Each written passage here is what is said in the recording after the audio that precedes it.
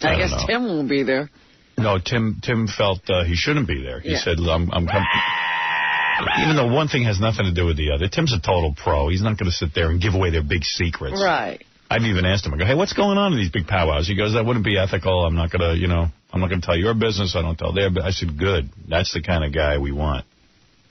Like an ethical human being. Mm-hmm. So, he was just totally cool about it. The guy's been programming, I don't know how long he's been with this company, 20 years? Yeah, he was up here for a while, and then he went down to Philly. Mm-hmm. So, Tim will be joining us over there, and he's full of energy and lots of ideas, and everybody's all stoked. Oh, there's Tim. Tim. My man. Hey, brother. What's going on? Welcome to the Howard 100 team. Let's get it going. Let's go now. I'm ready. Tim was such a wreck. You tell Tim to go, he'll go. Tim's exactly ready. I'm talking to him yesterday, and we're having a conversation. And, of course, this is my day off yesterday, and I was over at lecturing to anyone I could get a hold of and made Tim get on the phone to hear my lecturing. Oh, dear. Because you know me. I must have lectured for 2 hours before I ran out of steam. I was on fire. And, no days off. Come on, let's get going. Yeah, well, Tim says to me, hey, Howard, I think I need a mental health day. I'm going to come up there. I go, all right, you take a mental health day, pal. It's been an emotional ride the last couple of weeks there. So what happened? When did you spring the news? Yesterday morning. And how did you do it? Did you do it by phone or did you do it in person? By phone and in person, both. Who'd you do it to? Well, I did it locally here in Philadelphia. To who? To Peter Kleiner. Who's that? He's the general manager. I didn't even know this guy. Yeah. Have I ever met him? Yeah, you met him, you know. And then it was tough with the staff because the staff is such a great group of people, and I've worked with them for a long, long time, and so that was tough. But wow. I spoke to Kid Chris. Yeah. He's stopping by today. He was really... Yeah, you just hired him, right? Yeah, he was in shock. He goes, oh, great. Yeah. I got some good news and some bad news, Chris. You're working at YSP. The bad news is I'm not. Stuck you here on your own. So you told this guy, Peter... Right, and then he called corporate and let them know, and then, they wanted me to quietly just pick up my book bag and leave. Did they escort you out of the building? No. Oh, I heard they did. Escorting. I had heard you were escorted. Well, if you hadn't gone. Yeah, come on. He did the smart thing, though. He cleaned out his desk like Friday. Oh, did he? So he didn't have much to... Yeah. Well, it's radio. You don't put anything up on the walls. Right. I've learned that years ago. So Tim's, hey Tim, what besides WYSP in Philly, what other stations did you program? Like you have a whole bunch of, are you on, do you have some sort of corporate? Yeah, I oversaw the active rock stations in the company. Yeah, you're the active rock program. What is active rock? It's things like Audio Slave, Green Day, that type of stuff. Oh, and you're in charge of all those formats? Correct. And then also locally here in Philadelphia, oversaw. Like all the stations here, like the news station, the sports station, the talk stations, and the oldie station. And so, I've been busy. Hey, there's some guy on the phone wants to say you're a scumbag. Let me hear what's up. Okay, perfect. All right. Yeah, Walt, what's up? Yeah, I was just wondering why your buddy Tim there doesn't play the beginning of your show, and he plays all them stupid Cousin Ed promos, and he cuts off the beginning. They usually come in about 6:02. Tim, is that right? You guys cut off the beginning of the show? Yeah, we cut off the first 2 hours, Howard. And yeah, well, you can make a joke. I'm telling you, I listen to YSP all the time, and I'm down in Baltimore right now, and this HFS does the same thing. They started when you first come in for your private part soundtrack. That's what we heard down in Baltimore. Is that true? We play promos or a couple of spots in the beginning of the show, and then we go right into the show.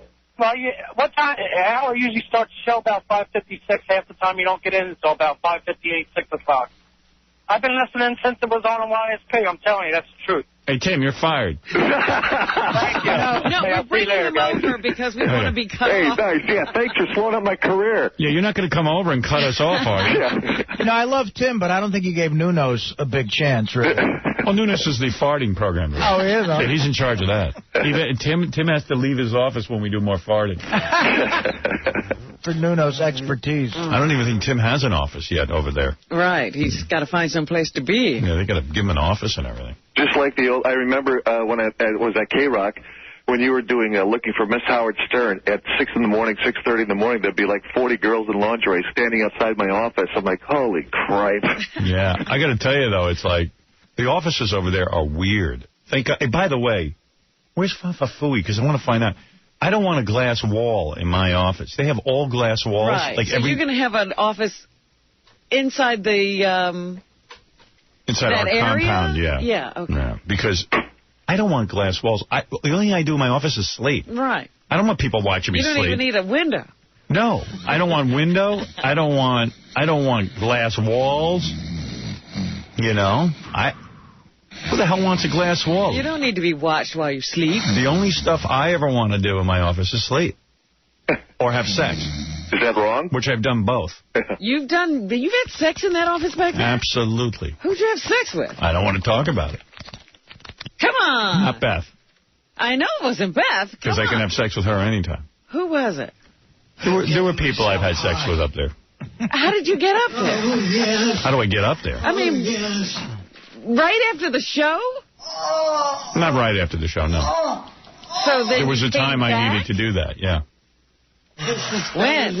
When I was keeping things on the down low. Well, who'd you do it with? Tell us now. Yeah, time to disclose. Bucky. That I believe.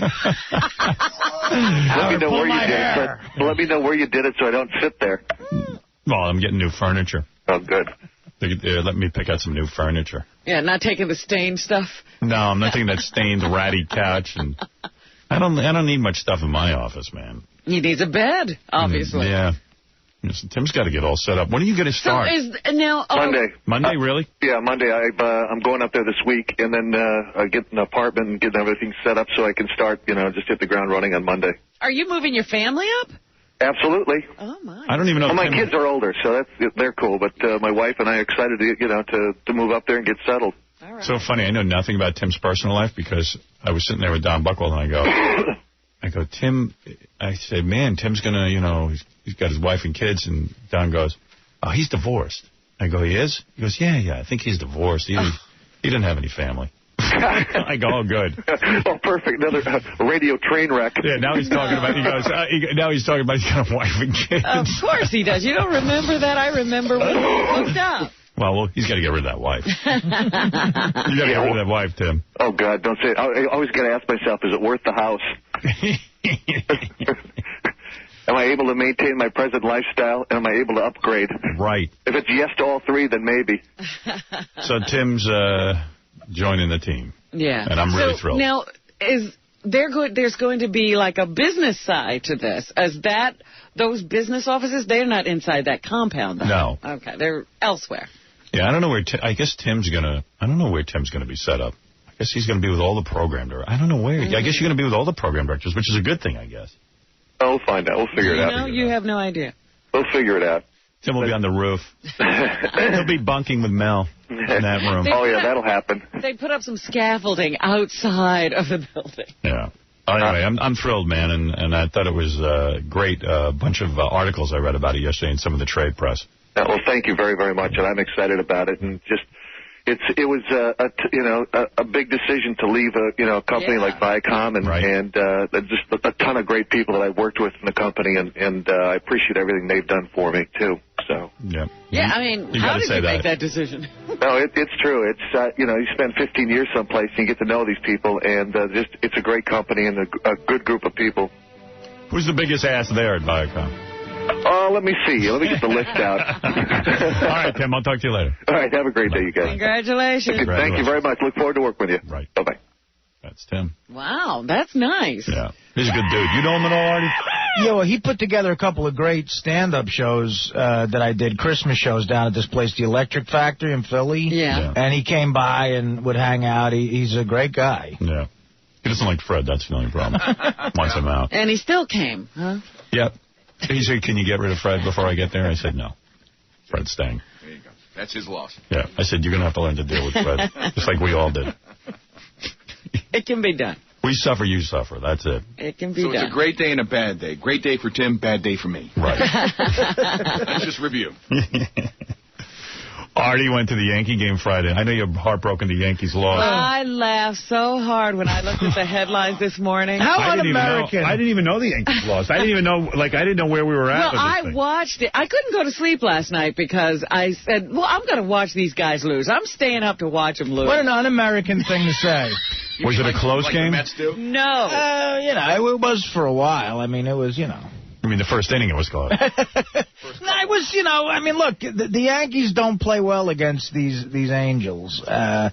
Alex Rodriguez did what he usually does. He didn't hit again. Doesn't shine at the time you need him to. And Randy Johnson lost a big game Friday night. Yeah, they shouldn't have even had to have played last night. Yeah. Isn't A-Rod like the guy they brought over from Boston after Boston kicked the Yankees? He wasn't a Boston guy.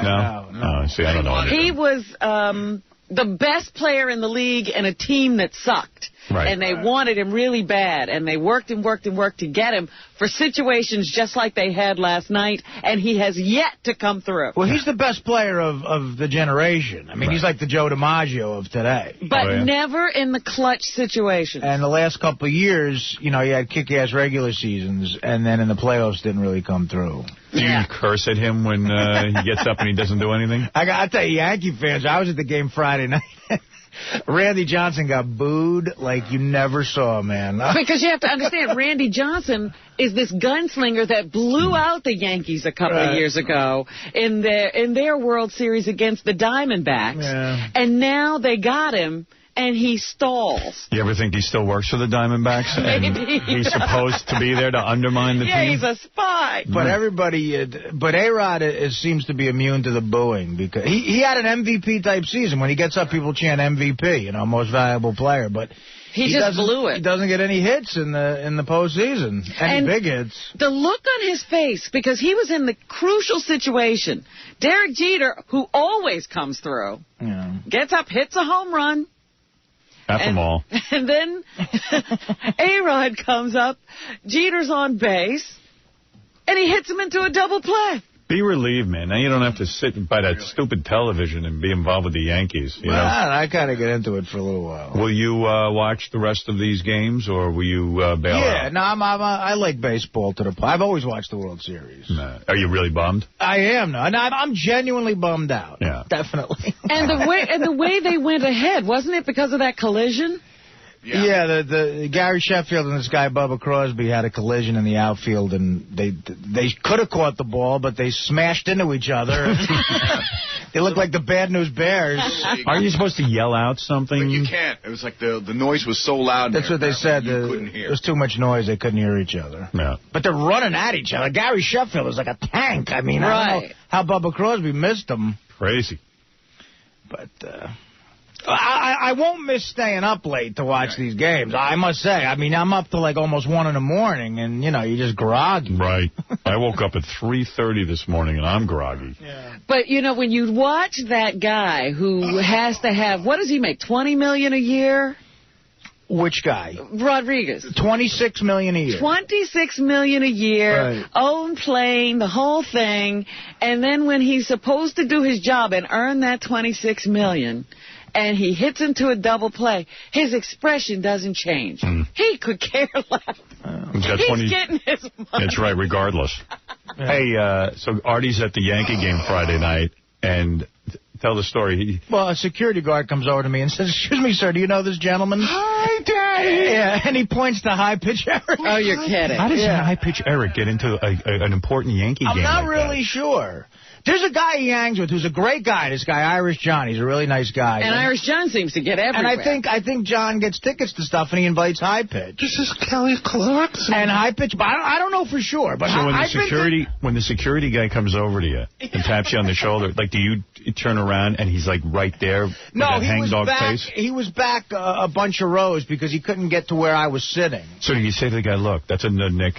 Don't bother me with him," and tell him to go away? I said, "Yeah, I do know the guy. I'll go say hi to him." So I went up and I said hi to High Pitch, but he's got somebody on the phone he wants me to talk to. He's like, "Say hi to this girl." I'm like, "No, I try to put my face away." But why do you even go back and talk to him? I don't understand. Because I figured that might make him go away. Yeah. Where is he? Is he in your section or is he not? No. He's just walking around. Oh. And I guess maybe he found out I was there or something. I don't know. He walks around. He's the creepy guy just walking around. Like he doesn't even have a seat or something? He has a seat somewhere. He's got a seat somewhere. You know, but he won't sit in it. He walks all over the stage. Do you get the idea that he even understands the game, or is he just there to walk around and annoy you? He doesn't seem to ever pay attention to what's going on in the game. The last year I've been to a Knick game and a Yankee game now where I've seen him, and I had really good seats, and he just shows up, and he's there like, you know, like a Spike Lee or something. And why does the security guy even get involved with him? Like, why doesn't he just say to them, listen, you don't sit there and leave? Well, it's like we always say about High Pitch Eric. He must have this evil con man rap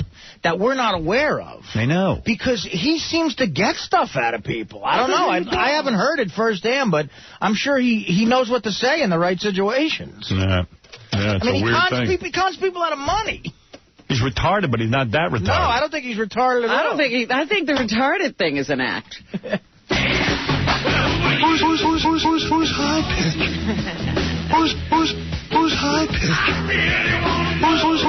Who's High Pitch? Who's High Pitch? Hello? Good morning. This is Jack Meoffer from WFAG Radio, home of the Chubby Pickle. Who do we have on the line? My name is Miss Jackson. Why, good morning, Mrs. Jackson. You have been randomly selected to play Celebrity Trivia with Miss Kelly Clarkson. Do you know Kelly Clarkson? Yeah, I know who you're talking about. Hello, this is Kelly Clarkson. Hello, Kelly. Now, Kelly Clarkson is going to ask you one question. Yes. Who's High Pitch? Who is High Pitch? Is that what you said? This is Kelly Clarkson. Big money on the line, Miss Jackson. Well, I just lost it because I don't have a clue. Who's High Pitch? Who is High Pitch? I still don't know, and it does not sound like Kelly Clarkson. This is Kelly Clarkson. No, it's not. Who's High Pitch? I don't know who High Pitch is, and I could care less. No one seems to care. Here's our general manager, Tom Chisano, ladies and gentlemen. Yes, Tom. I was going to say, we know what High Pitch's rap is. But is he retarded? No, I mean, High Pitch, he's retarded when he wants to be. Right. And he's a gangster when he wants to be. Wow. You saw what he did at Heineken that day, at Amsterdam. He's a conniver. Absolutely. Threatened people, used your name left and right to work his way in. I'm sure that's what he does every place he goes. What do you think of Tim Sabian joining Howard 100? You know what? I like Tim. Tim Sabian is an all-time favorite of mine. I'm sorry to see him leave, but it's good for you. Yeah, I'm happy he's coming over. He's a super guy. They made him leave that day. I understand that, though. Why don't they make me leave? Yeah, they never make us leave. Why is it different? Because Tim's part of management. Your talent. You've got a big job to do here. It was over a year ago. I want to be escorted out of the building. We used to be escorted out of the building. I don't understand. You get escorted. They should get rid of me every day. I don't get it. Every day you're escorted out of this building. And every day you welcome us back. Right. You guys want to keep torturing me. I go, oh, Tim, they're gonna make you stay. He goes, no, they're not. They're going to make me leave that second. I go, no. They don't let anybody leave here. You quit, and they still don't want you. They imprison you. No, it's different between management and talent. Oh, I see. It's funny, yesterday I'm reading it was big news again that David Lee Roth is replacing me here. Yeah. Every time we're off, it's big news. And the only person who apparently is unwilling to face that David Lee Roth is coming here is Joel Hollander, the head of the radio division. They keep asking me, I don't know if he's... The whole world knows. He doesn't know. But he doesn't know. I go, he apparently is the only one who doesn't know that David Lee Roth is coming here. I guess they're trying to build some sort of suspense, but isn't the suspense over? Yeah, now I know it for a fact. Everybody knows it'll be, sort of a matter-of-fact kind of announcement now that everybody's talking about it. But I told everyone 3 months ago he's coming here. But that's my point. Now, why wait to make a big announcement of what everybody knows? Same with Adam Carolla. Adam told me himself he's coming here to, take over some of my stations. And then you go to Joel, and Joel goes, I don't know anything about it. I go, oh, my God, you hired Adam and you don't know anything about it? He's like trying to build suspense, and I'm on the air saying, no, I spoke to Adam. Adam was on here. He admits he's coming here. You can admit it already. No, you maniac. I think it's time to make those big announcements. I'm not going to admit it. You're not going to admit it, but we know it. I don't care. I don't know it.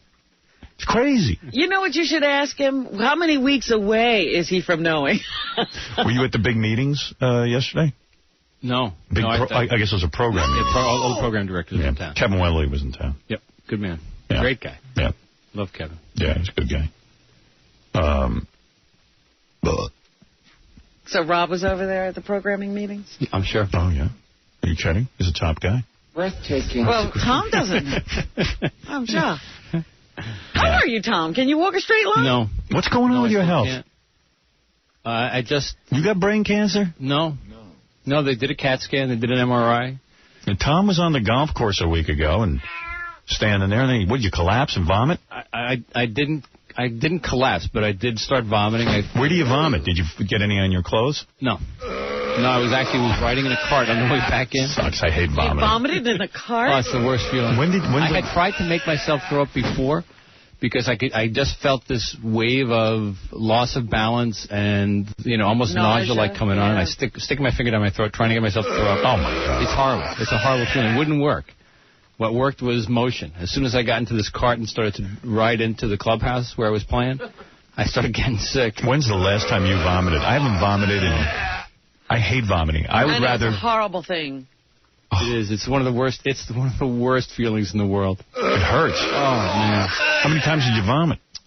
5 or 6. Wow. So you're on the golf course. Who are you with? I'm with 2 friends. And all of a sudden you start and they're like, uh-oh. What are we going to do? Well, more guys die on the golf course. Did they want to play on? Yeah, we were playing a big tournament. Oh, you were? Oh, yeah. So was it embarrassing? Like there were people around and everything? And it was a big tournament for us. There weren't a lot of people around, but it was a big tournament for us within this club that I belong to. So all the club members are watching you retch? No, they're all out playing on their own holes, but I just got sick. I got progressively sick as I continued to play. I played 4 holes. I don't mind being sick. I don't want to be sick in front of people. But how did he do while he was playing sick? I've done that a million times. So how'd you not get any vomit on your clothes? Because I was leaning out of a cart as I was throwing up. That's cool. Oh, yeah. Great move. But how did he do? He was sick. And I was 2 under after 4 holes. You're kidding. No, Artie, everyone would think you were just high if you started vomiting off a golf cart. But like Tom, he's not. He's such a straight arrow. Funny, I puked golfing once. One of the 4 times I've golfed, I got so drunk by hole 8 I was puking in the book. My Uncle Bob dropped dead on a golf course. Everyone I know gets sick on a golf course. I think it's something to do with the pesticides they use to make that goddamn grass so green. Bing Crosby died walking off the 18th hole at Pebble Beach. Yeah, I'm telling you. Actually, it's a kind of a nice way to go. Yeah, but so you start vomiting. Started vomiting. And now you're dizzy. They're driving you in the car, trying to get you back to the clubhouse. Here's what happened. If you want to say a quick story. So I played 4 holes. Now I feel like I can't go on. I tried to throw up. I can't do that. I look at the guys I'm playing with and say, I can't do this. I have to walk in. I walk up to get into a golf cart to try and rest and wait for them. I can't sit in the cart. The world is spinning. I try and lay down. Wow. The world, I have no balance. When I sit up, I feel sick. Wow. They come up to me and they say, we'll drive you in. I get in the cart. They start to drive me in. I get sick. Does it come on suddenly? Like this, there were no indications that morning? I went from feeling really good to losing balance to not being able to stand to, actually having to use the golf club as a cane to try and keep myself on balance. And they drive. I get right into the clubhouse. I vomit all over the place there. And they take me to the hospital. Wow. And when I get to the emergency room at the hospital, every time I sat up, I'd throw up again. How many times did you throw up? Oh, I'm telling you, probably 6 times, 8 times. Oh, that's brutal. And you had stuff in you to throw up, or after a while? Oh, God, yeah. The last few were really ugly. Really? Did you lose tons of weight?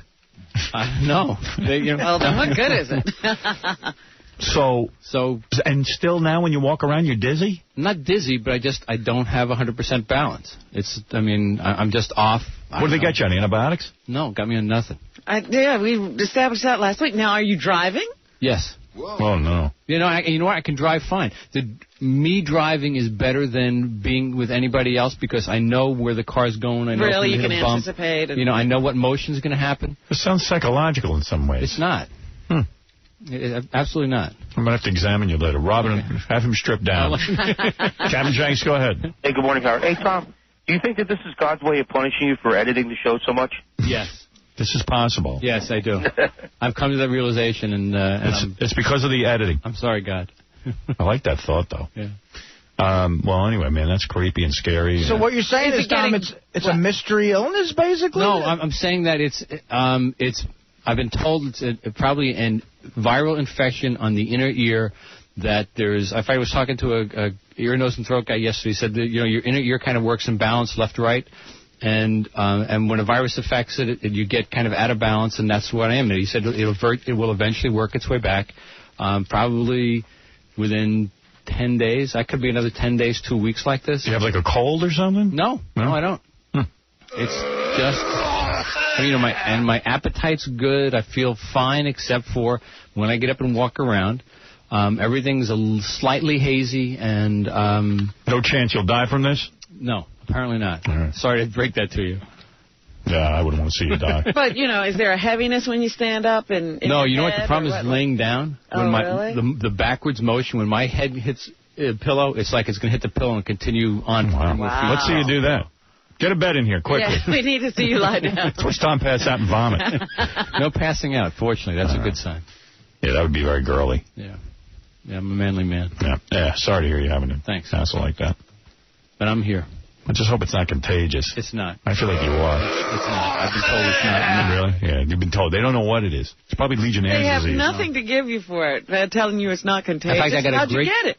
I got a great call on Friday from a doctor associated with Johns Hopkins who heard you talking about it on the show, called to talk me through a list of symptoms. And when we were done, he said, no, it sounds like everything they've told you is accurate. See, I don't believe that.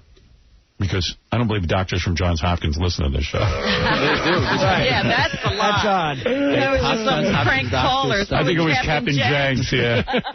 Hi. No, because I'm a doctor from Johns Hopkins. Yeah. Is it true that you have house and desk? All right, I got to take a break. I hope you feel better. Thank you. And we'll come back after these words. The Howard Stern Show. Hey, may I help you? What's your name, scumbag? My name's Meredith. Do you like that name? Yeah. That name sounds like royalty. Are you royalty? No. Do you think I'm cute? Do you think I'm funny? No. Oh, I can't hear you. No, I don't think you're funny. Oh, I can't hear you. I think you have the wrong number. You don't scare me. Okay. Are you about to call me? No. Why, you little maggot! You make me want to vomit! The Howard Stern Show. The Rock of Boston. Hi, this is Tom Green. I'm sitting here with a script from the Howard Stern Show that basically talks about pretty well nothing but my ex-wife. I'm not going to read it. I'm going to let you imagine how funny it is. But you're listening to the Howard Stern Show. Yeah, what happened to that guy? Yeah, he fell off the map, didn't he? He should have stayed on that Drew Barrymore gravy train. You'd think he had to move back in with his parents? Yeah. Medical Center, how can I help you? Hi, can I speak to, I need to get in touch with a patient, please? What's the last name? It's Chiasano. Can you spell that, please? Chiausano. No one can spell it. Is Tom. Okay, hold on. Welcome to the Medical Center. Are you a relative of his? No. I just wanted to find out if he's dead yet. Excuse me? Is he dead yet? What do you mean, is he dead yet? I'm calling to see if he's dead. Are you... that's disgusting. Get a life. Do me a favor. Legitimate question. Medical Center, how can I help you? Yes, hello, this is the Grim Reaper. Can I speak with Tom Chiasano, please? Go to hell. Well, that's where I'm heading, but I want to take Tom with me. Medical Center, how can I help you? Hi. Hello? I'm really upset. Someone... Hello? Yes? I'm sorry, I'm so upset. Someone I know is in the hospital. What's the patient's name, honey? His name is Tom, and I just found out that he's still alive. Now get off the line. Don't go here and I'll call the police. Suffering hand, I gotta hear this.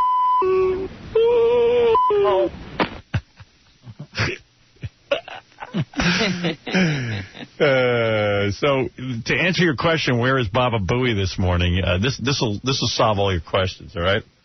Jason just woke his ass up out of bed. He's asleep? Hello? Gary. Yeah. It's Jason, bro. Dude, I can't believe it. You just woke me up. Yeah, I figured, man. I'm sorry I've been calling your cell phone like crazy. It's my last resort to call you here. What time is it? It's almost 10 after. Jesus Christ. Dude, I'm not going to be in for I'm not going to be until like 7:30. All right, man. I'll let him know. You all right? Yeah, I don't know what happened. It's crazy, dude. I never done anything like this before. All right, I got to jump in the shower. All right, bro. See you later. All right, bye. Jump in the shower? He's late for work. He's jumping in the shower? What's that about? Would you jump in the shower? No. But where's his wife? Where's everybody? Where's the backup? Oh, my God. Oh, you know my wife refuses to help me with any part of my life. Oh, my God, I can't believe it. I can't believe Mary was supposed to set the alarm. Yeah, I got to find out what happened. How did that happen? Well, my lips are so big, they wrap around my ears when I'm sleeping. And I could not hear the alarm clock. Well, when he's talking to Jason, it sounds awfully quiet in that room. The alarm's still not going off. Yeah. Oh, my God, I'm late for work. Hey, Papa Billy, can you be quiet? I'm trying to sleep. Oh, I'm sorry, Mary. Oh, my God. I must have fallen asleep, and I forgot to finish the dishes. I'll be there in an hour and a half. Because I got to finish. I got to hop in the shower and finish vacuuming. I have to get the kids off to school. Once I do my chores, I'll be there. Tell Howard. My chores. Jeez. I got chores to do, both. I'm trying to... Now, isn't it light outside? I mean, nothing wakes him. Gary, doesn't anything wake you? No, once I sleep... He slept next to me on a plane, and the guy sleeps like it's disgusting. I experienced that, too, next to him on a plane. He's out, and nothing's getting him up, man. And you're jealous of him. We were on the red eye coming back after I got chucked off the Arsenio Hall show, and I upgraded him to first class because I needed someone to talk me down off the ceiling. And this guy falls right asleep, and he's like... and his teeth and his tongue is sticking out. And then all of a sudden, 2 hours into the flight, you hear... And I'm just staring at him because I can't even believe what he looks like when he's asleep. It's just vile. You get jealous of people who can sleep. So 2 hours into the flight, I hear this, right? Like, to kill that for a second. He goes... He's licking his teeth and his lips because they're all dry. Because they dried out from him, his hang mouth sleep pattern. And he gets up and he opens his eyes and he goes... Excuse me. Orange juice, please. and he gets, and he's looking at the stinky breath with the orange juice mixing in. And the waitress, whatever she is, the stewardess, waitress, brings over the friggin' orange juice, and he's drinking it. And then he goes, oh, it's really thirsty. And then he just puts his head back down and falls back to sleep. Back to sleep he goes. He's all fortified. I don't believe it. What happened? No one...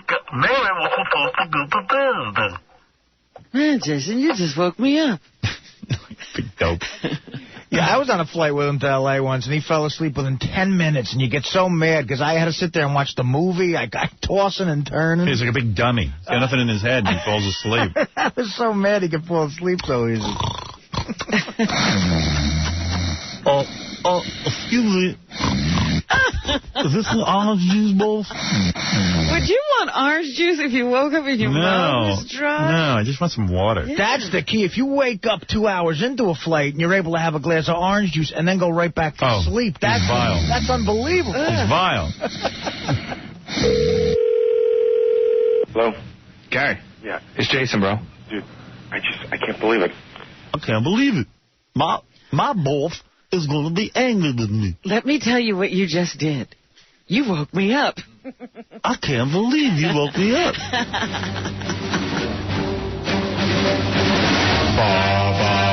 Here we thought he's entangled in traffic, might have been in an accident. I had 3 days off. It was too much. And he's sleeping.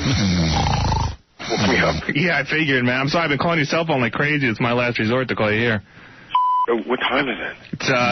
It's almost 10 after. So he's not even near a clock. Dude, I'm not going to be in for I'm not going to be... Yeah, how is he not near a clock? Where is he? What time is it? He must sleep with those big horse blinders on. You think he's got the blindfold? What What time is it? It's time for you to be at work. What time is it? No clock. Yeah, because if I was asleep on a work day and I woke up and the phone was ringing, I'd look at the clock first. What time is it? Who am I? I gotta find out what's going on with him. Mary didn't put a clock in my stable. Maybe he sleeps in a separate room. Yeah, I had to change stalls last night. Who am I? Who do I work for? I work for Howard Stern. I didn't know that. Till like 7:30. All right, man. I'll let him know. You all right? Yeah, I don't know what happened. Yeah. It's crazy, dude. I mean, I never did anything like this before. All right, I got to jump in the shower. Jump in the All right, shower. bro. See you later. All right, bye. How about jumping in the car? Yeah. Jump in the shower.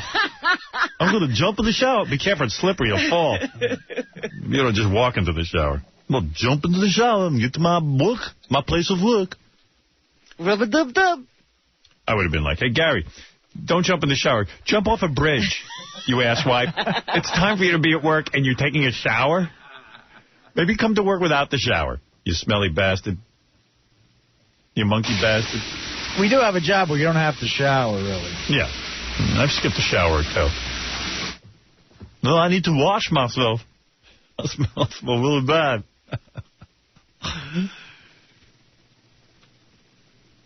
Wow. It's like, I'm leaving right away as soon as I finish this book.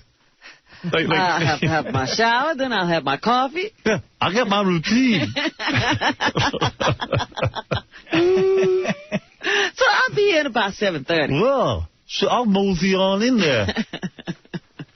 That's great. Anyway, a lot to get to. You want to hear some voicemail? Yeah. All right. All right, let me take a break, and then we'll play some voicemail. All right. Did you watch any of the Columbus Day Parade? No. I'm way too busy. I was so busy yesterday, don't ask.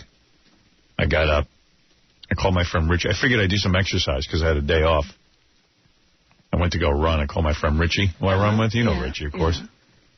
He goes, I can't go. You going to go right now? I go, yeah. He goes, I got to walk the dogs. So I go, you're married, right? Yeah. I go, well, where's that wife of yours? She can't walk the dogs so you can go take a run? You got all freaked out. He's another pussy whip character. My friend Richie.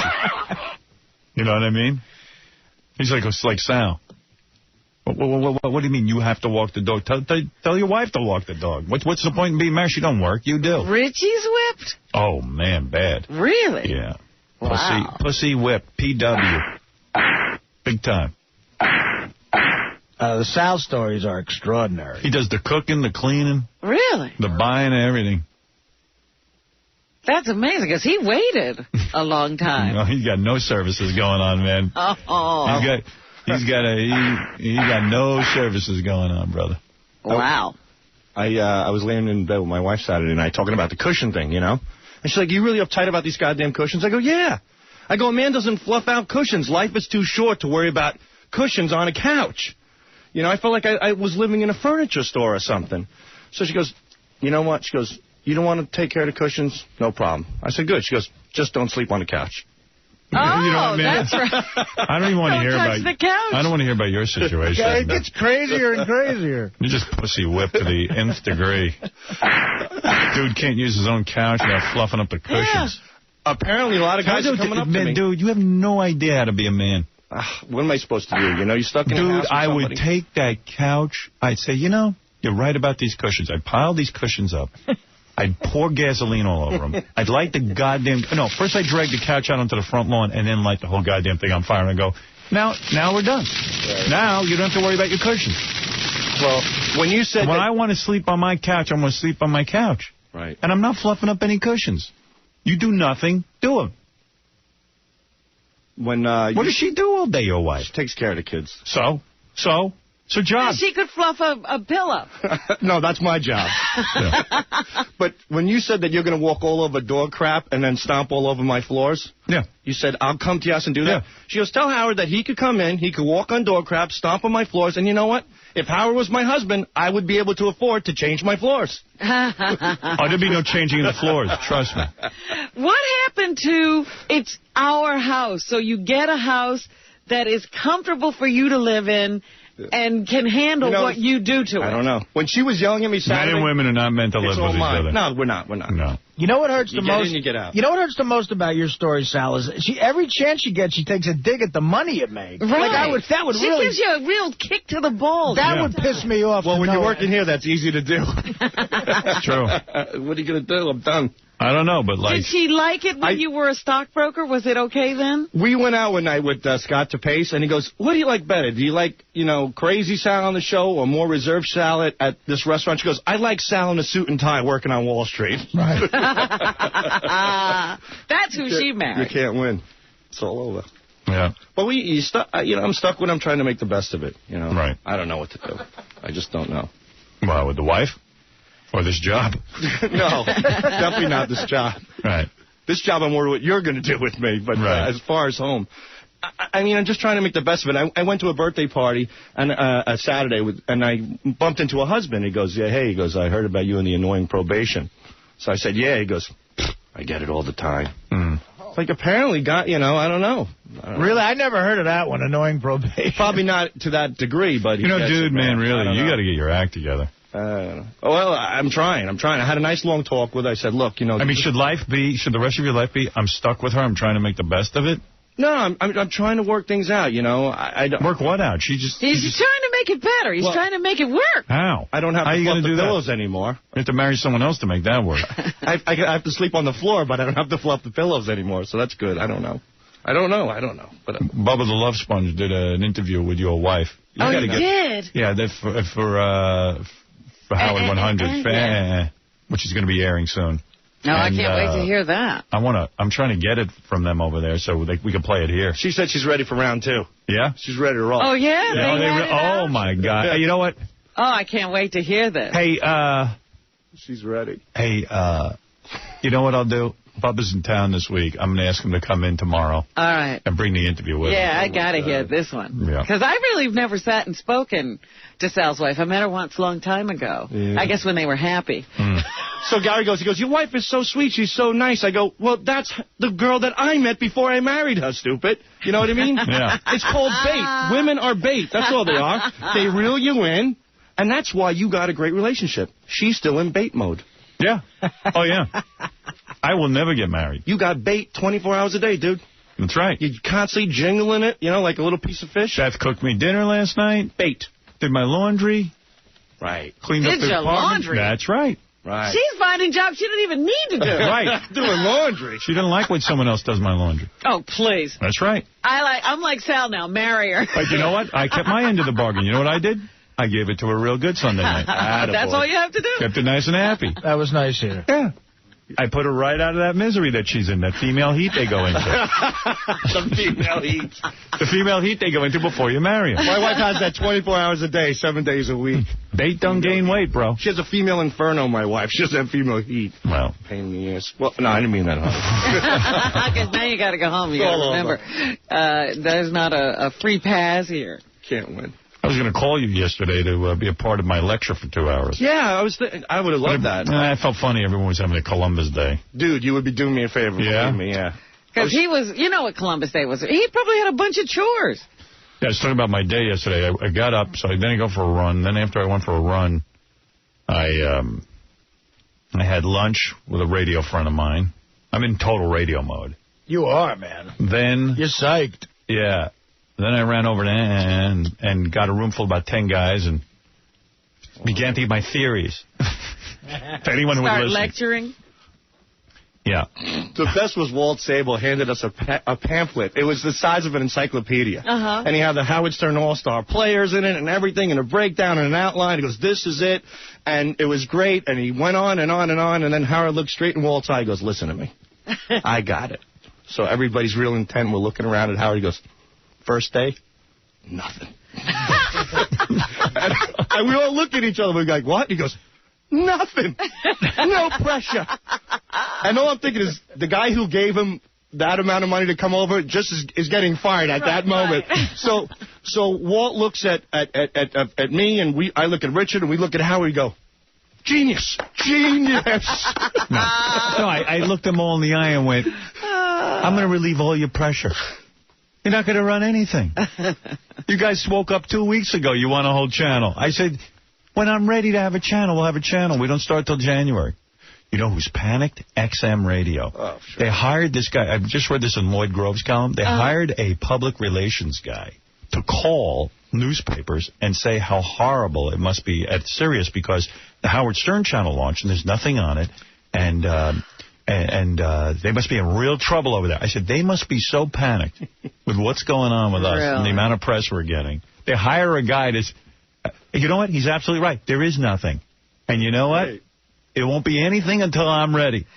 You know, that is just so ridiculous. Knowing that you're still under contract here. Yeah. He's just trying to take advantage of a situation. Some guy named Howard Rubenstein. Yeah, Howard Rubenstein's a good PR dude. PR guy. He ain't that good, though. They said, can you discredit Howard Stern? Can you find a way, Howard? Can Howard Rubenstein, the Battle of the Howards? You better watch out because he's now going to start planting things around. Boy, he's a tricky guy. I tell you, I better watch out for him. Really? He's going around telling everyone that my channel's silent, and therefore I have no idea what to do. He might actually be a stringing wire across the street you run down so he can trip you. Well, here's a news bulletin for you. There ain't going to be anything on there until I'm ready for it to be on there. It was so funny to see this guy's... He took that pamphlet, threw it right over his shoulder. Yeah. Take the pamphlet, throw it in the garbage. And he goes, well, Howard, I'm not exactly sure if nothing is a good idea. And Howard goes, what, are you kidding me? It's great. And we're like, it is great. We're all applauding. So then Howard goes, wait a minute. Maybe you're right. He goes, how about this? He goes, how about we take a microphone? He goes, you know where those guys are working in the studio sawing and hammering and stuff and drilling? He goes, we'll flip a microphone over a steel beam. We'll hang it down. And that's what we'll broadcast. So Walt goes, what do you mean? He goes, well, you might hear a guy hammer. You might hear a guy fart. You might hear a guy sip a cup of coffee, say where to put. And we're all like, we look at Howard. Walt's ready to have a heart attack. And we all look at Howard. We look at each other and go, brilliant, brilliant. This is it. This is going to revolutionize radio. Our king is here. And we leave. That's it. We leave. We all hug each other and laugh. So anyway, I'm sorry I missed it yesterday. Yeah. I was pontificating. There he goes. Sal. He was busy being pussy whipped. Right. He would have loved a call. You could have gotten him out of hell. I know. I got to take a break, but I'm playing voicemail and stuff next. We got a ton of things to do. Plus, we have to pack. And there's a guy on the phone who can tell us about that spy equipment, too, that can help you catch your wife cheating on you. I got to get that guy on the phone. Hugh Hefner's calling in for a few minutes. What's he calling in about? It's really weird, that whole Hefner thing. Like, Playboy called, and they go, Hugh Hefner wants to call in. And I'm like, okay, cool, you know, we'll talk to him. I want to find out about him playing homo movies when he's banging his chicks. Right, yeah, what's that all about? That is odd. So, they go, well, Mr. Hefner, what Howard will do is, Mr. Hefner will call in at noon your time because he doesn't get up before, he'll call in noon his time, which is 3 o'clock your time because he doesn't get up before noon. What's he calling you at 3 for, a personal conversation? Yeah, right. So we go, well, no. I go, I'm not on the air then. They go, well, you'll come in, you can tape the interview. I go, wait a second. No offense to Mr. Hefner. It ain't the President of the United States, and I'm not even sure I'd come in to tape the President of the United States. I said, we do our show live, and Mr. Hefner's going to have to wake up, and I don't know what to tell him. If he wants to come on the radio, he's going to have to wake up and do the show. Yeah. Oh, that's a problem, they go. I go, well, it's not my problem. I said, I've interviewed Mr. Hefner a couple of times, and he don't have all that much to say anyway. Freaking guy's worn out from all that. For a guy living his life. Yeah. He's kind of quiet. I'm very honored that he's going to interrupt his day of sex and sexual excitement to talk to us, but... Yeah, you know, he might not be up for sex tonight if he wakes up too early. But it's amazing. They have people there who, like, they know his schedule and what Mr. Hefner does, and everyone's supposed to buy into it. And I'm like... Well, yeah, you're in his world over there. And I'm like, honey, you're going to have to kiss my ass. Yeah, you just stepped out of his world. Yeah. You're in Howard's World now. And Howard's World happens between 6 and 10 in the morning. And Howard's not coming back at 3. And I don't know from L.A. time. They wanted you to come in at 3? Like all of us to come in and do a 10-minute... I don't know what they were expecting. I was just like, you know what, man, it ain't happening. Like it's a summit or something. Like he's an OPEC oil minister. Yeah. I mean, like, who is the guy? He's a pornographer.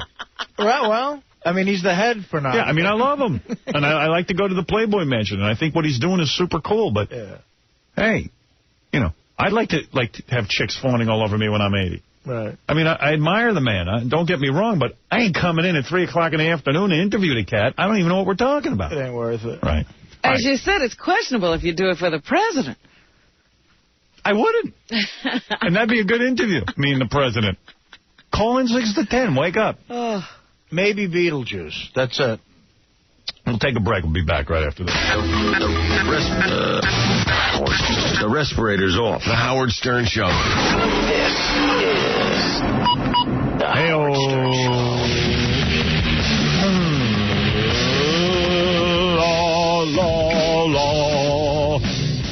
Oh, Rick, this is your dad. I don't talk to you. We went down to your sister's last night, and your mother made some squash pie and took down there and went out a while ago and killed some chickens so we'd have some fresh chicken. So I'm getting ready to go catch some bait, going to go set lines. So we'll talk to you later. Bye. I love his dad. Squash pie? Yeah. That's classic. Richard Christie's dad on the farm in Kansas. Kill some chickens. They live exciting times, don't they? Richard goes, you want to hear a message from my dad from last night? I go, always. It's a glimpse into a whole nother world I don't know about. Nah, we're going down to your sister's and going to kill some chickens for dinner. Mom ate some squash pie. Wouldn't take that with us. Yeah, like living off the land. Meanwhile, squash pie. There's a supermarket about a mile away they could go to. They'll make a pie out of anything. Yeah, I mean, he's literally living off the land. Yeah. I mean, like he's fishing for food. For no apparent reason. You know what? They're eating raccoons and squirrels. I'm not joking. He's living the survivor lifestyle every day. Oh, Rick, this is your dad. I don't talk to you. We went down to your sister's last night, and your mother made some squash pie and took down there and... Bet you're jealous you're not here on the farm. Squash pie? I've never even heard of a squash pie. Just want you to know what you're missing out. Your sister's here in Kansas with us. She's smart. She's going to eat dead squirrel and raccoon meat. Martha Stewart ought to be listening to him. Isn't it almost like, hey, you don't know what you're missing? Hey, don't want to make you feel guilty or nothing. Don't want to make you feel like you're missing out on something, but your sister had raccoon meat and squirrels and squash pie. And Mom then we killed some chicken, so we had some fresh chicken. Bet you really miss living here. I couldn't imagine killing a chicken. How many chickens did they kill? His dad rips the heads out of the chickens and watches squirt blood. Oh. And went out a while ago and killed some chickens so we'd have some fresh chicken. So I'm getting ready to go catch some bait, going to go set lines. So we'll talk to you later. Bye. Even the bait they don't get from a store. He goes and he catches it. I bet you get real homesick when you hear a message like that. I was back there with squash pie. Catch some You've things. had squash pie? Yeah. What does that mean, what he said at the end? Is it nasty? This is like just a horrible life. It's going to be a horrible life. Yeah, it's all right. I mean, I like growing up there, but I was ready to get the heck out of there at 18. Yeah, I don't see you rushing to go back. Your dad says, like, yeah, you got to hear what's going on now. Has your dad ever been to New York? I don't think so, no. Oh, you got to bring him here. Mm-hmm. We just found a Chinaman here, and we hung him and ate him. We want the Chinese food for dinner. I caught a Chinaman. I cut him up, and I'm using him for bait. He might be trying to grab squirrels out of Central Park or something. Well, I'm going to go kill some of these here squirrels. Perfectly good squirrels going a ways. Richard, what does he mean at the end when he says sat lines? I know what that means. Limb lines. He set lines. Remember he was talking? The turtles. He hangs lines off trees and then catches stuff. The turtles come off the limb line. And then he catches a turtle and he rips its head out with pliers and eats it. Well, he catches all kinds of wild stuff on the line. Catfish? Really? Yeah, catfish, gar. Have you ever seen an alligator gar? No. What's that? It looks like a monster. It literally looks like a dinosaur. It's a fish that has a huge, long snout that's like 2 foot long with nothing but teeth on it. It looks like a barracuda? Like a platypus kind of, but with all teeth. He eats that? Like a barracuda. What's he put on that, cheese? We don't eat those. You don't eat gar? No. But we had a pet one time. You had a pet gar? Yeah, we had like a 20-pound one. That we had a silo, a grain silo that had water in it, so we'd put fish like gar that we didn't want to eat in there. Yeah. How do you figure what's to eat and what's not to eat? Why don't you eat the gar? Like, what becomes a pet? And, you know, because like a squirrel, I would think would go into the pet category. But they I would eat think that. so, too. I think they just try everything, and then they write down what they don't like. The stuff that looks like a monster is a pet. Yeah, I like when his dad goes, well, we sell raccoons to the black people down and work on the railroad, but we got to leave the claws on because some people try to sell them cats. It's the only way they know. Well, that's another thing, too, is my dad I think he used to catch, like, carp and gar and sell those, too. To the black people. Or just black people eat gar? The black people eat the monsters. That's what I've heard, yeah. Black people eat monsters. Yeah, they'll eat anything down there. Yeah. Here's a picture of a gar. These are all in a lake? They're in a river. Oh, that's gross. Really? Yeah. It looks like a nail clippers. Let's eat this thing. Let's make it a pet. What the hell? It's funny. We used to take You get to live in a pail of water the rest of your life. We ain't going to eat you, little gar. You're our friend. We're going to give you a name. We're going to stick you in the cement pond with all the other critters. Richard's going to have sex with you. You're going to live in the grain silo. Dad sounds all depressed. Yeah, we're going to your sister's house and kill some chickens and eat squash pies. Later. That's our Columbus Day. I gotta go set some limb lines now. Yeah, catch some limbs. Can't stay on the phone all day. Gonna eat your mother's foot. Food kind of scarce. We used to catch fish on those limb lines that were tall, that were bigger than me when I was like 14 years old, like 80-pound flathead. I gotta go rotate the crop. Has your mother ever heard of pumpkin? She's making squash pie. I guess they must have found some squash or something. Didn't want to let it go to waste. Yeah, I like when your dad talks about eating squirrels. Mm-hmm. You ate squirrel. Yeah. Now, Dad has a completely different opinion of it, though. He says it's good. It is good. Oh, it's good. Yeah. That's real good. When you catch it, it's good. It's a rat with a big furry tail. Oh, yeah, eating a squirrel, man. I've been pretty hungry, but not that hungry. I was thinking about it, though. You know, like, the dude could go to the supermarket and get a tin of tuna. I mean, you know what I'm saying? Sure. Yeah, but you can't. Cheap meat there. I think they just have a taste for that weird stuff, like squirrel. You can't get that at the supermarket. Squirrel tartar. How far away is the nearest supermarket? It's about 15 miles. Yeah. That's a little bit of a drive.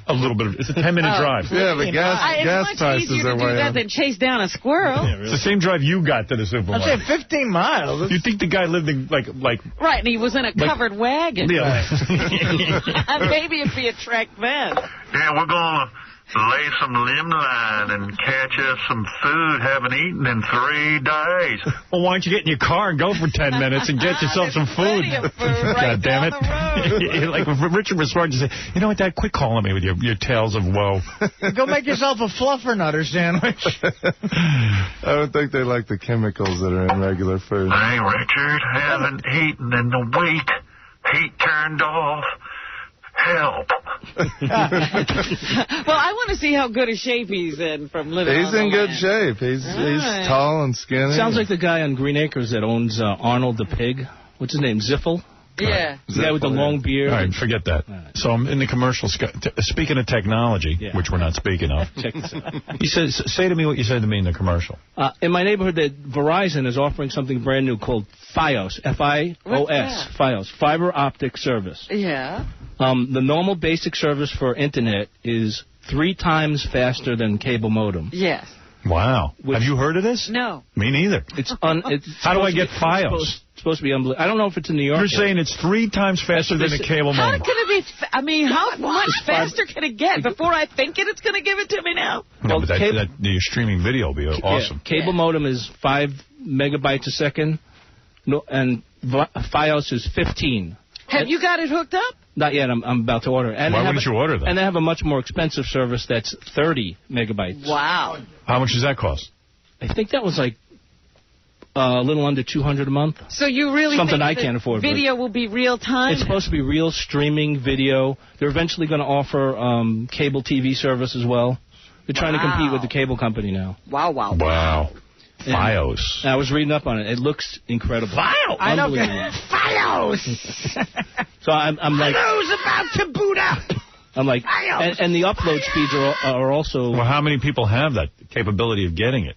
I think in New Jersey there's like 12 or 15 towns right now, and they're expanding it. And wow. I don't know about New York yet, but. Well, you know, I'd heard about this fiber optic service. I didn't realize that it just is coming online. I thought that's what we were using. Yeah, and they already have it in Texas, and they already have the TV service in Texas. Really? I got a guy on the phone. This guy's name's Tony Romando. He sells a thing, a phone, a cell phone. You give to your girlfriend or your wife, and you can listen in to everything they're doing. Oh, so you can hear it, even when she's not on it. Hey, Tony, ain't that against the law? It is against the law, depending on what state you're in. What state are you in? Well, I'm right down the street in New York. Is it legal here? Touch and go. Definitely not in California, but, you know, if your old lady's cheating, who cares about the law? Tony's the editor of Sync Magazine, so you don't sell this stuff, you just report on it. Yeah, we just basically report on the cool stuff out there to catch them cheating. And what's Sync Magazine? Some kind of high-tech magazine? Yeah, it's a gadget magazine. Basically, show you all the cool cell phones, like the voice, all that kind of stuff, cool TVs, you know, all the stuff that's shiny that guys like. What's the cell phone called that you could listen to your girlfriend's conversation? It's a Nokia. Just like, I mean, it's like anyone you could buy anywhere else, except for this thing's high-tech and a little bit more costly. But the gist of it is you buy this thing in the box, and then you give it to your girlfriend as a present, your wife, whoever you think's catting around, and then what you can do is tap into any call that she has. So incoming, outgoing calls, you can basically drop in and just... How hard is it to tap in? Like, what do I need to do to tap in? You don't need to do anything. This thing comes in a box and it basically gives you the instructions. You give it, wrap it up in a nice shiny, put a bow on it, give it to her, and then every time her phone rings, your phone, you'll program it quickly, and your phone will ring also. So when she gets the call, you get the call. Oh, my God. She can't hear you listening in. She can't hear you. It's like the old time when you sit down. I love that. It's fantastic. Wow. Now, let me say something. If I get this in New York, I'm basically breaking the law? New York, well, I'm not sure. But, I mean, when we put this in Sync Magazine, we basically say this is for educational purposes only, because it's one of those scams where, you know, someone goes out, gets busted, you know, because if you're, you know, their stalker laws are so tough out in California. People get busted all the time. So here it's touch and go. But, I mean, if you think she's cheating, I guess you need to find out. Who cares? That's the Nokia 7260. Yeah. You can get it. I think you can get it at, like, Spy World. There's a lot of spy shops online. SpyWorld.com, Spy Shop, but all kinds of stuff to catch her in the act.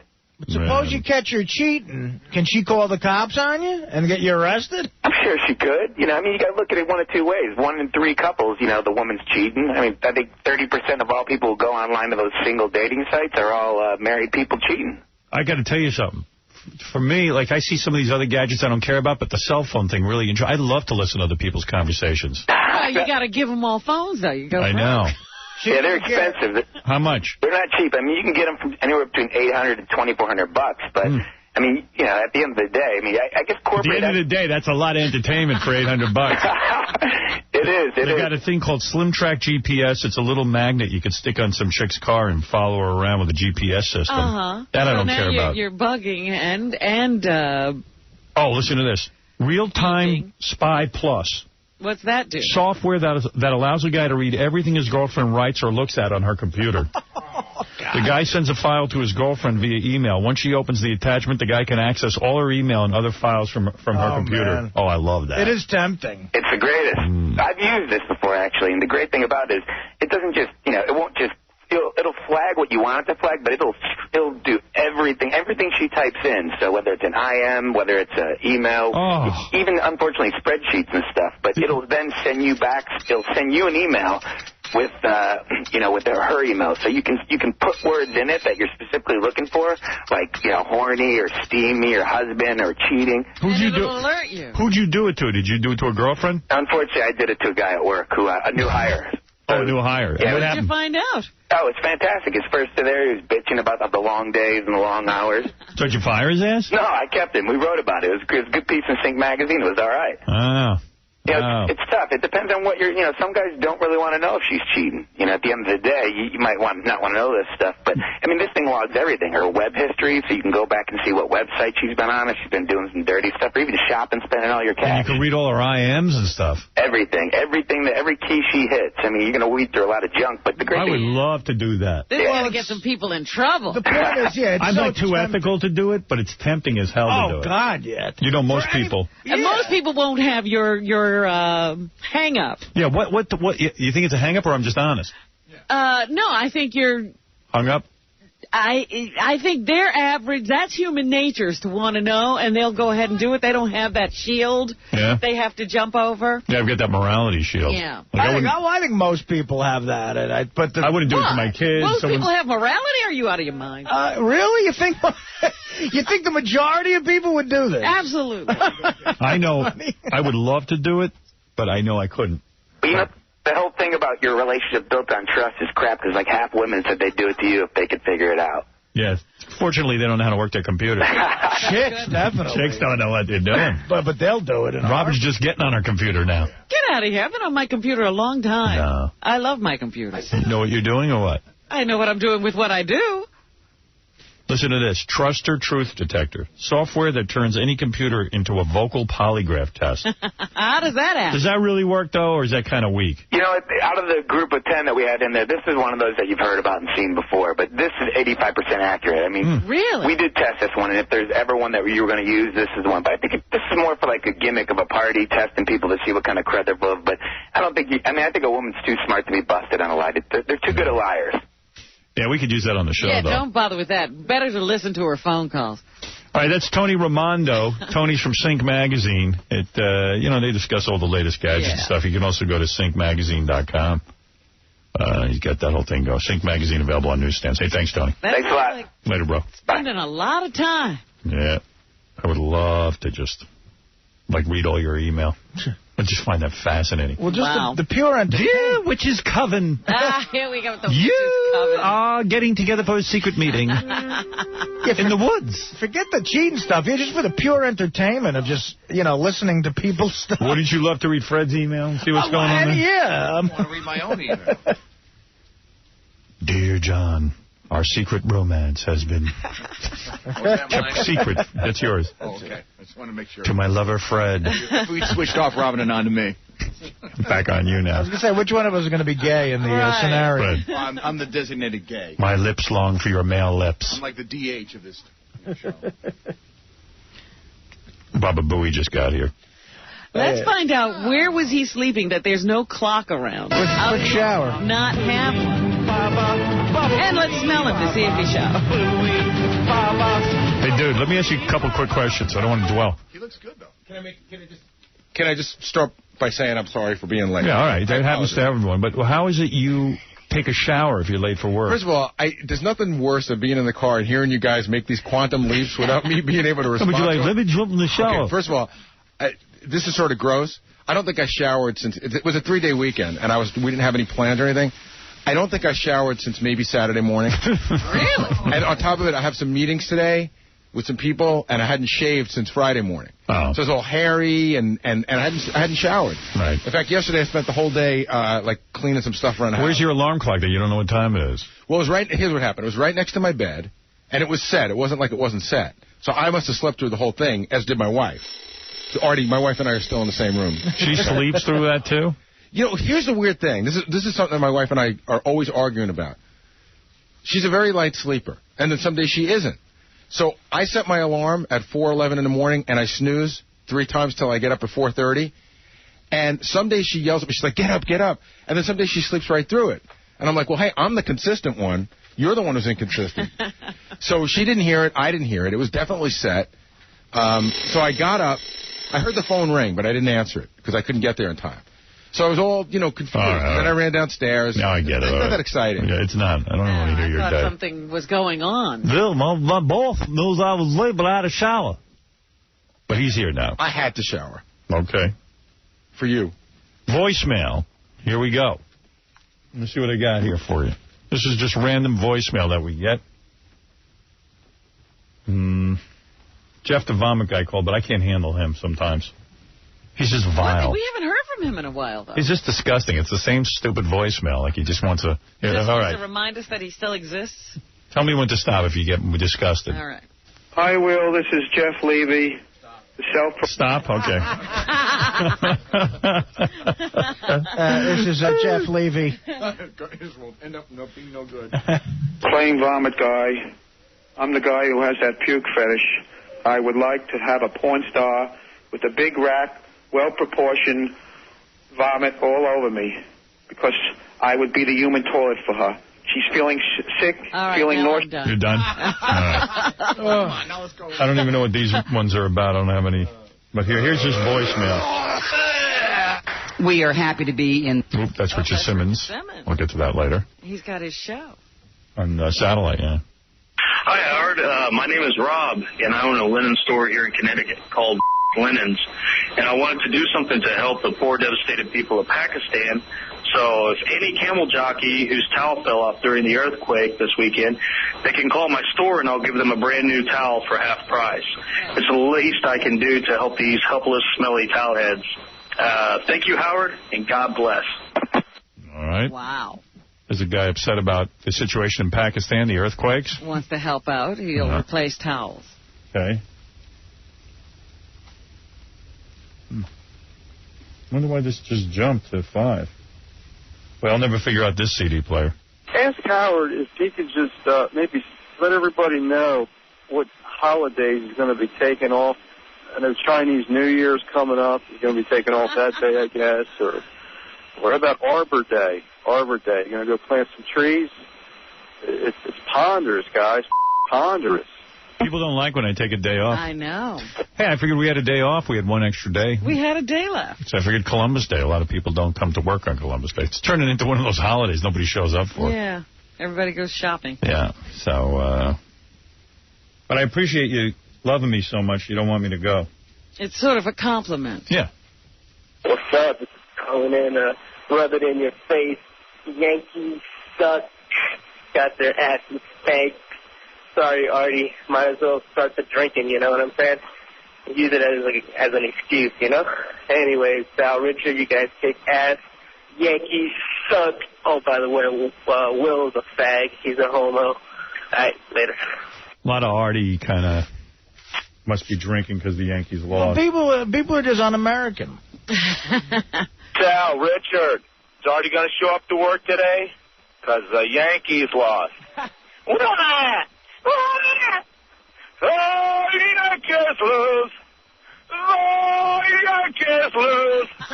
What's he saying? He's singing all the Yankees. Well, no, he's doing a takeoff for the guy John Sterling, the announcer. Goes, Yankees win. Okay. Stop whining, meatball. Yankees suck. Can't argue there. Well, they don't suck, but people love to hate, the greatest team ever. Obviously, they're not the greatest team ever. Yankees lose. Yankees lose. Yankees lose. Artie is a fat boy. Yankees lose. Yankees lose. Artie is a drunk. Yankees lose. Yankees lose. Artie is in rehab. Yankees lose. Artie is a fat pig. Oink, oink, oink. Yankees lose. Hey, no baseball this year for you, Yankees. All right, that guy's annoying. Jesus. All right, time for the countdown. Here we go. And now, with the final countdown to terrestrial radio, here is John the Stutterer.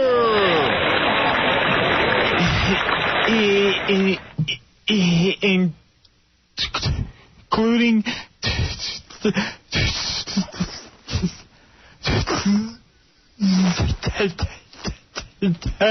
today, we have 43 shows left on... All right, 43 shows left. Yeah, forget it. He'll never finish.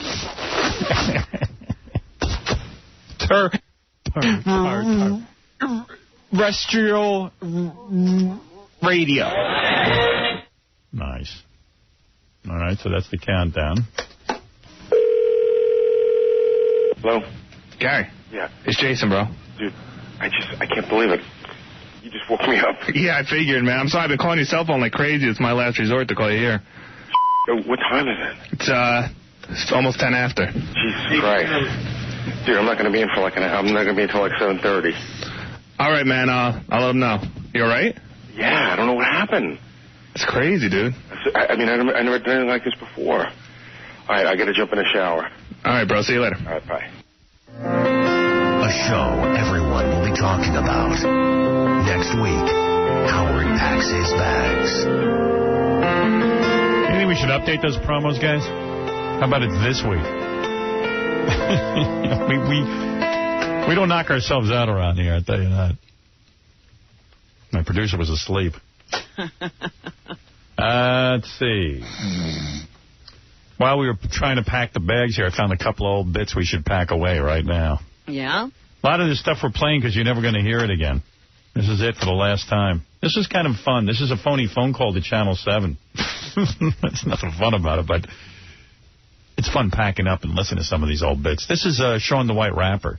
Oh, okay. Who we haven't heard from in a while. We have Sean on the line, and Sean says that he is an eyewitness to this fire. And Sean, first question is, do you know what building that is? No, I don't. I'm over a couple blocks away on West 36th, and about 14 floors up. What do you see? First we felt the building shake, and then we heard a loud boom. So we thought that maybe it might have been Howard Stern and Robin Quivers getting it on. But then we realized that it was a fire, and the smoke kept coming and pouring out of the building. And before you realized it, everybody was talking about it on the news and running over there. Because of your comments, I got to ask you, did you really hear a boom, an explosion? Oh, forget about it. When Howard and Robin get together, it's all right. Thank you. Sean on the line said he saw this fire develop. There you go. Oh, boy. That's a good one. They stuck with it. Because of your comments, we're starting to have some suspicions about you. Yeah. The fire couldn't have been a result of Howard and Robin. But anyway, there you go. You guys are retarded. Hey, actually, that's a bit we can take with us to Satellite Dudes. This has nothing to do. They didn't produce that here. Gary, put this in the pile of things we can take with us. Yeah, that's somebody else produced that. That's right.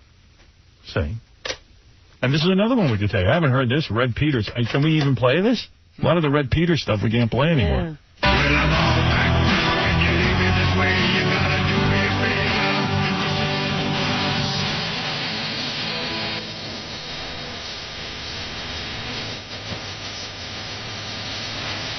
Great song. Use your hand. Use your hand.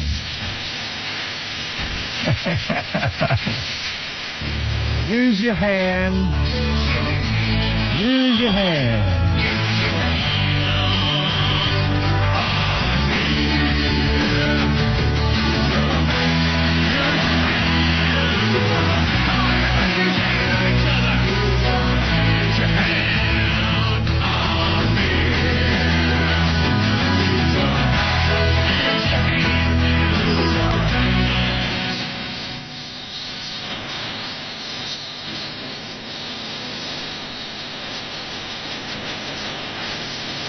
That guy can write songs, can't he? He's inspired. Gary, we could take that with us. In fact, we're going to take all the Red songs with us, yeah, especially the dirty ones. Album. We'll take all the dirty ones. The ones we can't play here anymore. I can't wait to hear his dirty ones uncensored. Oh. Things you can't say, they made me stop playing that the day I played it. Yeah, I don't think I've ever heard that uncensored. It's good. Artie's birthday today, big birthday. Oh, yeah. Congratulations to you for achieving how many years? 38. Wow. Can I take you to dinner tomorrow night as a birthday gift? You want to go to dinner? Yeah. I got a great place I want to take you to. Really? Yeah. Okay. So, I got to check with the old... You pussy. No, yeah, I'm sure it'll be great. Good. Thank you. Very nice of you. Yeah.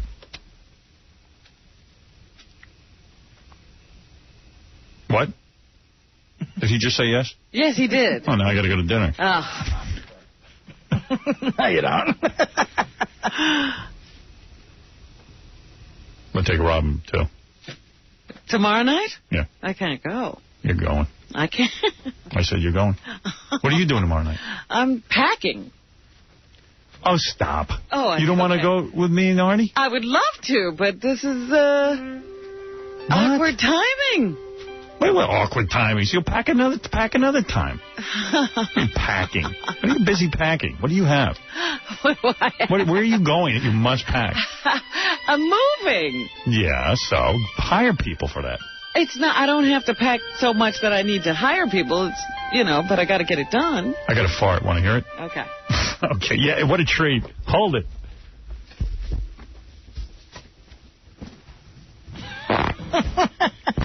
Wow. I can't blast like Junior. You know what? After hearing those guys on the channel. Yeah, that's nothing. That was really weak. You're obviously an amateur. You can't follow those guys. You're no pro. Big news yesterday. We hired a program director for our new channel. Tim Sabian, great guy. Now, is he only programming one channel, or Both. is he programming both? He's the program director. Okay. We need a guy running things. I realize it's a lunatic asylum. But, yeah, it is a business. Yeah. I told him, man, we got to get a logo for the channel. I was listening to that Shady 45 for a while. Yeah. What's going on over there? I'm dying to hear that. It's so bizarre when you hear people just cursing, they just let it fly. I'm like, oh, my goodness. I plan on cursing, but only for humorous purposes. I picture Shady 45 like crimes being committed. What's going on? Well, I told you they keep a curtain around their studios. Except the curtain's on the outside. It's the dumbest thing. You can open the curtain and look in. Yeah, why would you have it on the outside? I don't know. It's like I saw one of the guys at work. I go, hey, brother, what's because I'm one of the few white guys they'll talk to over there. I'm like, I'm a guy, that for some reason I'm cool to black people or something. Right. I think they see that I'm an outlaw. That's cool. An outcast. An outcast, Yeah, you like us. Big black guy. I go, what's with the curtain, man? I go, we can open it. Yeah, that's right. He's just like, So how is that private? He goes, you better not. Yo. It's like a dare. Oh. Damn. I think those guys have sex, actually. Yeah, I don't know. What's going on over So there? if you open the curtain, they might come out and kick your butt. Yeah. Yeah, I don't know. They seem to like me, the blacks over at Shady 45. Cool. Yeah. You got to be in with those guys. I'm not looking to make any enemies. Not yet, anyway. Everybody's been real polite. So, that's exciting news. Let me see what else I got here. I got a pile of crap to talk about.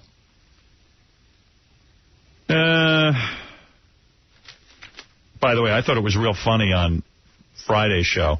No. Yeah. What's today? Tuesday? Tuesday. Yeah, Friday's show when...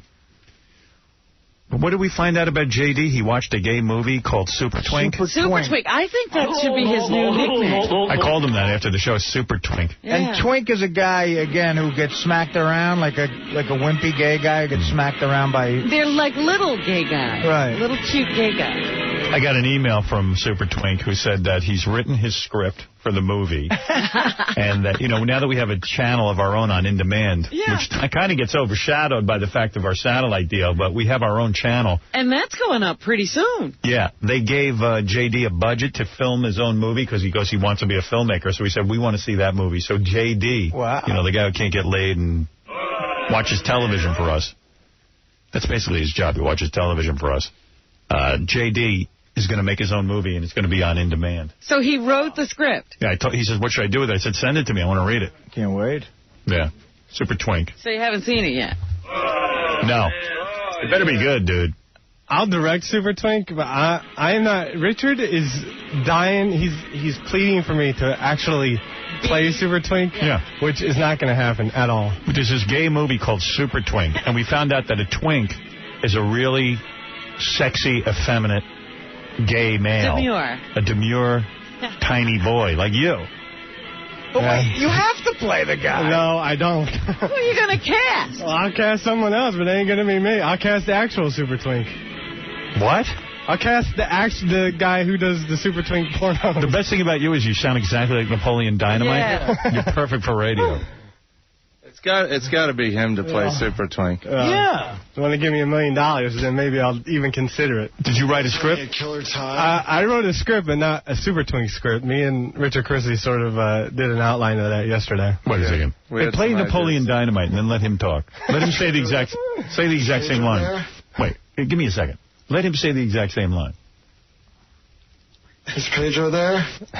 Is Pedro there? Dang. Dang. You guys are retarded. You guys are retarded. Shut up. I am not. You really do sound like him, dude. I know. I look like him, I know. You do? You are him. No, I'm not him. He gets laid the same amount as him. I don't wear moon boots. Are you guys having a killer time? So, the movie you wrote, I assume, is not Super Twink. No. It's just some movie you want. What is the movie about? It's sort of just like a parody of, you know how sometimes first-time filmmakers, they'll make a movie, they'll surround it around themselves doing something, like Super Size Me, like that guy going around eating McDonald's. And then, you know, there's another one called 20 Dates, where a guy went on 20 dates. It's sort of a parody of that. What is artsy. So you're parodying those movies? Yeah. Why'd you have to Super Twink? I read his movie that he wrote, the one that he's talking about now, and it's totally autobiographical. It's about a guy that doesn't get women, that goes around and he's mad because he doesn't get women. That's one part, Dude, though. That's one part. You're such an ass. I'm giving you a budget. Dude, Make a movie about a guy who's like a nerd like you, who gets tons of chicks and all these chicks have to go to bed with him, and cast all those interns that you're freaking out over. Everybody wants to be in a movie. Dude, make a good movie. That's why I get some chicks. Look at what Woody Allen wanted to do. You're going to make a movie about a guy who can't get laid? No, that's not. Dude, that's your life. That's Brad Pitt's movie, not your movie. Why don't you make a movie where you're like Brad Pitt? Because I'm not acting in it. Why? Put yourself in it. Yeah, put yourself in it and write a bunch of sex scenes. And get some action. Yeah, that's what Woody Allen does. Yeah. Yeah, dude. Like this. Oh, I didn't see you there. I'm all wet 'cause I just got a shower. Sorry, I'm not wearing any clothes. Was that okay with you? Yeah. You want me to go over to the bed? Yeah. You're such a nasty little boy. Oh, God. Would you mind taking off your clothes for me? No. Oh, you got excited pretty fast, didn't you? I don't know. So naughty. I bet you never had sex in the back of a department store, have you? I think I have. Oh, that's nice. Yeah? Yeah. Yeah? Yeah. Oh, my gosh. Yeah. Yeah? Yeah. Yeah? Yeah. Grab my hair. Oh, yeah. No. Oh, yeah. I would ask if you were ready for round 2, but I can tell that you're tired. Yeah. What, is that the script? You going to make that into a movie? Dude, what are you, a douchebag?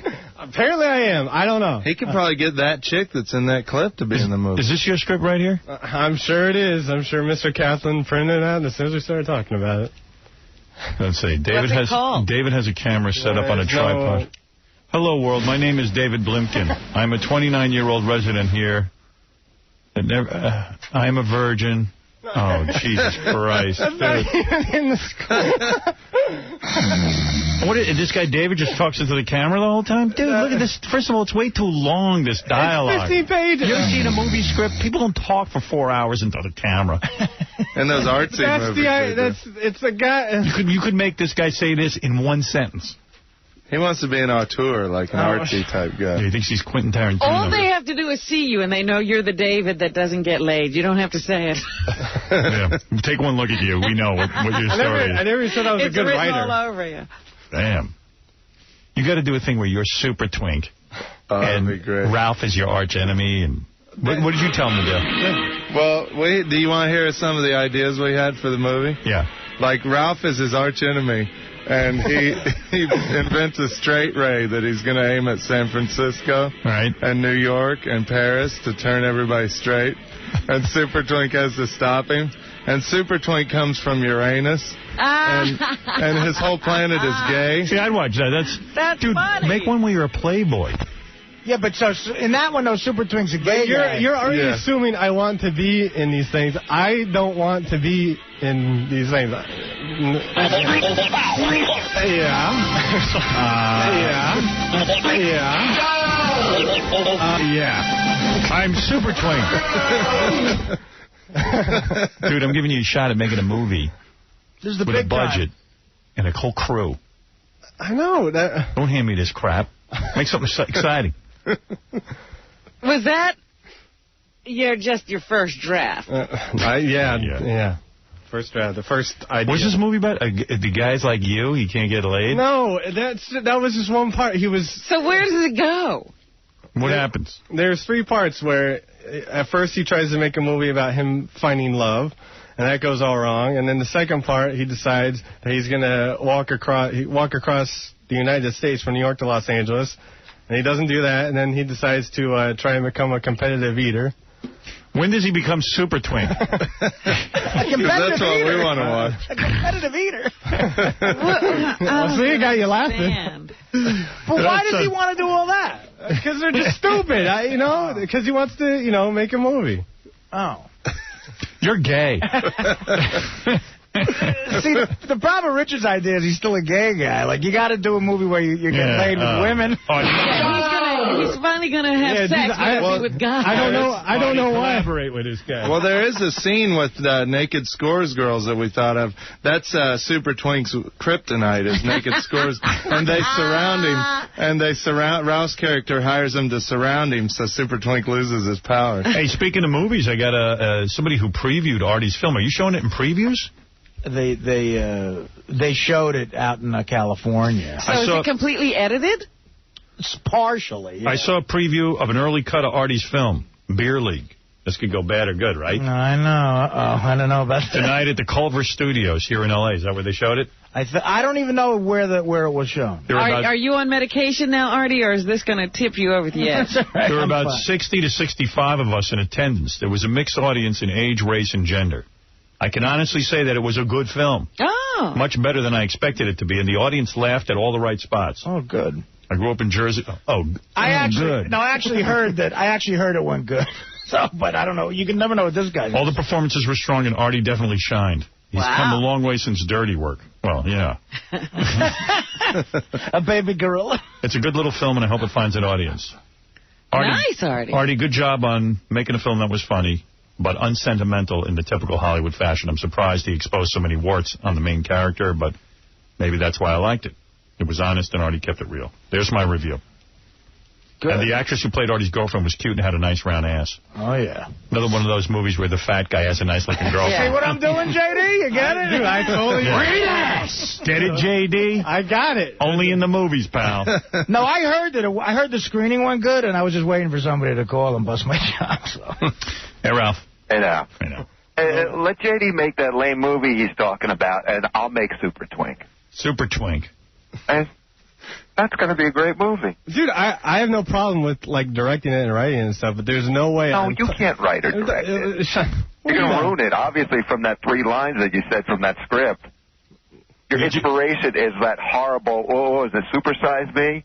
Yeah, guy gorges himself with McDonald's for 30 days. Of course he's going to get fat. So stupid. Yeah, there was a surprise ending. Yeah. And not only did he gorge himself and eat McDonald's, he stopped walking too. Mm-hmm. Right. I could eat McDonald's every day and lose weight. The guy just was out to get McDonald's. But see, I don't see why J.D. doesn't want to play Super Twink. You don't have to get naked or anything. You got to play Super Twink. I mean, will you direct that? Why is he so uptight? Because he doesn't want to be a gay superhero. Yeah. Exactly. He wants to put actors in those situations. Dude, you'll have superpowers. Come on. I have to play his love interest. Wow. Well, dude, you're looking forward to that. I talked to Richard. I like the script. Somehow Richard writes in that, him and Sal have a secret love thing going on, too. Hey, up on the website are pictures of Sal and Richard sleeping together in a bed. Somebody took them the other Now, where's night. that from? From some comedy gig. They were actually asleep in bed. We stayed at a guy's house. All right, Ralph, if I get you a budget from In Demand, you want to shoot Super Twink starring J.D.? Yes, and I've been talking to Vinny. We're going to document the whole thing, too, Project Greenlight. Behind, making of. He's in on this, too. Ralph wants to make it a big-budget affair. He wants to have, models and make it like the Batman movie. All right, I'll tell you what, Ralph. For the In Demand channel. Yeah. I'll let J.D. shoot this horrible movie he wants to make. Yeah. which is going to be just fun to watch and goof on. Yeah, let him do that stupid thing. And you shoot Super Twink. Yeah. Now, let me have the plot. JD is a gay superhero. JD's your actor. And who is Richard? And who are you? I don't know. I'll figure that out. All right. We'll you got plenty of time. All right, I'll get you a budget. I'm the Lois Lane type character, I think. Yeah, who was the guy at the... He had a good name for the guy at the paper. Who was that? Oh, Bo Cocky? No. What's your... Yeah, well, that was good, too. But what was your name? Oh, Rusty Peters. Yeah. well, Ralph's name was Pillow Biter. Yeah. All right. All right, boys, get to work on that. I don't know. It's nice. No. He's a very geeky guy. Yeah. Who loves 1,000 homo DJs. Yeah. He's a nerd with glasses and a goofy face. Looking for love on MySpace. I think I have. JD is a virgin. He's a super twink. He drinks. There you go. All right, here's some other... Get to work on your movie. Okay. You've got the green light. You still talking to that porn star? Huh? You still talking to that porn star? Yeah. What's that dating service you're on? It's not a dating service. It's called MySpace. MySpace. And what do you go on there and you meet chicks? Not really. That's what you're supposed to do. Yeah. I read his profile. The first thing it says on there is, I'm really into 1,000 homo DJs. Chicks love when they hear that. Dude, I'm telling you, in my movie, I made this chick make out with me. I'm not even sure the scene's going to be in the film. Right. That's the move. Now you're thinking like a man. That's what you got to do, brother. Here's Jamie's profile. General interest, movies and girls, not necessarily in that order. Depends on what mood I'm in at the time and how much money I have. Movies and girls. Could be girls and movies. And how much money I have. I'm gay. That is the lamest friggin' statement. But I don't even see what it means. Depending on how much money I have? And depending on his mood. Like, he's not into girls and when he has a certain mood. Yeah. What mood? Dude, want me to help you write a profile? What mood is that? His gay mood? A hetero mood? I should just delete that whole thing. Why don't you write, hey, I'm into effing women. Right. And drinking. Don't leave any gray area. Then there's a music, and he's got like 20 million bands listed, like everything on his iPod.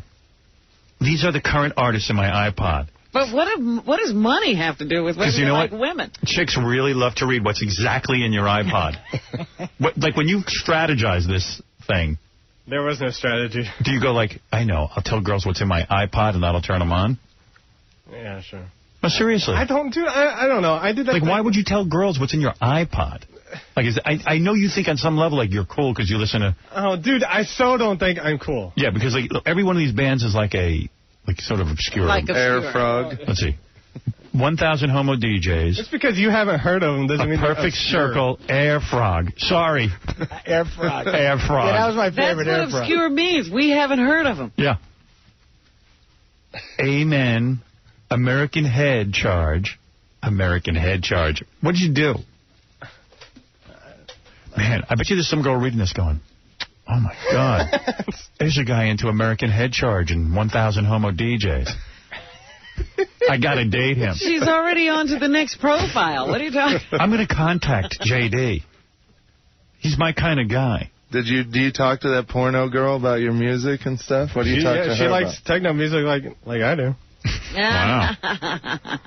Is cool.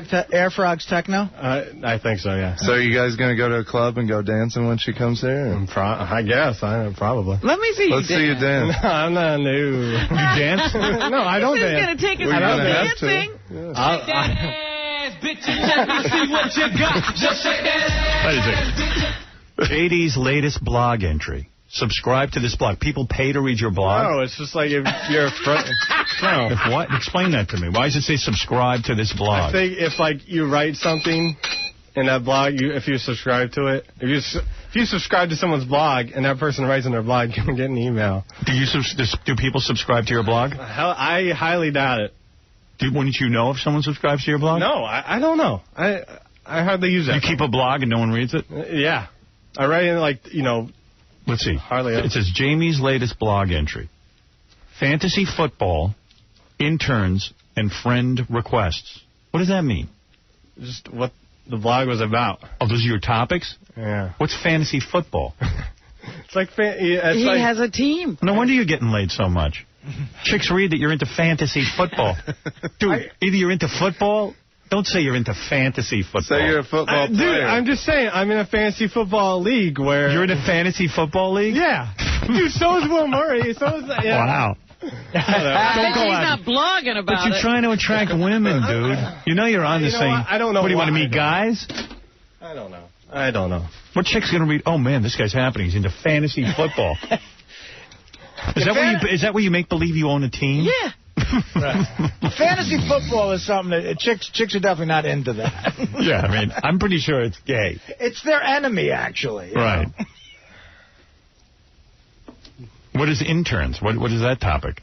I think it was just about how the new interns have left. The old interns have left, and the new interns were coming in. You wrote a blog about when the new interns... It's like a sentence. So there you go. You can read, you can read all let's hear the blog. Yeah, can't wait. This week, let's see. This week, new interns started, but the legend of last semesters has not left us, or me at least. That's it? There you go. Yeah, how interesting. Wow. That's some blog. What's the legend? And by the way, I hear he latches on to a different intern every semester. Oh, really? I hear you latched on to one already. Some chick. Ronnie told me. Oh, of course. Ronnie's all over that. This is cute. She's, a good... And what, are you taking her under your wing? No. Yeah, he mentors one of them. I don't do anything. Teaching her the ropes. Hey, Howard? Yeah. The one he latched onto is here today. Oh, let me see the one. Of course she's way too cute for him. You're not going to get her, Does she know that he's so into her? What was the name of the one you latched onto last time? There was Kelly, Claudia, Deandra, who knows? Actually, she's called Plaintiff now.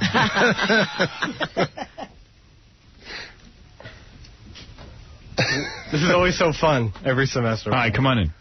Who is this? Very cute intern. How are you? Good, how are you? JD's in love with you. Did you know? Did you know already? Or read his blog. You kind of knew? Yeah.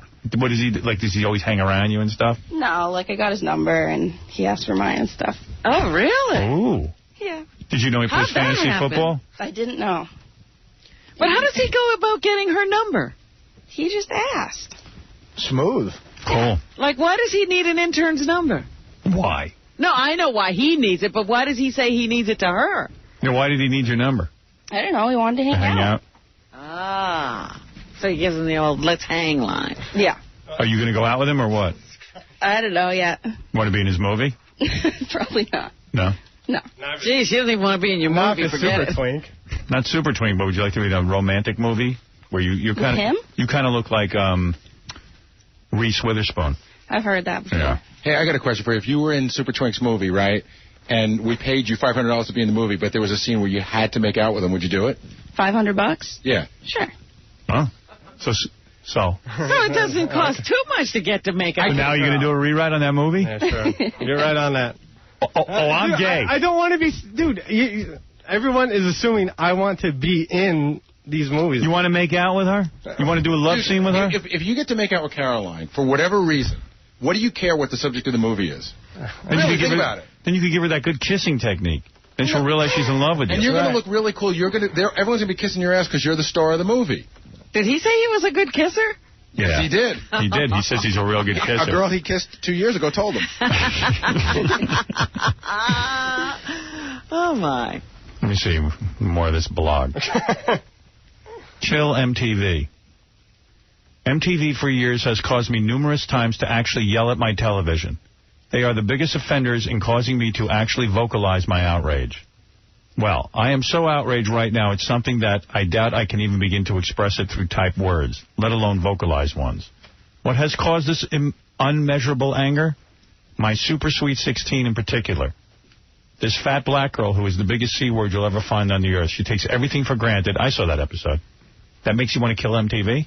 Yeah. It was a good episode. It was a spoiled kid. It was you wanted to kill the girl, though. Yeah, but that's good. That's good? Yeah, look, you're even writing about it. You're still thinking about it. It doesn't mean you hate MTV. They hooked you in. You watched the whole episode. Right? Whatever you say, dude. It just makes me want to kill people. Super Twink is showing his powers. See what else is in this blog. See what's on your mind. Fantasy football. I'm So I'm in a fantasy football league with the dad and a couple of other guys. With the dad? Who's the dad? My dad. With your dad? Yeah. What? I just put the dad. I don't know. That's what I typed. You and your dad are in a fantasy football league? Yeah. JD's very fuzzy on what he's doing. He's unsure of how it all works. I am not looking so hot for this week. What is that, your team's doing poorly? Yeah. So not only are you in a fantasy football league, you're losing. I won this week. Can't you just pick any player you want? Well, no, you're in a league. You do a draft. You got to see the work that goes into being in a fantasy football league. You have to go to the draft. You have to go to bed early on a Saturday night. So you get up early on Sunday to pick your team. Yeah. This was animated. I have the second favorite quarterback, Dante Culpepper. I did. And he crapped out. Thanks, Dante, you bastard. You're out of your mind. Caroline, did this impress you, Caroline? Yeah, no. No, chicks don't care about that, dude. Get that off your blog. Yes, chicks do care about it. It tells them to stay away. Hey, can I just say something too, Howard? The first sentence on your profile, the first sentence is, I'm into chicks in movies and not necessarily in that order. There's always an order. Chicks first. Mm-hmm. Even Caroline was saying that. Chicks first. And he had things like mood and money depends on where they go. As you go to slit your wrist, you're still into chicks first. I'll leave the guy alone. I know, but he really should be into Meanwhile, chicks he's first. making a movie. For all this nonsense, the guy's now a director. That's what got him his movie. All right, JD, you go back and make me proud. Make the movie. And if you want my advice, write this hot intern into your movie. And write a love scene. You got There are 2 girl parts, but I mean, they're not huge, but they're girl parts. Rewrite them. Rewrite it and put it into your movie and make yourself the star of the movie, dude. But I don't want to be the star. I'm not an actor. I don't like obviously, and you're not a director. Neither am I. I put myself in my movie. But you're a performer. I'm not. I'm not a performer. You have to know how to act to be in movies. I don't know what this is. I'm caught up in your blog. Oh, God. Jesus Christ. Welcome back. I'm back. Been up since about 4 a.m. Had a bright and early 6 a.m. flight. Already at work, and it's 10:22 p.m. as I type. Long night ahead of me. Before I started working, I just thought I'd type about how absolutely disgusting it is outside. Oh, my God. Disgusting humidity and a mist you can hardly see through. Well, anyways, that's about all I got to say right now. And then it's a list underneath it. How many people come in and read his blog? 0 comments.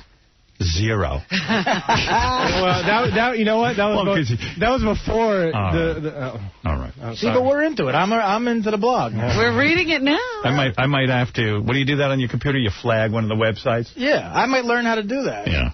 It's now under my favorites. Your favorite page. I make it my homepage. Yeah, I almost went on this weekend. I didn't know you had blogged. I definitely would have gone on. He doesn't even read his own blog. What do you want, Ralph? Oh, Jesus Christ. He sounds hot. He yells at the TV and plays fantasy football. Where do I sign up? What a loser. Dude, fantasy football, first of all, is like Dungeons and Dragons or something. It's so gay. Right. And like, if I played it, I wouldn't broadcast it to chicks on my blog. And also, he keeps saying, like, everyone assumes I want to be in this movie. Yet he says he wants to make the kind of movie like Super Size Me and 20 Dates and Michael Moore's movie. I would cast someone else. Which they all starred in, dummy. That's why everybody assumes you want to be in it, because that's your inspiration. These guys were all in their movies. Don't you have to go kiss Sam Simon or something? Please. Keep trying. Is that all you can say, dummy? Yeah. Hey, you seriously, Rob, JD's not cool enough to hang out with Sam Simon, is he? No. So you're never going to get invited to Sam's house. All right, listen, I got to take a break. Everyone's yelling at me on the computer. JD, good luck. Congratulations on your movie. Is he insisting on shooting the movie he wrote for you? We'll see. I just thought of an idea today. Oh. Another idea? Yeah. All right, because you're getting to make one movie, not 2. I know, but I'll let you. I'll let you choose. Make it your best idea. I'm trying. It's what I can. Write a movie about a chick who's in her bra and panties and wants to touch your thingy. Yeah. My thingy. Call it wiener touching. If this movie's good, maybe you can make another one. Here's a movie. It's about a bunch of girls who want to touch my wiener. It's about a bunch of guys I'm having sex with. It's about my fantasy football league. Super toy. Here's your choice. Fantasy football league movie? Yeah. Or a movie about girls who want to touch my Twinkie. Twinkie. That is you could cast scores, chicks. Think about it. Well, dude, that's what me and Richard had for Super Twins. How about a genie? You find a lamp and you rub the lamp, and all of a sudden you make a wish that you could have tons of chicks, and no chicks will leave you alone. Like everywhere you go, chicks are coming on to you and throwing you down and raping you. Yeah, you could be the object of desire. Yeah. And then we learn in the movie that even though your dreams come true, it's a nightmare. Okay? Yeah, you like it, see? I love it. Or a hot chick she's a suicide bomber. She wants to blow herself up, and you're a Secret Service man, and you find her, and you have to chain her to a wall nude so she can't blow herself up until the authorities get there. Or a girl kidnaps you, and all she wants to do is make love to you. You're her sex slave. A girl kidnaps you, and she works for the Taliban, and she wants to put a bomb where your son went right inside your... I can't, because of the radio, I can't say it, but right up there. Yeah, I heard she shoves a bomb up there, and she's going to send you out. She wants to keister me? Yeah. So she keisters you. Yeah, think on a broad canvas. Oh, no, right. What is this?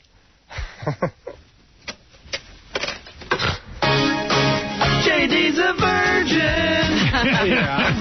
He hasn't even touched a girl's thigh.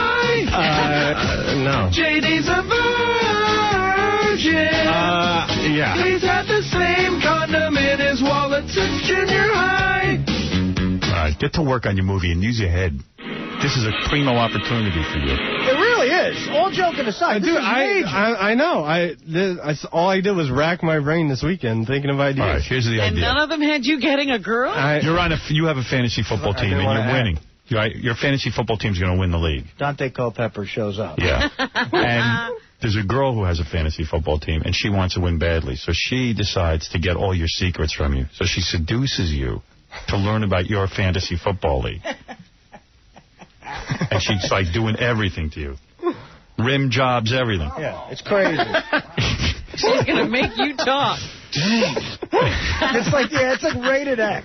If I don't find out. And she'll be on the phone to her girlfriend. If I don't find out everything about JD's fantasy football league, I'm just going to kill myself. I'm going to give a rim job.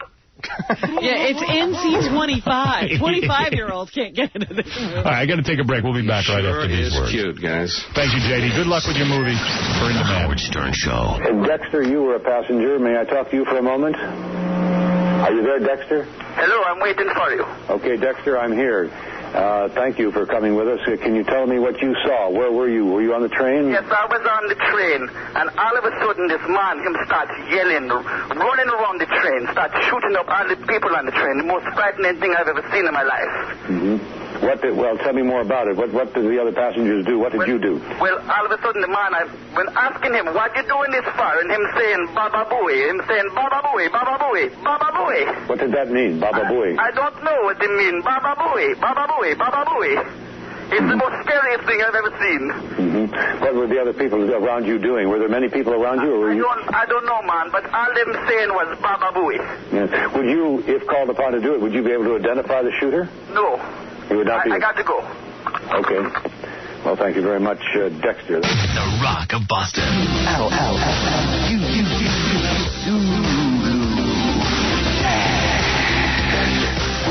You can dance like Zulu. Hello. And shake your little behind. Yes. You gotta give it a chance when you do the Zulu dance, and your friends will say, Oh, my. Say, jump around if you want to, and move your arms like a machine. Yes. If you do the Zulu dance while wearing tight pants, some people may call you a Queen. The Zulu dance. Zulu. Just fine. Zulu. Now, that's ridiculous. Zulu dance is fun to do, but your girl may get jealous. No. Cause if you abuse it, your girl will lose it and run up and say, Who is this? You dance like Zulu, You know. but some may choose to not. No. You gotta give it a chance when you do the Zulu dance, and your girl will give up the Balloon knot. I say Zulu dance. Yes. Zulu dance. Yes. What you say when you answer the phone? Hello. Zulu dance. Yes. Zulu dance. Yes. I wanna dance, we're having a ball. Thank you very much. Zulu dance. Yes.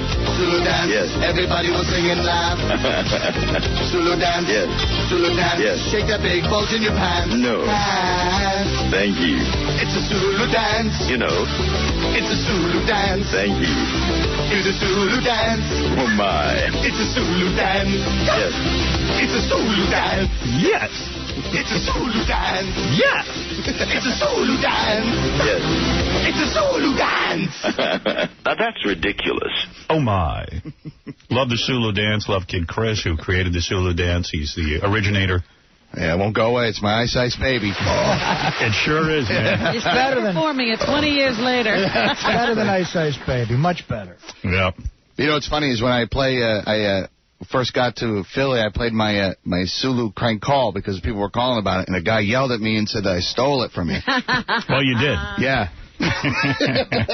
How did he explain that it was your voice? See, that's what I said. I said, it's me making the call. No, you just rip off. Okay, whatever. Whatever, guy. Hey, Susan, you're on the air. Howard. What's happening? Ever since you were talking about circumcision about 3 or 4 weeks ago, Yeah. I was really curious to know how many men are circumcised. It's like 80 or 90%. And Fred, I'm obsessed with Fred. Who being isn't? uncircumcised. Fred's different. I know, Fred's special. He's a very special specimen. Yeah, I always feel bad for chicks when they're with a guy who's uncircumcised. They got to figure it's kind of freaky for them, but you know what? It's the right thing. Oh, my goodness. I'm it's sorry so I'm special, circumcised. I really think that, cutting off a little baby's foreskin is ridiculous. It is absolutely horrible. Yeah. Really? It makes me feel bad that I had all 3 of my sons circumcised. Well, think about it. I mean, it's like a cockamamie thing that just happened. Like some dudes, they originally started cutting off little boys' skin because that piece of skin is so ultra-sensitive. It enhances the sexual experience. So they were all afraid boys, Puritans were afraid boys would grow up and be too sexual. So we'd be somehow more obsessed with sex than we are now. Well, it would just feel better. Right. But we'd go, Actually, the reason you're obsessed with sex is because you're never fully satisfied if you're circumcised. Could be. Yeah, just saying, think about that. God made it, or whatever. If you God believe in God made a natural man. Right, and then we're busy mutilating these little babies, and it don't make any sense. It really doesn't. It just really is horrible. And you're a horny old cow. You want some of that uncircumcised wiener. Absolutely. This is Crazy Susan. I know, Crazy Susan. I want some uncircumcised penis. Howard? It's like on Xanax. Yeah. She's on something good. Howard? Does it bother you to watch porno with uncircumcised guys? Yeah. It does, even though you're screaming for Yeah, because we're not used to seeing it. You're forced. It looks like one of those worms. Your privates look like a guard to me. I want to put your privates in a tub of water and keep it as a pet. I know a few strippers that look like guards, actually. Hey, Chris lived in Kansas for a while. Yeah, that's right. Yeah. Howard, I can't stop thinking about Fred's penis. I'm obsessed with him. Well, neither can I, ma'am, okay? Join the club. Has Fred ever shown it to anybody on the show? Don't worry about it. I want to see that. I haven't seen Fred. I mean, I spent the night with Fred when he was in his underwear, but I didn't see it. You couldn't tell that it was... This ain't the kind of show where guys are showing each other their wiener, except for you, Dave. You have changed everything. You showed up. On your show, do any of the guys... You have a team of guys you work with, right? Yes, yeah. Do any of the guys, for any reason... Yes, they do get naked, yeah. Have you seen their wieners? Oh, yeah. I met a guy a couple weeks ago. I did a gig in Delaware. I met one of Chris's regulars, open mic guy. Yeah. That guy's funny. Right. Have they seen your wiener? I believe so. I used to do a thing where, because like you get girls that get naked on your show, so we would get naked for girls when they came in. Yeah, well, I don't get that. You wanted to be different. We tried it once. How was that? Yeah, it sucked for me. He did a bit the other day, Howard. It was one of the funniest things I've ever heard. He had that open mic guy put his private parts in a fan. Yeah, he stopped the fan on the show. Stopped the fan. Wow. Like a plastic fan. It sounded funny. Yeah, that was. How long before you get an FCC phone? Yeah, no, that's why I'm here. I need to talk to you. I know. You're on your way to the club, pal. Yeah, you could have that slot. Yeah, right. Trust me, as soon as you stop flying under the radar. Yeah, that's. He was doing radio in Kansas or something. Right, yeah. You're going to. Let me see. Oh, yeah, what's this picture? This is on howardstern.com right now. This is Sal pulling down his pants and Richard doing something to Sal's wiener. What is that? No, I was waking up. That's me putting my hand over my face. Look at that. What's going on? What's going Checking under the hood, man. I felt a tickling on the top of my head. Oh, no, he touched you? Yeah, he put his stuff on my head. Oh. And I woke up and I put my hand back. Sal, the guy sleeping and you put your stuff on his head? He was on a recliner, so his head went all the way back. I woke up early. I dropped my pants. I wanted to put my junk over his nose and make a real D nose. A nose? Right. Yeah, Okay. and I wanted to hang it down over his face and take a picture, but Richard busted. The Roman helmet, man. Right. Roman soldier helmet. Yeah. So what happened? He woke up? He woke up and he smacked. How come you guys never stop a fan with your wieners? I don't know. We don't have a fan. Why are you letting Chris outdo you? Bring a fan in. Yeah, get a fan. One time, actually, before I worked on the show, I was going to call you up and see if you'd let me put mine in a mouse trap. I'll let you do it. What do I care? Are you kidding? Do it. Well, I don't want to do it now. Yeah, you're wondering why they've never stopped a fan. They're too busy doing each other. When do you want to do it? In a mouse trap? Yeah. Oh, I don't know. He's already got here. He doesn't need to do We can pencil that in for tomorrow at 7. How about tomorrow at 7? You can go head-to-head with Chris's guy.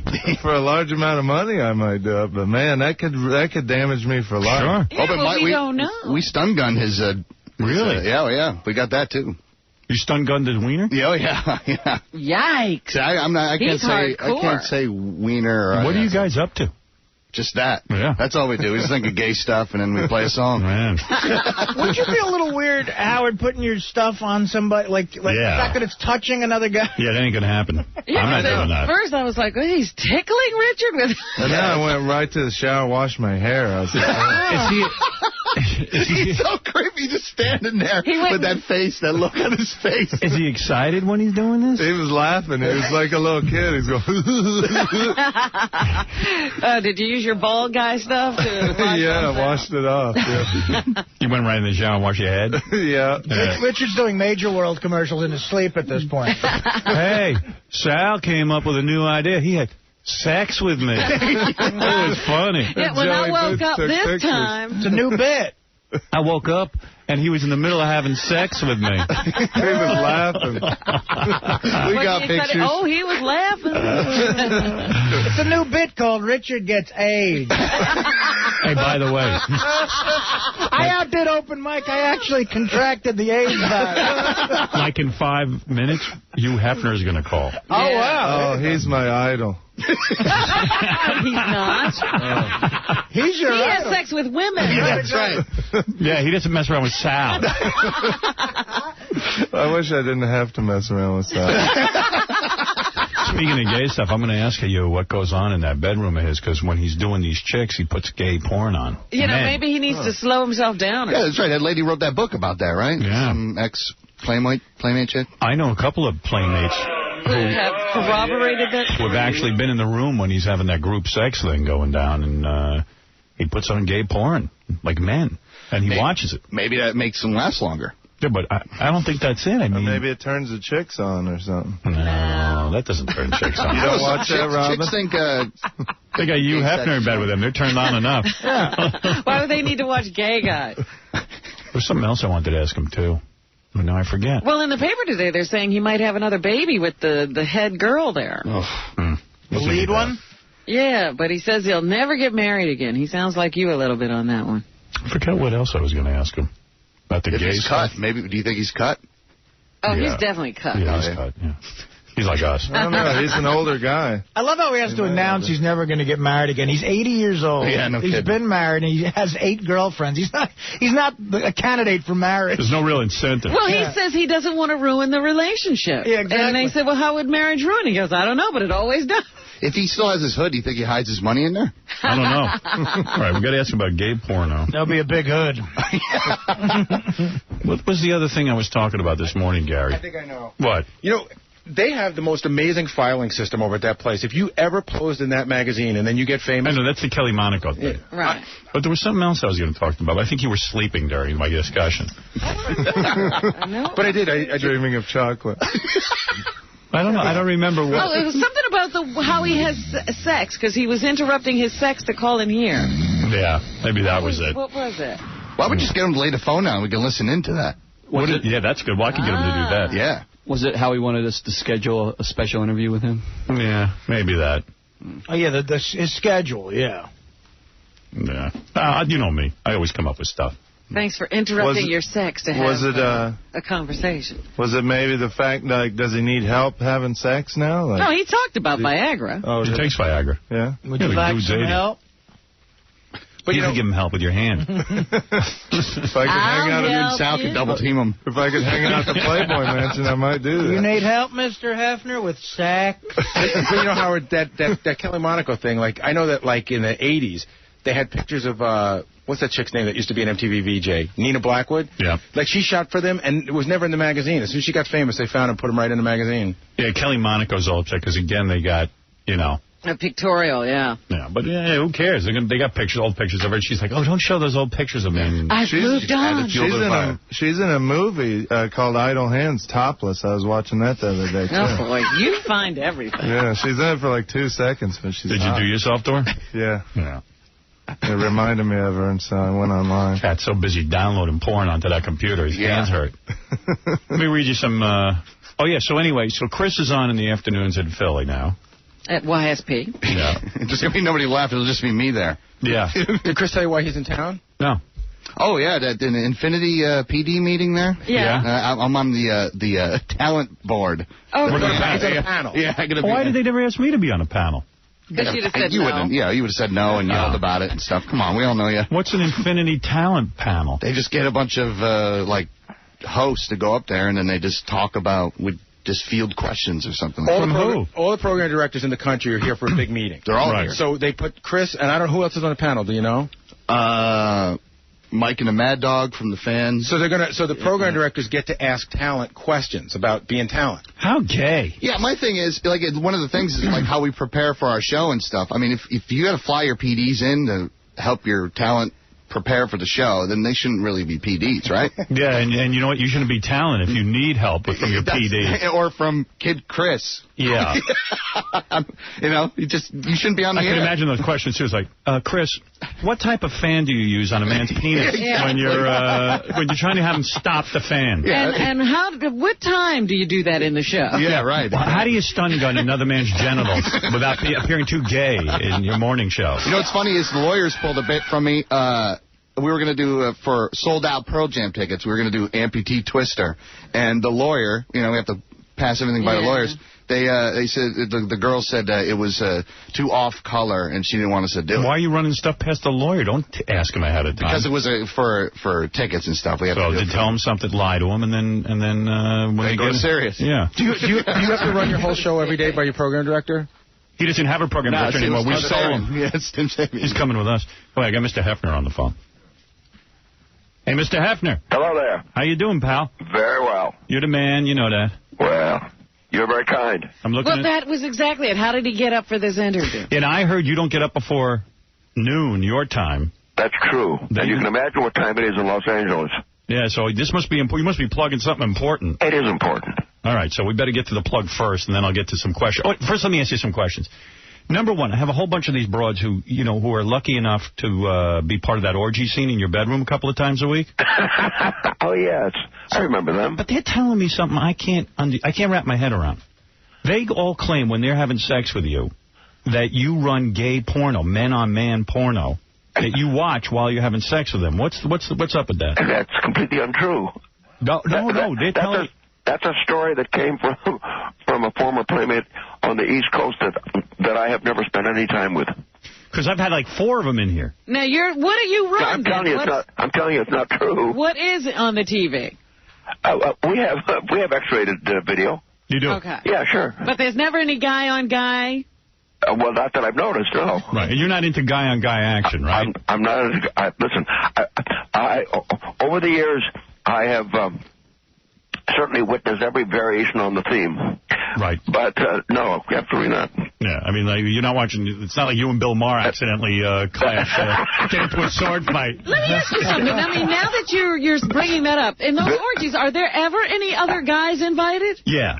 Back in the 70s, you know, when it was more swinging time, it was a more mixed doubles, but really? But not in the last 20 years. Just Don Adams. Yeah, was Don Adams ever in any of those? No.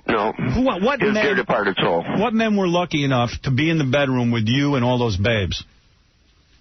Well, some are celebrities you'd know, and I'm not going to mention their names. Jimmy Kahn? Definitely Bill James Cosby, Kahn. right? James Kahn and Bill Cosby? No. Were those two in the corner with their pants down doing each other? What about Larry King's? You ever been up there?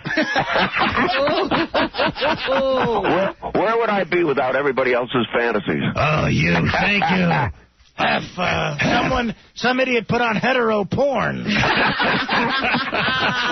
I can only get off to the gay side. Yeah. I'm figuring TV's Hunter, Fred Dreyer, back in the day. That's a stretch. So I'm always amazed by that. I mean, and you know what? I know it's 100% true. People have accused you of, it's like a public relations thing. I know.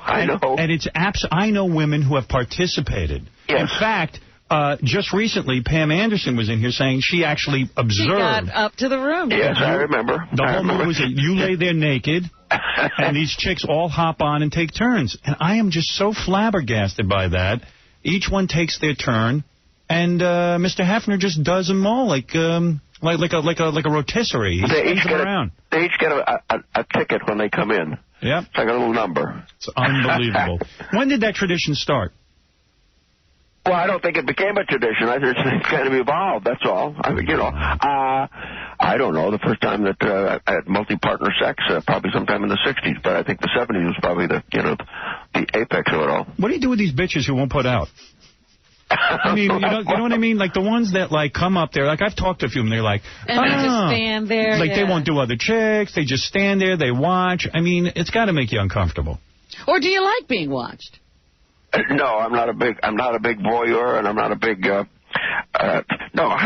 My sex life is very much like most other guys, times half a dozen. How do you deal with, a real smelly one? You're in bed, you got 10 hot chicks, and all of a sudden, you go catch south. A whiff? And you catch a whiff when you're kissing her neck. Oh, man.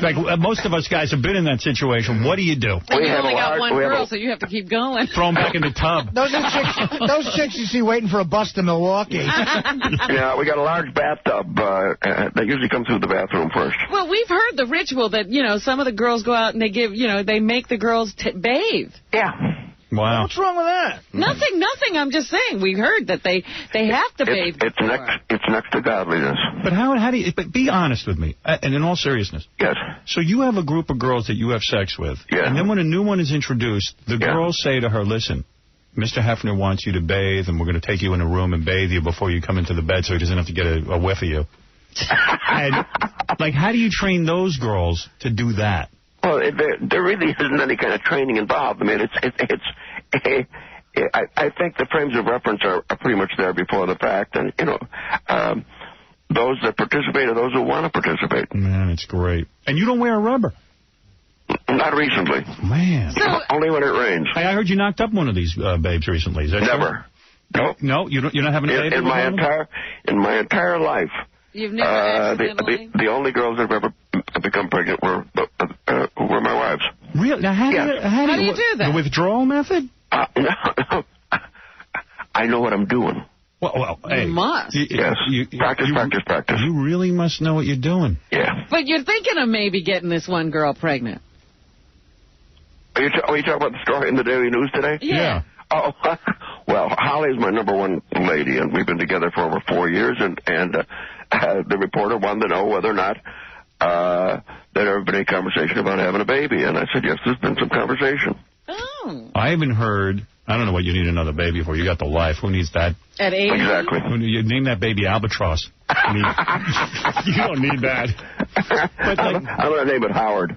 Someone actually told me, and this is for real, and I'm not making a joke, and I don't even know how I can describe this over this kind of radio, and you have to call in when we go to satellite. But yes. Someone said, that this girl that was in here said that you always finish up the sex act in a place where it's impossible for the girl to get pregnant. It's a very bad place, if you know what I mean. That's your move. Your favorite spot. Yeah. Yes. Is that true? Would that be the ear? Is that true? Is that true, Mr. Hefner? I don't know. It's always dark. Who can tell? And how do you work divorce? I mean, you are so cool at this. Like, I never read a bad word from your ex-wife about you. I don't even know if she's still alive. Oh, yes. She lives right next door with my 2 children, and we see her every day. Is that the move, by putting them next door? Like, if you keep your enemies close? I think that it certainly worked better than when we were all together. How good, do you feel good that Guccione has completely lost his empire and you've obliterated him? No, I feel badly for him. You really do? Yeah. It's like all the old guard is falling off. Yeah, well. Yeah, you survived, man. You were the guy. Well. You got to be proud of that. This is the best time of my life. And your daughter's running your empire now? Yes, yes. She's been doing it for a while. Well, she's a catch. Was she single?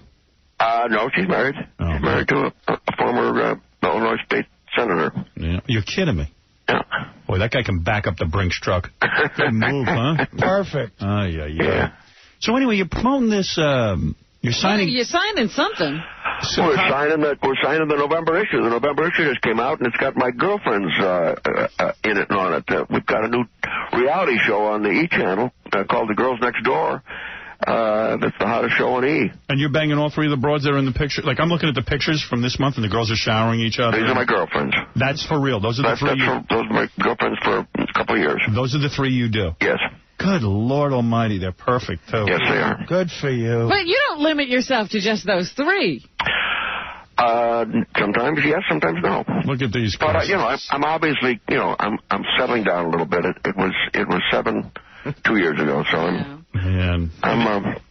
trying to be a little more mature. Please, give up. Don't do that. So today at 12:30 p.m., you'll be at the Virgin Megastore in Times Square. That's right, the last Virgin in Times Square. I was going to say, look at you at the Virgin. I'll be there. That's right, and we've learned with the girls. And we've learned you'll be there with the girls, and they'll be wearing sexy outfits.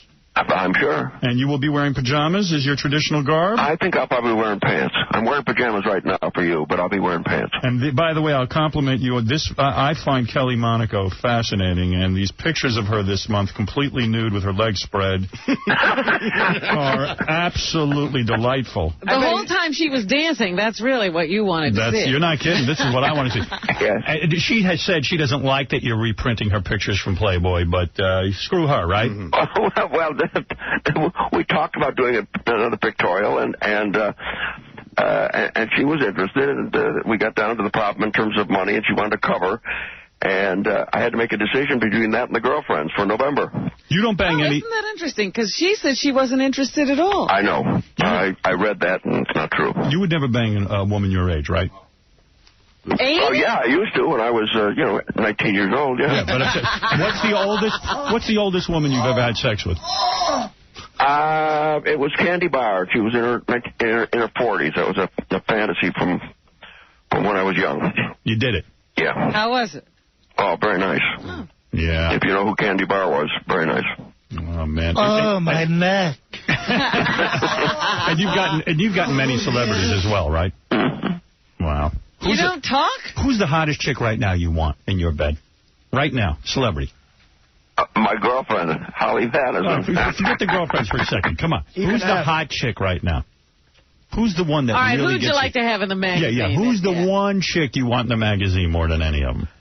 Probably Angelina Jolie. Yes. Yes, I think we could meet on common ground there. I bet she's nice and tight, too. Right? Yeah, well, I don't know about that, but she'd be hot. Oh, she's tight. Who's she with, that worm Billy Bob? He ain't got nothing. Let me ask you this. Robin Quivers, could she get $1 million to be in Playboy? Well, she was in Playboy. I don't think she received $1 million. Usually, I'm talking about Robin Quivers. Robin Quivers, my co-hostess. is he on this morning? We're talking about a different Robin. We're talking about that Robin. He's never been up this early. The first Robin of spring. Hey, let me ask you this. Yeah. Oprah Winfrey. Yes. How much would you pay her to be in a magazine? Completely spread eagle. I'm happy to say that I don't deal with that end of the business. You wouldn't? Would you? If Condoleezza Rice was available, just as a goof, would you pay her $1 million to be in the magazine? No. You wouldn't? No. You don't think that'd sell a lot of magazines? No. Nobody's looking for Condi? Actually, half of Oprah's income is Hefner paying her not to be in Playboy. You're not kidding. Wow. Look at you, man. Up early in the morning and everything. Now what are you going to do? You've never been going up back this to bed, early. I think. Yeah, but seriously, what are you going to do the rest of the day with yourself? Well, I got to go out to, we're going to go and do some TV, and then we got to go up and show up at Virgin. Who wakes you up in the morning? Is it the girls, or do you have like a butler? I mean, you got a whole posse of people who they were like, Mr. Hefner doesn't wake up before noon. You don't understand. I mean, people are worried about what time you're going to wake up. Yes, well, it depends on what's going on. Usually it's Mary O'Connor who's standing right there giving me the funny eye. Yeah, is she hot? She's a very, very dear lady. She's been with me for many, many years. You doing her? Mary, Howard wants to know if I'm doing you. You ever been fooled by a transsexual? Yes, once. As a matter of fact, I was. Where were you? Back in the 1960s in Chicago, a Las Vegas dancer.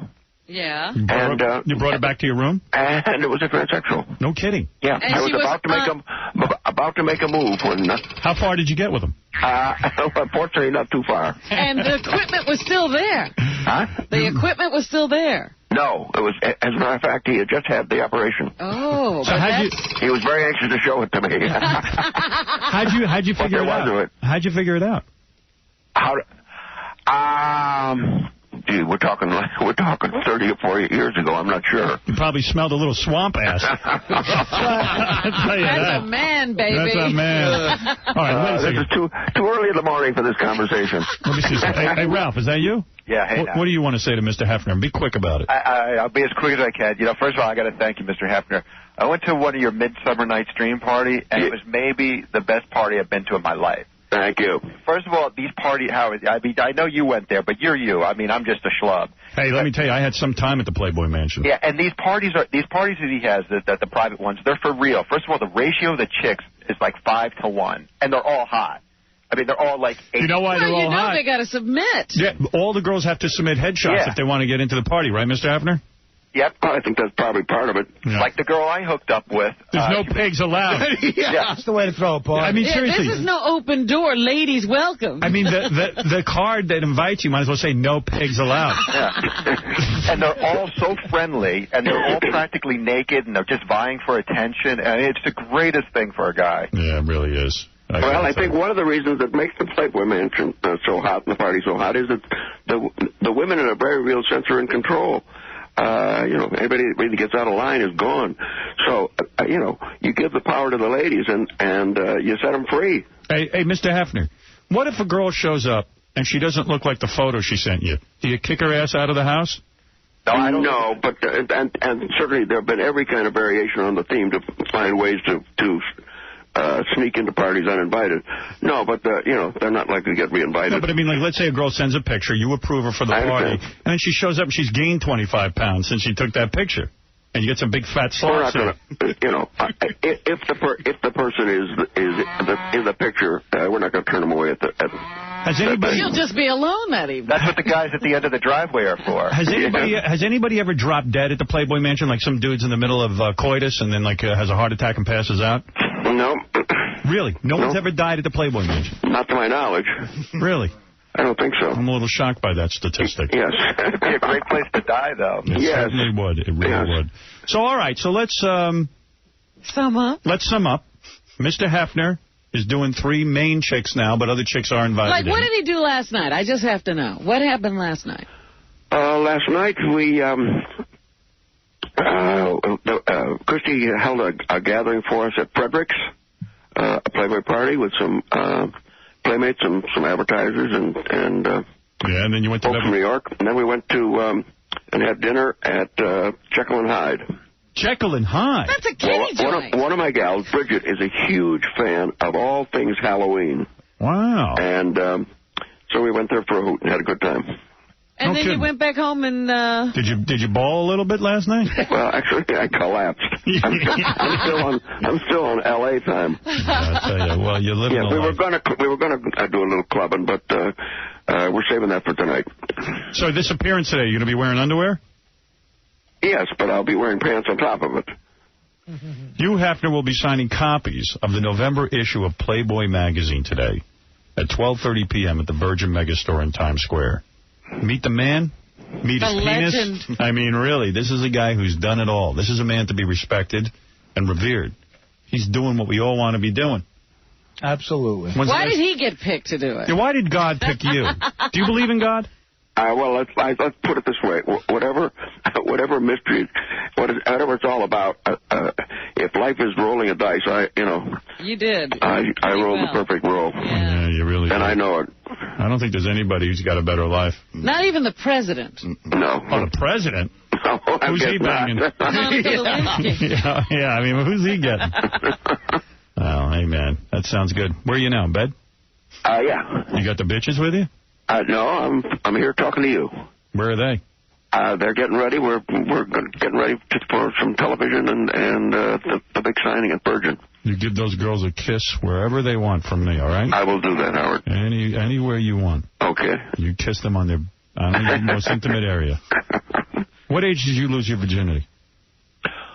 Well, as a matter of fact, my life was very traditional before Playboy. I was in the Army during World War II and then in college and had sex with the girl that I was going to marry as I was getting finished with college. So that was the first time you'd had sex? That's right. Intercourse, yeah.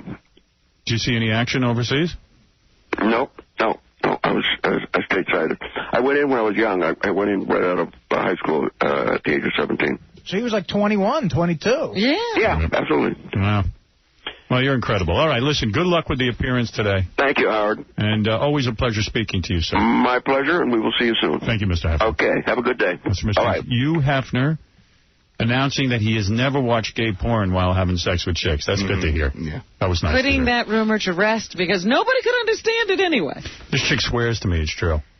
I know, but he says he doesn't. He's never even been in the same room with her. Oh, yeah. That's right. Yeah, I couldn't get it up while listening to that. No, not even. Not even close. No, you don't care how many women are in the room. No. Let's take a break. We'll come back. We'll do some news and stuff. Chris, you going to hang out with us? Yeah. I want to hear more gay audio. When are you going to the meeting? Where you I have getting? to be there at 10. Oh, all right. Yeah. You got time. Where is it? Maybe we'll all go. At the, I forgot the name of the hotel. The Millennium Hotel. Millennium Hotel? Yeah. Never heard of it. Yeah, it's right there in Times Square, right? Mm-hmm. You're going to sit on a panel, and PD's program director is going to ask questions. Yeah, something like that, yeah. What could they I tried to turn it down, but they wouldn't let me. Don't they do that anyway? Why didn't you sweep the quarter hour? Why didn't you? They always have Tim Saban used to do that like crazy to me. You know, you worked with him. Yeah. He's a lunatic. Tape it for us. We'll play it back. I don't know how to tape. No, you don't want to tape it. Come on. Oh, I do it's too. It'll be a nightmare. What if I show up like Spider-Man's arch enemy? Just show up. Why don't you sit in for me? No. I'll go home. You'll be working with David Lee Roth soon. Yeah, you'll be paneling with him next year. You'll be paneling with David Lee Roth and Adam Carolla next year. Yeah. All right, we're going to take a break. We'll be back right after these words. Hello, you're on the air. First of all, Mr. Stern, my mother's a decent woman, and she's respectful. I don't think your mother is a decent woman. I think she's got a foul mouth. And I don't know how you. And I don't know how you live with her. She's a respectable woman, Mr. Stern, and you have no right to insult old people like you did last year. You would like call them old because they wouldn't put you on 60 meds. Anybody who doesn't respect you, you call an old fire a douchebag, or who doesn't your word suck up, you call a douchebag. Or you're as incoherent as your mother. You're as incoherent as your mother. What is your IQ, and what do you do for a living? Look, what I do for a living is not... you sound as retarded as your mother. You're stupid yourself, Mr. Stern. America's best love radio personality, Howard Stern. Be very conscious of it. Feel the presence of it. Check this out. The Howard Stern Show.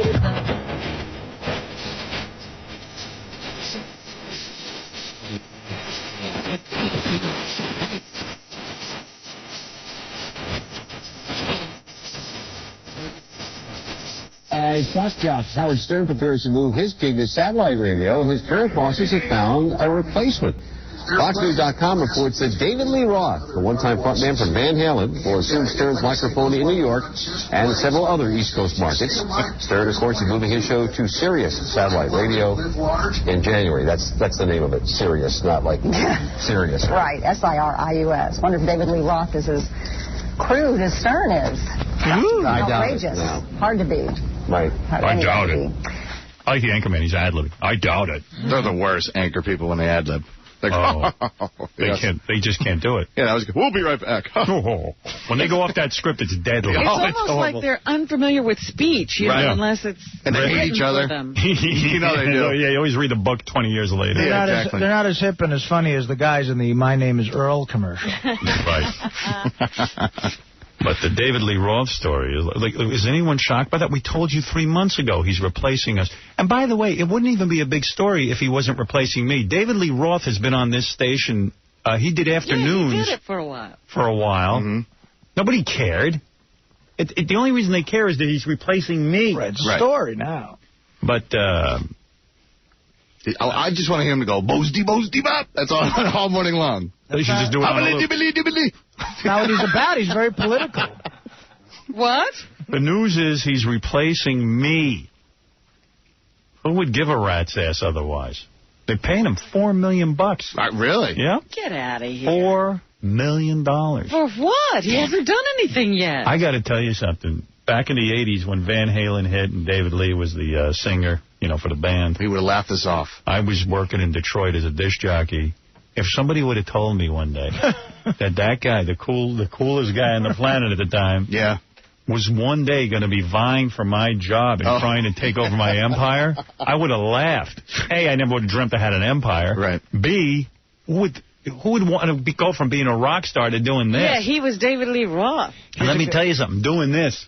It ain't no rock star. It ain't being a rock star. This is a job. This guy had rotating chicks every night on the road. Someone told me he's broke.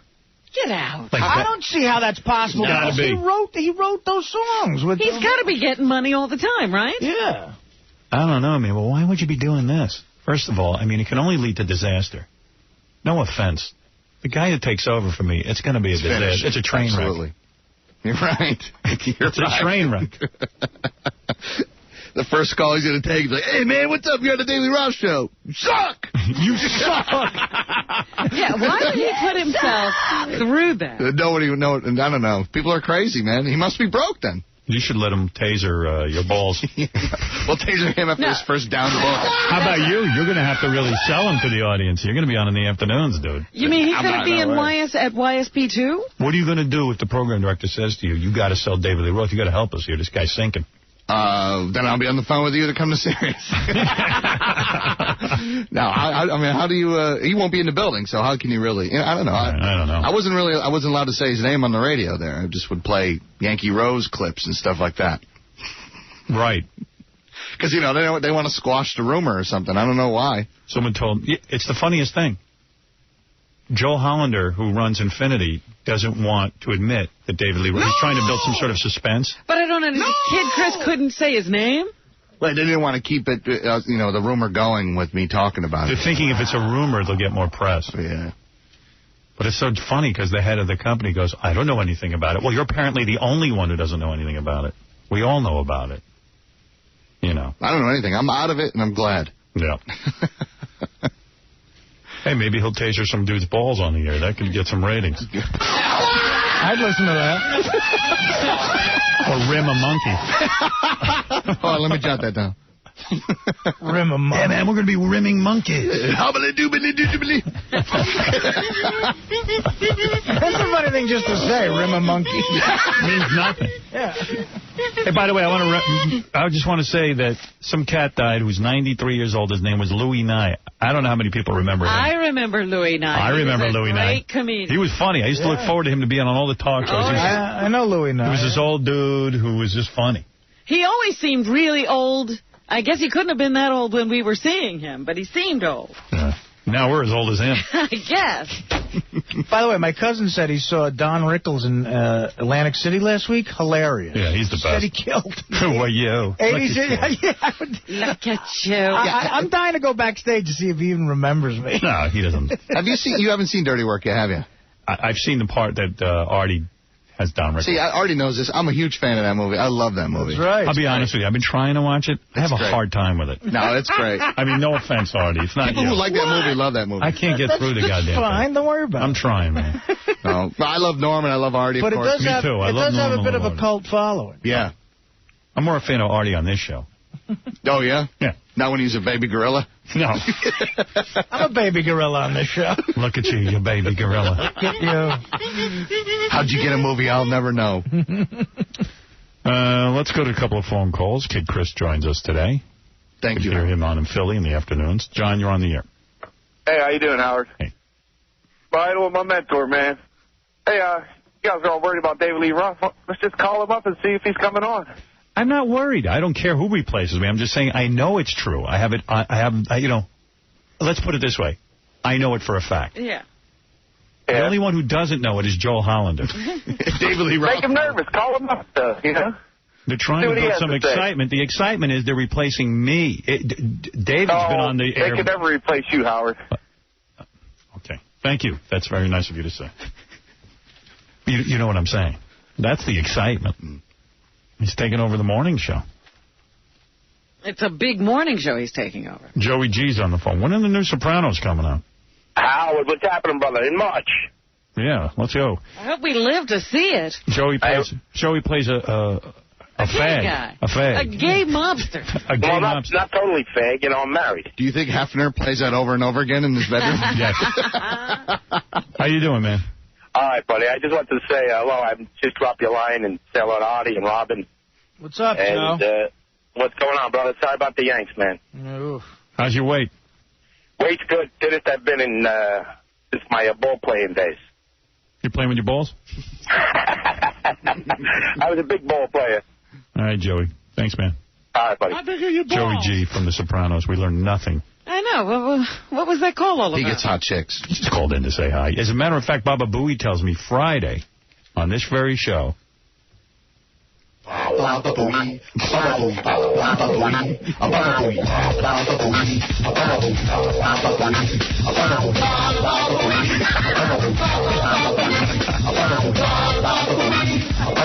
That's a good one.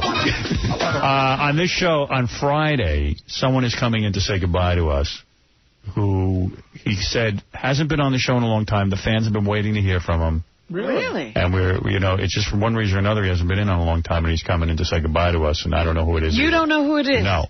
It's going to be a surprise. So it's going to be like a mystery guest. That's right. I like a mystery guest. It's never happened before. That'll be on Friday. That's what I said. It's going to be amazing. I think you're really going to like it. Somebody who has... Why are you rolling your eyes in your head? You've heard this before. No, because, I think I heard that song before. I'm confused. Why are you confused? Is that a new song or is that an old one? No, that's a new one that Chris did. It's just every time I talk, there's a song. Newer. That's the best. That's why I roll my eyes. All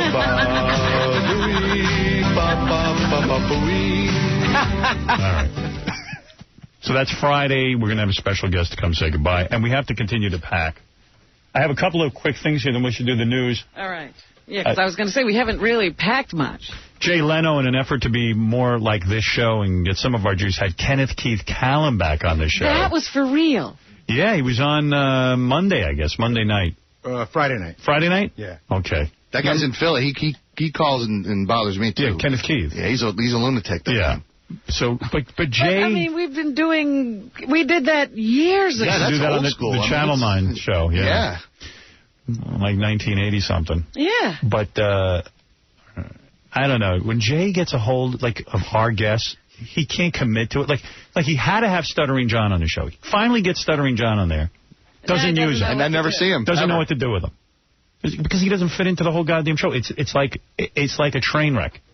But, you're right about not committing to it. Like, instead of, being like, hey, we got this great guest. Again, it's a state of confusion. If you're going to steal something from me, Embrace it. Embrace it. Why are you here? You do something. Yeah, he's almost embarrassed. Right. Here, look. Let's see. Let's bring out from Boothwyn, Pennsylvania, Ken Collenbach. Ken, come on out here. Like one thing I learned from Johnny Carson, if he had a guest on, he embraced them. Right.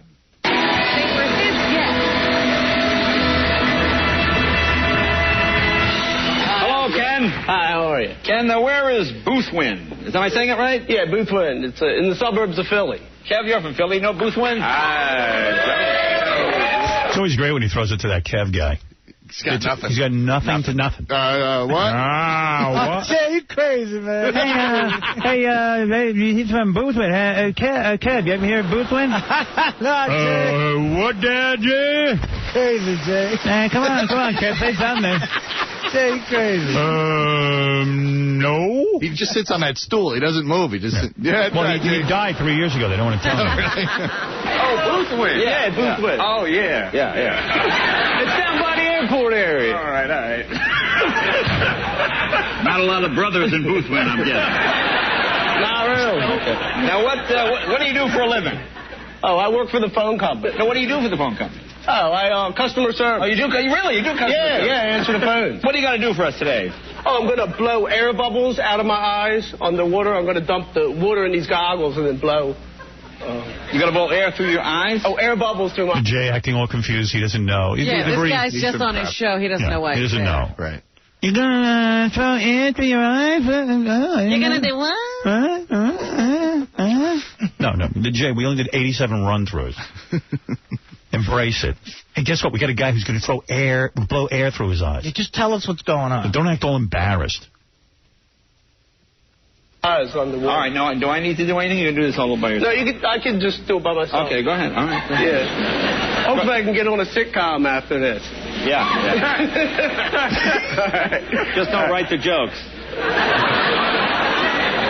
And you want me to hold that? Okay, you're all set.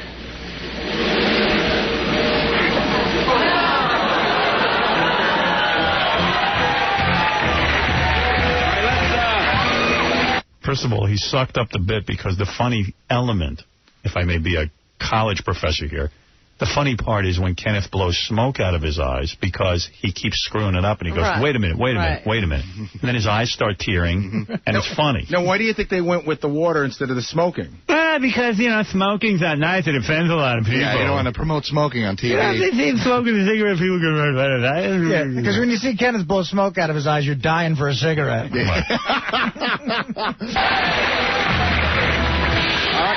Ken, our fall schedule is so bad, you may get a call from NBC. I know. Thank you. Ken Collenbach. Thank you very much. There you go. Thank you very much. Thank you. Go now. Yeah. You got to go now. Oh, yeah. All right, well, call me for the sitcom. Yeah, I'll let you know. All right. Don't wait by the phone. Okay. Yeah, that guy was crazy, Jay. Hey, he was nuts. We got to get him off the stage. It was crazy. But it was crazy. It puts John I think Stuttering John must have recommended him in one of the writing meetings. But it puts John in a weird position because does he mention that he's known him for 20 years? Nothing. It's a complete blowout. Or how did they find him? I mean, did John help them find him? It's weird. Of course. Because John called me last week and we've been trading phone calls. I wasn't sure. Like, John doesn't usually call me out of the blue, so I was wondering if it was like to give me could you give me a phone number? These guys might like me better. Hey, Gary, by the way, you know what? Angry Dwarf is, too. Yeah. Hey, Kenneth. What do you mean he died? Yeah, like Jay didn't even know what to do with you. Well, he acted like he didn't even know who I was. Yeah, I kept telling him, introduce me as Kenneth Keith Callenbach. I told him 3 times. And then I went out there when I steal from Howard, I change like John's name to John Melendez. And I change your name to Kenneth Collenbach. I don't stutter anymore. Yeah, you got John to stop stuttering somehow. I don't stutter, and he's Collenbach. Yeah. I'm Ken Collenbach on that show. I'm Kenneth Keith Callenbach on your show. But when I went out there, I said, Kenneth Keith Callenbach. Why didn't they have you blow smoke out of your eyes? Why did they have you do the water thing? The smoke comes out real lightly. You can barely see it, but the water thing comes out better. The air bubbles. Yeah, the truth of the matter is, seeing the smoke is not the fun of watching you. It's watching you F up. Yeah. Well, maybe I can do the smoke now. I don't know. I'm going to have to go back and try it again. Yeah, it didn't sound like he wanted you back. Nah, I ain't going back. He gave you the heave-ho, pal. I kept telling him after the show, I said, come on, man, I want to do some like celebrity interviews. I want to be on when you ask people dumb questions, and I want to be on, like the fruitcake lady with all that. He's like, yeah, man, we'll give you a call. Yeah. You didn't get the okay sign. Yeah. All right, well, what can I tell you? Sorry about that. Sorry about that.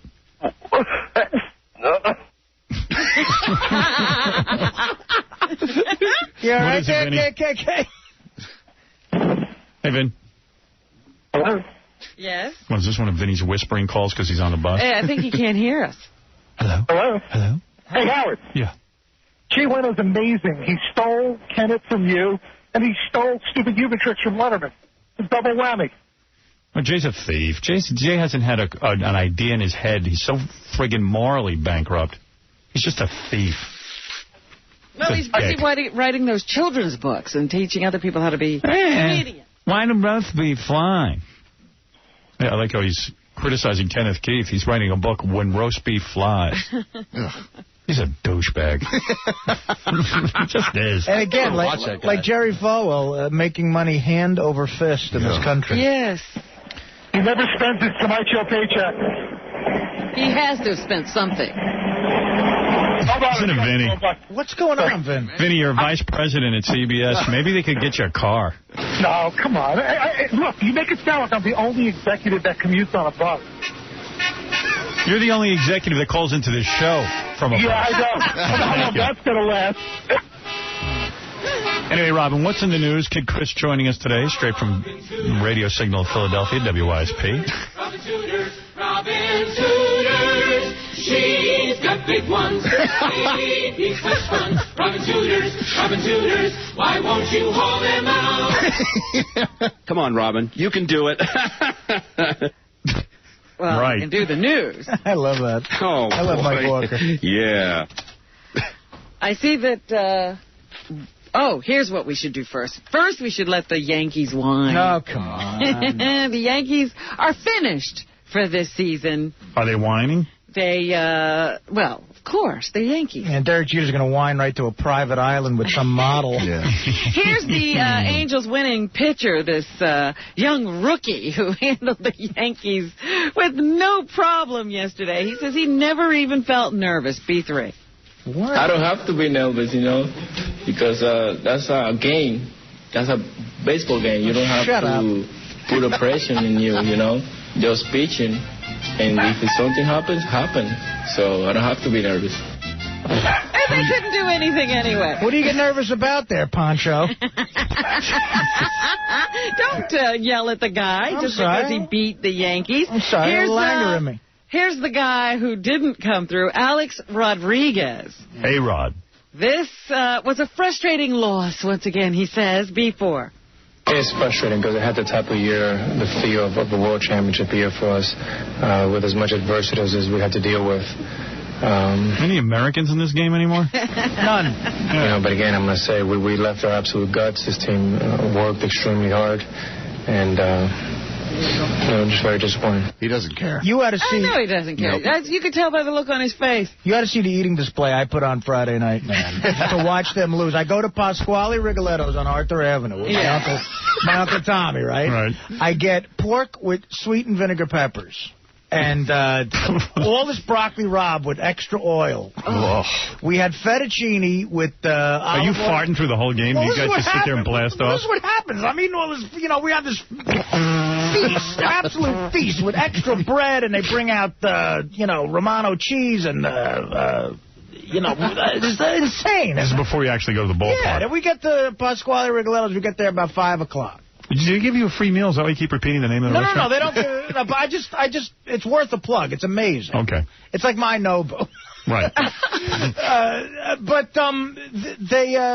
eat all this food, and then I have a big dessert. Then I get to the game. What was the dessert? The dessert was like Italian cheesecake with ricotta, Right. Everything's oil and cheese. I just picture him moving his bowels like 80 times a day. Forget it. It comes wrapped or something. You get clogged. So I get to the game, and, of course, by the second inning, for some ungodly reason, I'm hungry again. So I get a hot dog, and I get Cracker Jacks. I ate the industrial bag of Cracker Jacks. And now the agita I have by the fourth inning is insane. And they're losing. Right. And Do you have to move your bowels during the game? I must say, I have never once had to go number 2 at Yankee Stadium, and I don't... Even with all you're doing. And are you drinking Jack and water through the game? Actually, no, I didn't drink Friday night. It was just like an eating display. But I have a buddy who had to move his bowels once at Yankee Stadium, and he needed therapy for 2 years. Right. He can't It's so vile. Yeah, so... He sat on the seat? Yeah.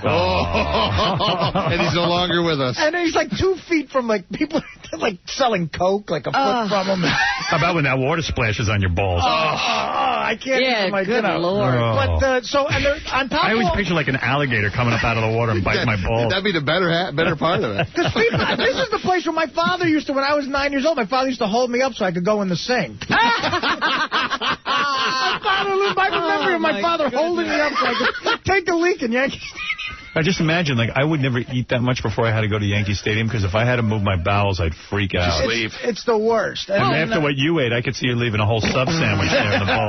What an incredible upbringing, though. His father used to hold him so he could pee in the sink. Well, that's because we have to wait in a line. Either that or on display for all the fellas. Right.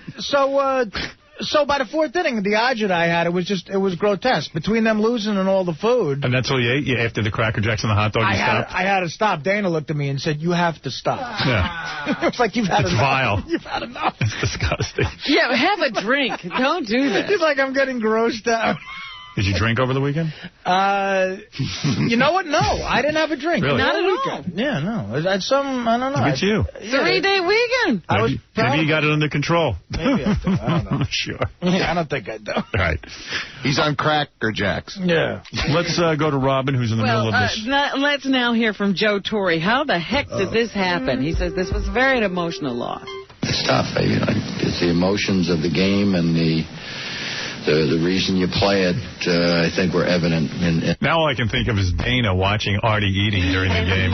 Because what is she doing this whole time? She hardly eats. Well, Dana knows all that Artie eats will eventually be laying on top of her in bed. I big, massive. I feel those Cracker Jacks on top of it. Yeah, my dream boat. Let me squeeze your ass while you plow into me. Does she ever grab your ass when you're doing it? Yeah, sometimes she'll get. Does she? And are you like, oh, vey. Play back there. Playing with the cellulite. She's got a lot to play with. Artie, my hand, I lost it in one of the craters in your ass. There's times where like, I'll put powder on my chest in the morning, and because of all the hair, it stays there. And then after I'm on top of her, like after sex, she looks like Al Pacino in Scarface. He puts his face in all the coke. Oh, no. Poor woman. She's like spitting out powder. Wow. You baby gorilla. It is like a baby gorilla with powder. She's going to choke to death on the hairs in his chest.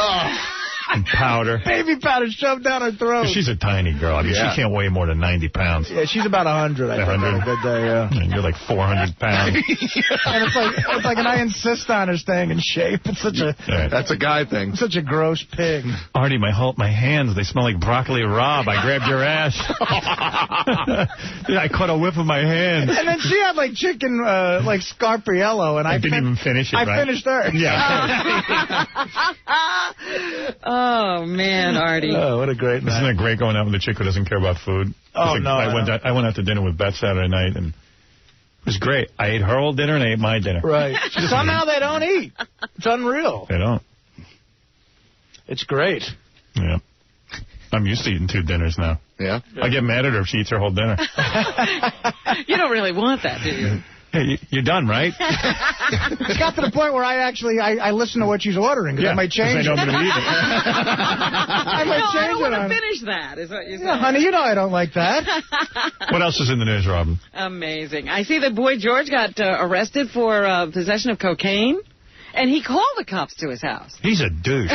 What? He's a lamest. Did you see his picture? He's a mess. He's a big mess. You know what he looks like? He looks like Curly from the Three Stooges now. Or Uncle Fester. I didn't even recognize It's odd. After the stroke. Yeah, he's got like a shaved head.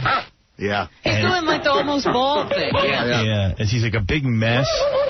Some chick was hanging out with him, and he calls the cops because he thinks there was a robbery. Burglarizing the house or something. And they find a pile of coke there. Yeah.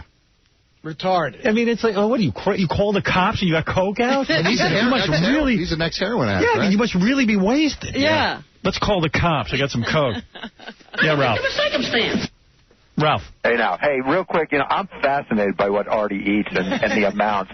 Could you have him do like a food blog on the website? The problem with Artie is every day, Artie needs someone to watch him. And like Stuttering John used to watch Artie eat because Stuttering John Artie doesn't mean to lie, but it's just like he forgets the 4 chocolate egg creams. You're good at getting it out of me, though. We still don't know if we really got the story. Yeah, I mean, even when you were at that Pasquale restaurant, right. I'm sure that like you had like 50 drinks of like even like sodas. How does he pack it in? Yeah, that's a lot of food. It is. And then you go to the ballpark and eat again? Yeah. It's bad because it's like you have it's almost like you have the equivalent of a Thanksgiving dinner. And like when he says he has dessert, he might have had 4 desserts. He doesn't have any quantities. I mean, it's always way more than he tells you. Do you get tired, usually like Thanksgiving when you eat a big meal, like do you get that tired feeling after? Absolutely. Yeah, you want to know what he's like? Did you see the picture of the python that tried to swallow that alligator? Yeah, and it blew up. And it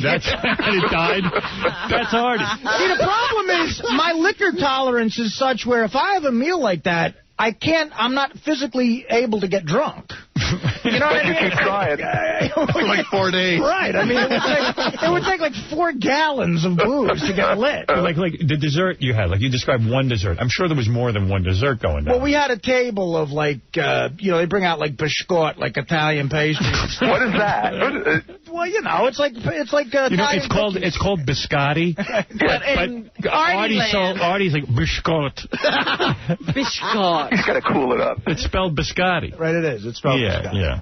So you scarf down the whole tray of that? Well, you know what I do? I dunk it in the cappuccino. See, the cappuccino. Right, he never told you about the cappuccino. No, I'm telling you. What did you drink? Coke with this meal? Coke. I had about 8 sodas. Oh. Yeah. Like an elephant. I mean, I was like the Fuji. Imagine Artie woke up one morning and he grew a trunk. Well,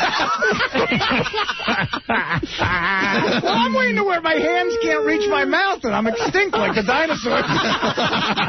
And then Artie, what about the rest of the weekend? Yeah. Like that woman who got lodged in a couch and her skin got melded with the couch. She became the couch. They tried to separate her and she died. Oh. Artie, did you binge the rest of the weekend? Yeah, it was a major eating weekend. Major. Pizzas. Because of the rain Saturday, I ordered him food. Yep. Because of the rain. I can't go outside. Like if it hadn't rained, he wouldn't have eaten. If it hadn't rained, he would have run a marathon. Because it's raining. I can't do my calisthenics. What'd you order in, Artie? Actually, you know what? I got a meatball parm sub and some white pizza. Good Lord. You got a sub and pizza? You know what white pizza is? Just bread and cheese. Yeah. White pizza and fried galamad and calamari. Over a couple of days. Fried galamad. How do you spell that? Wait, what else? Did you have bread with that, too? Yeah, they always bring you an order of bread. Yep. Bread and more bread. This was, I ordered it for the weekend. You know, I just store it, and then I can reheat it. Did you eat any of your mom's meatballs that you put in the freezer? She actually hadn't been over in a while, so I had to order a bunch of stuff. And then I got sausage and peppers, but just in a plate, not a sandwich. Well, without the bread, good. That's a quick. Why eat something like bread? The sausage and peppers I had for breakfast this morning. Wait, the meatball sub, was that like the 2-footer? A full meatball parm sub, yeah. Full. I don't measure it. That's like dinner for 6. When Artie's ordering, they go, well, how many plates? How many people are we serving? When I was fat, I used to lie. Like, I'd go, that's for 4. They know at Uptown Pizza in Hoboken, they know my voice now. I'll say, I need a bit. They got meatball parm. I go, Artie. Hey, Artie, how long did that last for, all that food? That's like a 2.5 days. Oh, that's a lie. So it was gone by Sunday night. It was a lot of food. But you ate other things. Well, you know, and then I have snacks as With well. devil dogs. I have a full array of chocolate stuff. What's in your Can we go over and take pictures in this cupboard? Right now in my freezer, there's a bunch of Kit Kats and Nestle's Crunch. Constantly my mother, when I lived in L.A. doing the Norm show, she used to ship me UPS black and white cookies from this bakery in Brooklyn that we love. Yeah, God forbid you couldn't live without that. Yeah, So right. she would ship me like 50 of them at a time, and I'd put them in my refrigerator, and I had nothing else in there. It was like 50 black and white cookies and ketchup and stuff. And Norm Macdonald brought his 10-year-old son over. Norm's son's looking at my refrigerator, and he goes over to Norm and goes, Daddy, Artie's refrigerator is all cookies. like even a kid was grossed out by it. Robin, what else is in the news? Oh, my goodness. The other thing that's in the news is a lot of people are taking these gay roles this season. I guess they're about to roll out all these movies with like JD. Gay themes. Super Twinkie. Super Twink will be one of them, but there's that Brokeback Mountain with Keith Ledger and Jake Gyllenhaal. Man, that trailer is hilarious. Isn't that the funniest trailer in the theaters these days? So funny, I'm not going to go see it. I was like, who wants to see those two guys rolling around with each other? Yeah. They're Crazy. so funny. But I see in the paper now that almost every day somebody reports where Heath Ledger has been with his pregnant girlfriend. Yeah, every day to make it look like he's hetero. Yeah, because he's got this gay movie coming out. But Hey, Bob, what's up?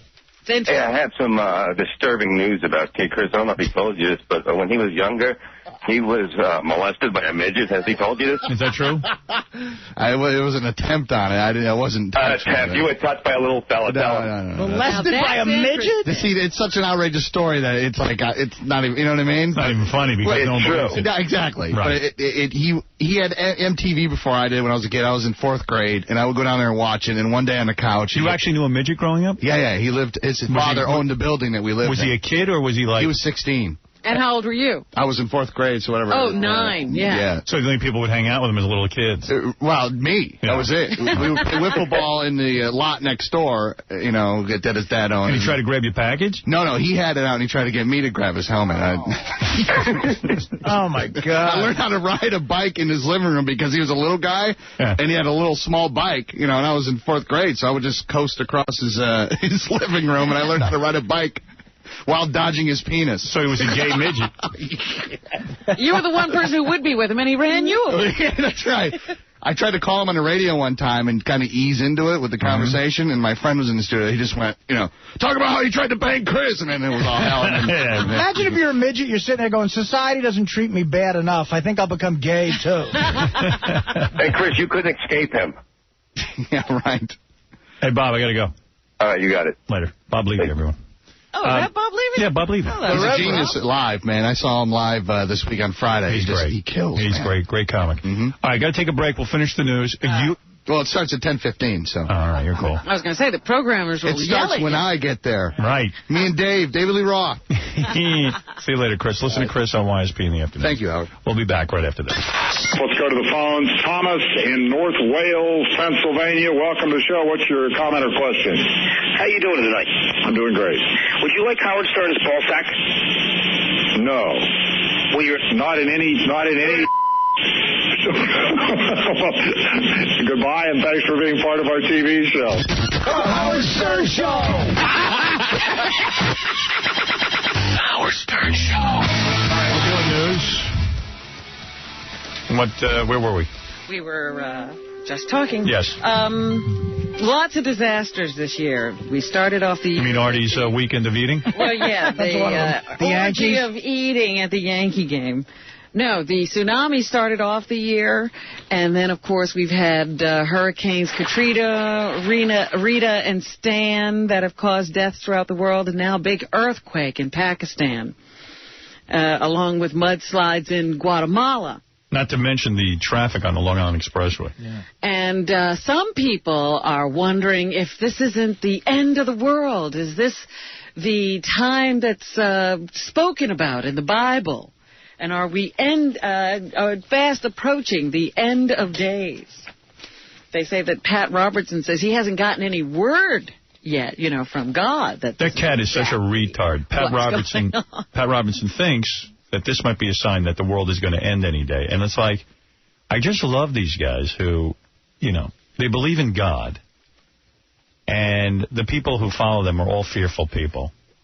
And he makes this pronouncement. And they're all shaking in their pants like the world is really going to end. They believe it. Well, I just figure it's a way to get more donations for him. That's what it ties into all the time. How do you turn the end of the world into him getting money, though? Like, how does he make that? They get scared, and then they want to pray for forgiveness because they're going to go meet their maker. And they need him to pray for them. Right. And they figure a donation will help get his attention. Friday, special guests to come in and say goodbye to us as we wind down our careers here on regular radio, or as you call it, old-fashioned radio. Or terrestrial radio, the newfangled people. Radio where you can't do anything. We wind down our career there. And Straitjacket radio. Yeah, but straitjacket or mental asylum radio. I can't wait I'm having fun trying to figure out who it is Friday. Yeah. I have no idea what to even think. Is it a celebrity? Is it one of our old show regulars? I don't know. No, you'll find out on Friday, Robin. You should be here with bells on. But I was also watching a bit of The View yesterday, and that is one strange show because Star Jones, who was a very religious person, was also addressing this issue, and the other girl from Survivor on the other end of the couch, she's like the white Christian, Star Jones is the black Christian, and they're, they're two idiots. Talking about their faith and how they think we're not being good stewards of the earth. And Joy Behar bursts into laughter and says, oh, well, if God's sending all this stuff down, he sounds like a very mean guy. Why is he bothering us? And Meredith Vieira just doesn't know what to do when the two of them start going on. Sounds fascinating. Crazy show. Crazy. I was like, nothing like listening to religious paranoids. It must be the worst place to work, that View. One of the reasons that I hate religion is because it paralyzes people. Instead of trying to find answers and say, well, some of this stuff is caused by the way we treat the environment and how we can make the world a better place through science. And there's some things we could do about it. Yeah. People who believe in God, I notice, just don't do anything. They're lazy. They go, well, it's God's will. Then there are people who believe in science and that man can make a difference. Like we can build a strong levee to keep out the floods. Those are people of science.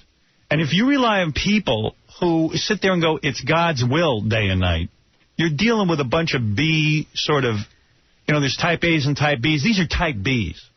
Because that Survivor girl actually said, she started arguing about, they should also be able to teach creationism in science class as well as evolution. Well, that'll be good. So we'll wait for God to destroy the earth. We'll wait for all the floods and the hurricanes to destroy us all. Unless we get some scientists in there who can figure out how to build crap and invent cures for things.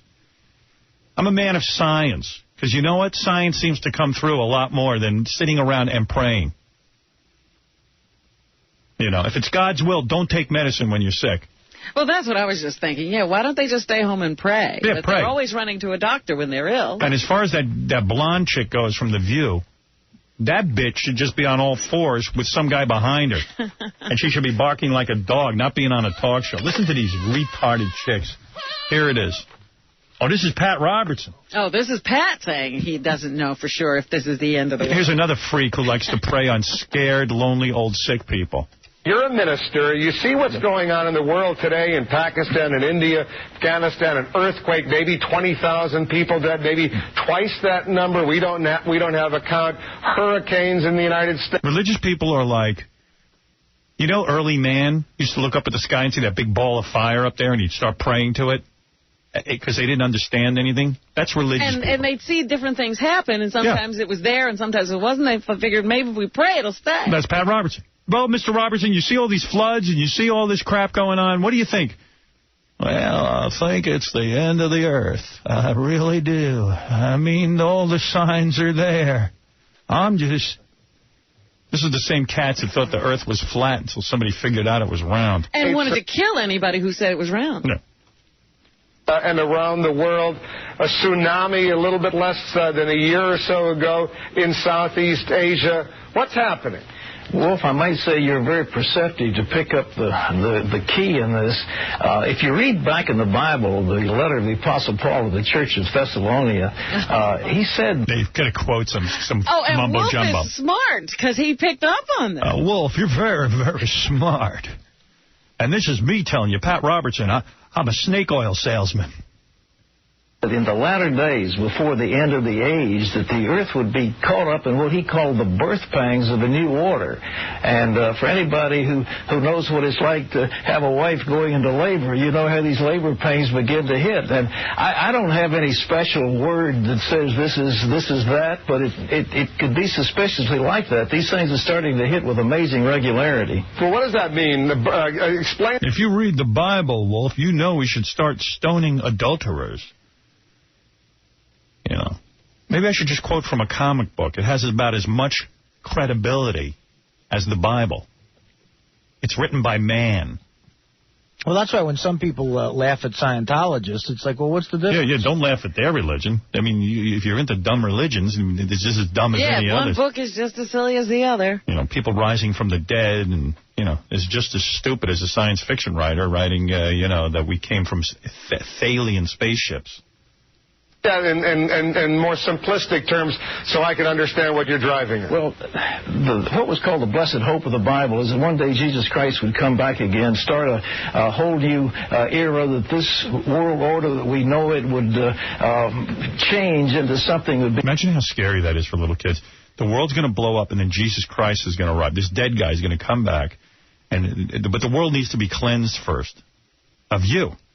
Because you're filthy and dirty. You're filthy, dirty. When the world has to be cleansed, it means you're dirty. So you're a filthy, dirty creation of God for some reason. Go explain that one. And you need to be cleansed. And then Jesus is going to come back, and everything's going to be so great. Yeah, the floodwaters will take away all the bad people, and only the good people will be left, so Jesus will be fine. No, even some good people will perish, he says. Oh, really? Yeah, he's got it all figured out. Oh, my. Well, then that'd be good. How about this? There's probably a group of scientists right now trying to find a cure for a lot of diseases. Believe in them. They're trying to actually do something that could materialize. They're not sitting and waiting for the day Jesus is going to come back. Wonderful that we call the millennium, and before that good time comes, there will be some difficult days, and there would be likened to what a woman goes through in labor just before she brings forth a child. So you think we're at that moment right now, perhaps? It's possible, Wolf. I don't have any special revelation to say it is, but the Bible does indicate such a time will happen in the end of time. And could this be it? It might be. How egocentric. Of course the end of time would come while Pat Robertson's here. And he's going to experience the good times that are coming after, of course. I'll get to walk in the shadow of Jesus. Well, if that's the case, how are you going to make a living? Scamming everyone. Well, then it won't be necessary because Jesus will just provide us with everything. What a bum that guy is. Preying on the scared, superstitious, old, naive, the poor. What a vile creature he is, Pat Robertson. Crook. Well, that's a simple word for it. No. I don't know if he's a crook or not. I don't know. That's harsh. That's something I don't know. But he just preys on the naive and the stupid. He's a despicable monster. Really, just despicable. Thank you. And all these back-to-back douchebag. disasters have relief organizations afraid that people will be suffering from what they're calling compassion fatigue. Is that getting to you? Yes. I'm so sick of being compassionate. I really am. I'm drained from all these disasters. I'm writing checks. I mean, enough. Tired of being nice. I want to be with me. So, no money coming from you for the earthquake victims? No, I'm done. Oh, I said dear. no more tragedies. Really? You're really going to give up? Yes. We pay enough taxes. The governments can take care of this. Well, the UN is begging the governments of the world to really come up with some relief quickly for the latest disasters because people are in great need and many, many people have died and they just need to get these places straightened out before all the dead wind up creating diseases. Some very insensitive guy called me and said he wanted to donate towels. Yeah. Which I thought was very, very, very wrong. Meanwhile, I lost my train of thought. Oh, bird flu. Are you afraid? I'm not. I know Fred is. They're also predicting a pandemic. Fred says he's not talking on mic until the bird flu epidemic is gone. Of avian flu. You know, the 1918 flu, they're blaming on birds now. Yeah. And they say, it is spreading around the world. The birds are getting sick in more and more countries. Some people have gotten the disease. Kill all the birds. So far, I mean, they've transferred it to tigers. I'm for it. Them and the sharks, right? No, seriously. Kill the birds. Kill all birds? Yeah. Oh, stop it. Kill every bird on the planet. There'll be no more bird flu. How would our life Am I crazy? Am I wrong? I mean, am I nuts for wanting to kill birds? Birds are so beautiful and wonderful. They are wonderful, but we have to kill them. Oh, stop It's either us or them. How's my life different without birds? Yeah, how does that change? Exactly. Well, let me tell you. You know what? So far, we'll start looking at bats. Right. So far, they have people who have gotten the disease have gotten it from handling the birds. So far, there has not been human-to-human transmission, but they say it could be something that will happen in the future because viruses have such a great ability to mutate. Yeah, so stop handling birds. If that were the case, then it would be a real problem because now you'd have to treat human beings for the illness to try to keep them from spreading it to each other, and that could really go around the world very quickly. And in the United States, we would not be ready because the manufacturers here will not make the vaccine. We would not have our own vaccine, Howard. And why would we not have our own vaccine? I don't know. Because they would be afraid of the liability. Right, the lawyers. Yeah, the lawyers ruin everything. Forget about it. Worse than Pat Robertson are lawyers. So we would all have to die if this bird flu became that dangerous because nobody here will make it because they're afraid of being sued. Riley, what's up? Hello there, Riley. Hello, Riley. Oh, yes, Howard. Oh, wait. Riley, hello. Hello. Hello. Riley. Where is it? Hello. Hello. Hello. He never says hello. It's hello. Hello. Hello. Hello. Hello. All right, let's take a break. We'll be back. We'll wrap up the news after this. Ladies and gentlemen, the king of all media, creator of Fireman, and the next governor of New York, Howard Stern! Ready? Let's do it. Let's do it. Top of the Howard Stern building. It's the Howard Stern Show. Yeah. Do they still say the Howard Stern building on the rest of the station? I haven't heard lately. I'll have to check into that. Let's finish up the news, Robin, by all means. All right. There's a mayor's race going on in the city of New York, and Howard Dean will be here today to help the Democratic candidate. Do you know who it is? Who's going to be what? Who the Democratic candidate for mayor is of New York. Fred Norris. No. I don't know. Well, I mean, you're a New Yorker. Ferdinand Ferrari, or whatever his name is. Ferrara. It's like Frederick, right? Ferdinand Ferrer. It is Frederick Mackay. Frederick Ferrar. Yeah, Frederick Ferrara. Yeah, it is a Fred, right? Yeah. Frederick. Freddie Ferrara. How do you say his name? Fernando Ferrer. Yeah, I know who it is. I just don't care. Howard Dean will be here to boost his campaign. And he says it's important that New York, he's here to try to explain how important it is for New Yorkers and the rest of the country for Fernando Ferrer to be the new mayor of New York. And I don't understand why it's so important. I'm like a Bloomberg guy, man. I like the current mayor. I don't know why we need Fernando Ferrer. I've never seen a guy more casual about a campaign than Bloomberg. Well, because believe me, you're lucky you got him. I mean, you got a guy who busy. He's working. Got a guy who can do things. You vote for him. When you got a bad guy, you vote him out. But otherwise, keep him in. And then there's a governor's race in New Jersey. I don't know if you know about that one. Do you know who's running over there? Well, no. I know McGreevey was gay. That was the last guy I was interested in. Ever since then, I've been off politics. Yeah. And McGreevey must be having a good time, too, because I read in the paper today he was eating off his boyfriend's plate at a restaurant. Oh, I'm glad you said plate. Hey, by the way. But you don't know who's running in New Jersey. I just read both their names, and I can't remember them offhand. No, I don't. I think one's abroad, right? No. Oh, damn. Artie, you live in New Jersey. No, I just know the Yankees lost. John Corzine, who is in the Senate, isn't he, right now? Right. Yeah, some mudslinging going on. Yeah. And then I think Frederick Forrester is the guy who's... Frederick Farrar. Are you having a killer time? He figures if he doesn't win mayor, he'll be governor of New Jersey. Apparently, they are both millionaires and spending a lot of money, and they are doing the whole ad campaign where, John Corzine eats children. Yeah.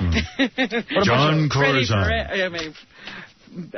Whatever the guy's name, Forrester, hates women. What a bunch of loudmouths. Yeah, they're just trying to kill each other in the press. And right now it seems to be working because now, while John Corzine looked like a shoo-in to win the election, the Forrester guy has pulled within a few points. So it's a neck-and-neck race. Do you want another homo governor?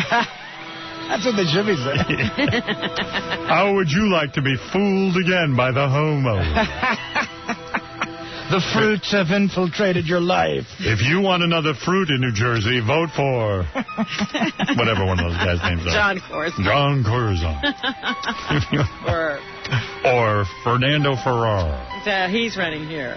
Whatever the Forrester dude's name is. It could be Bill, for all I know. Bill Farrar. I don't know. Corzine sounds a little fruity to me. Do you want to be led by a man that eats off another man's plate? Wink, Vote. wink. Do you want a super twink in office? All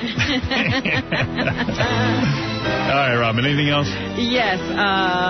President Bush says he expects more violence in Iraq before the nation's constitutional voting this weekend, but he also expects a good voter turnout. So he expects the Iraqi people, regardless of the violence, to continue going to the polls. Going out on a limb there with that prediction, more violence in Iraq. Yeah. Meanwhile...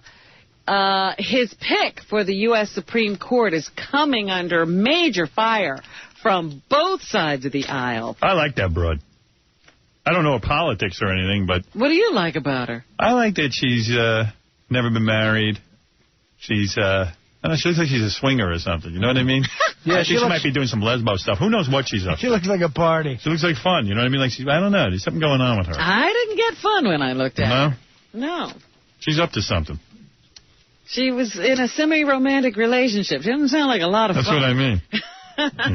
Semi-romantic. I know. What's her name again? Harriet Meyer.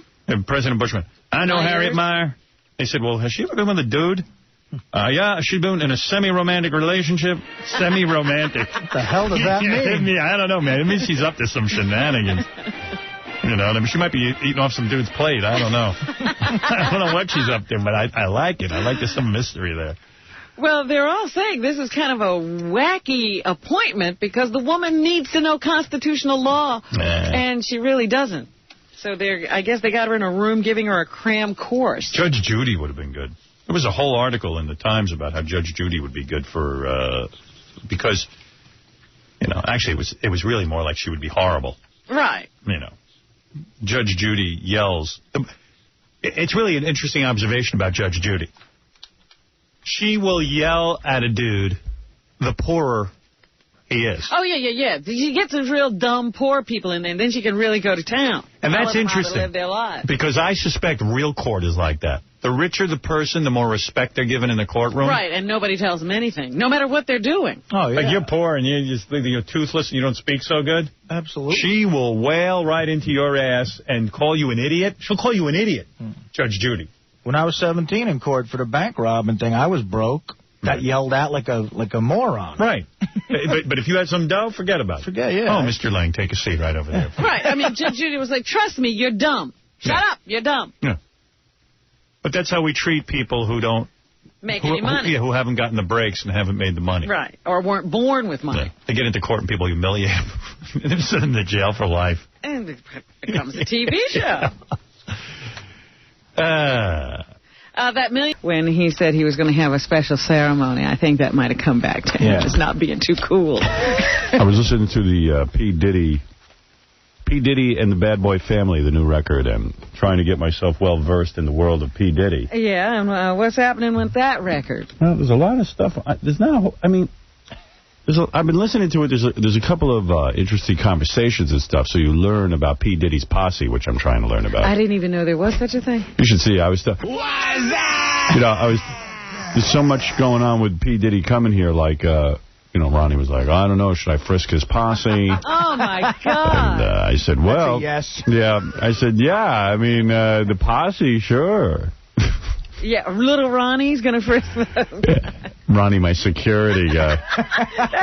Keep a camera on that. You better go back to driving a limo. This might be beyond him. Ronnie becomes the limo driver when P. Diddy comes in. But, no, the posse, P. Diddy's got an album out, but it's definitely a family affair. There's a lot of guys talking on it, a lot of women singing on it. Phone calls. It's not just P. Diddy. Yeah, well, here, I'll give you some of P. Diddy. This is Welcome to Pobs. No, that's not it. Right. Well, he certainly has changed. Listen, this is some funny right here, though. This chick, right, from D.C. You know what I mean? So, I'm fucking with this. This is good because I get to learn how to rap with P. Diddy. Yeah. Chick, so, you know what I mean? I said, come back to the tiller, you know what I'm saying? Let's pop it. So,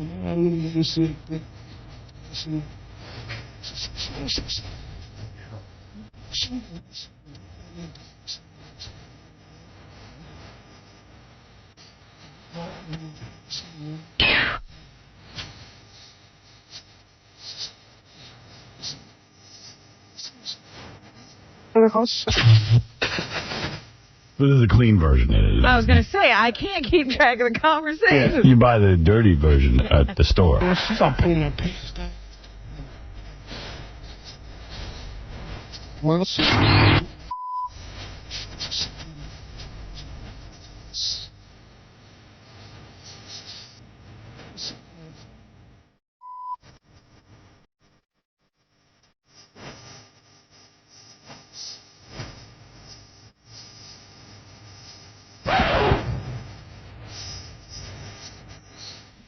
See? You get to on the record, you get to hang out with P. Diddy's whole tribe. Yeah, you feel like part of the gang. Yeah, it's interesting. It's like Sergeant Pepper in a way. Right. Hey, Reggie, you're on the air. Hey, what's up, Howard? Hey, yo, what's up? Yo, what's up? Yo. Okay, you want to know how a posse works, okay? Yeah. All right. That's well, right. first of all, Sean is so large, a dude like Master P, he has to pay his posse. Most of the people on Sean or P. Diddy's posse, they hang with him for free, basically, because Sean is so large. Actually, he has Andre Harrell, who used to be the CEO of Motown Records. Yeah. Who put him on. Who are you that you know all this? How do you know? Reggie, how do you know? Now, we belong to the same church. Right. Okay, you were just... You and P. Diddy? Yes. What church would that be? And Little Kim. And Little Kim, Kim, you, church. Little it's Kim, called Love Fellowship. Little Kim, you, and P. Diddy belong to the same church. Give the name of the church because a lot of people Love Fellowship in Brooklyn. Yeah, Brooklyn, top of the food chain in the house. Top of the food chain. How often would P. Diddy be at church? Not too often. Usually, after some controversies. Right. Well.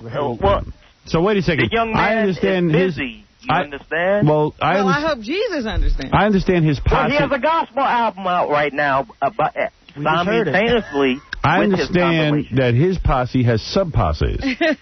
Oh, come on now. Listen, Sean has it going on. When he gets there, it's not going to be on CPT time. Okay? Yeah. His pastor, Hezekiah Walker.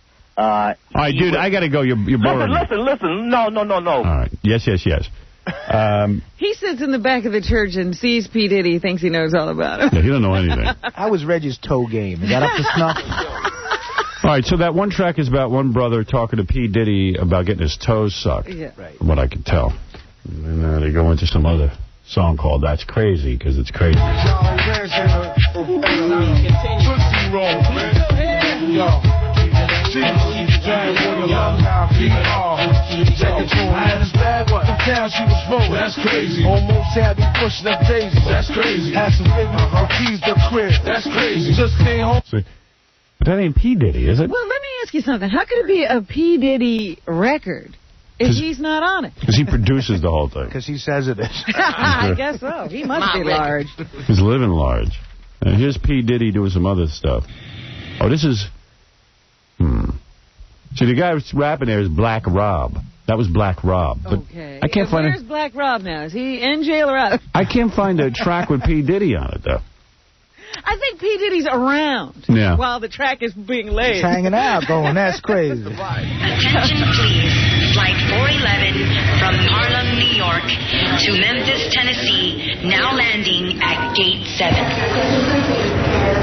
You know, What's that got to do with anything? I don't know. And then a lot of noise and stuff. P. Diddy got it all going on. That's P. Diddy getting in his car. That's P. Diddy starting up his car. That's P. Diddy fast, in case the fuzz is looking for it. In case the man is looking for it. On the run. And you got this here track. There goes P. Diddy. All right, and then you got this track. Oh, this is a good track. This teaches you how the black man handles his black woman. I like this track.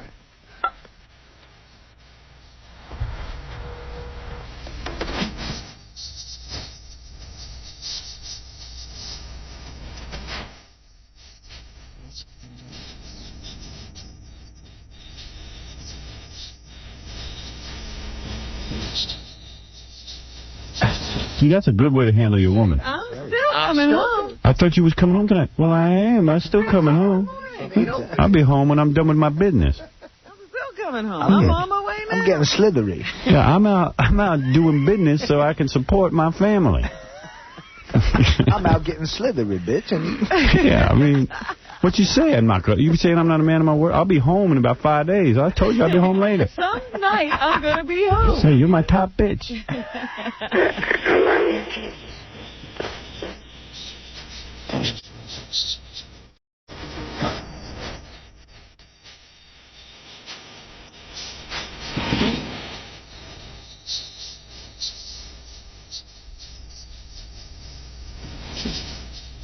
Oh, look at her.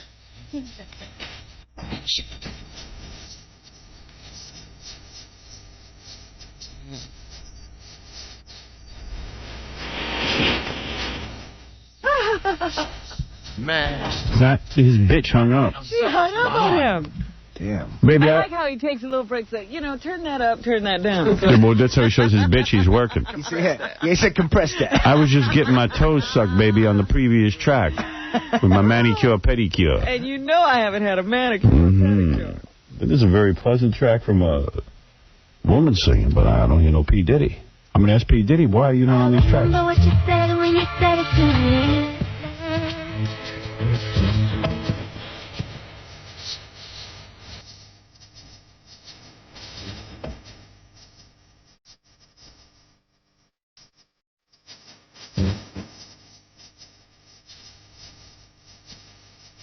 So the album is called P. Diddy and the Bad Boy Family.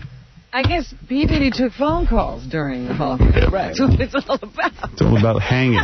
It's all about being into the P. Diddy lifestyle. But all you hear him doing is taking phone calls. No time to sing. He's busy with his bitches. All right. There's a whole bunch of people want to talk to us this morning. It's Friday. Welcome to the show. Yes, P. Diddy will be here. We'll talk to the editor of Premier Magazine about some of the summer movies coming out. Got those two broads from the WWF coming in who go in the ring and they fight. Two other broads. They fight two other broads and they strip down a bra and panties. I like that. There you go. Drew, you're on the air. Howard. Yeah. Did you happen to catch Oprah yesterday? Nah, I almost did, but then we went to this screening of... We're at the screening then.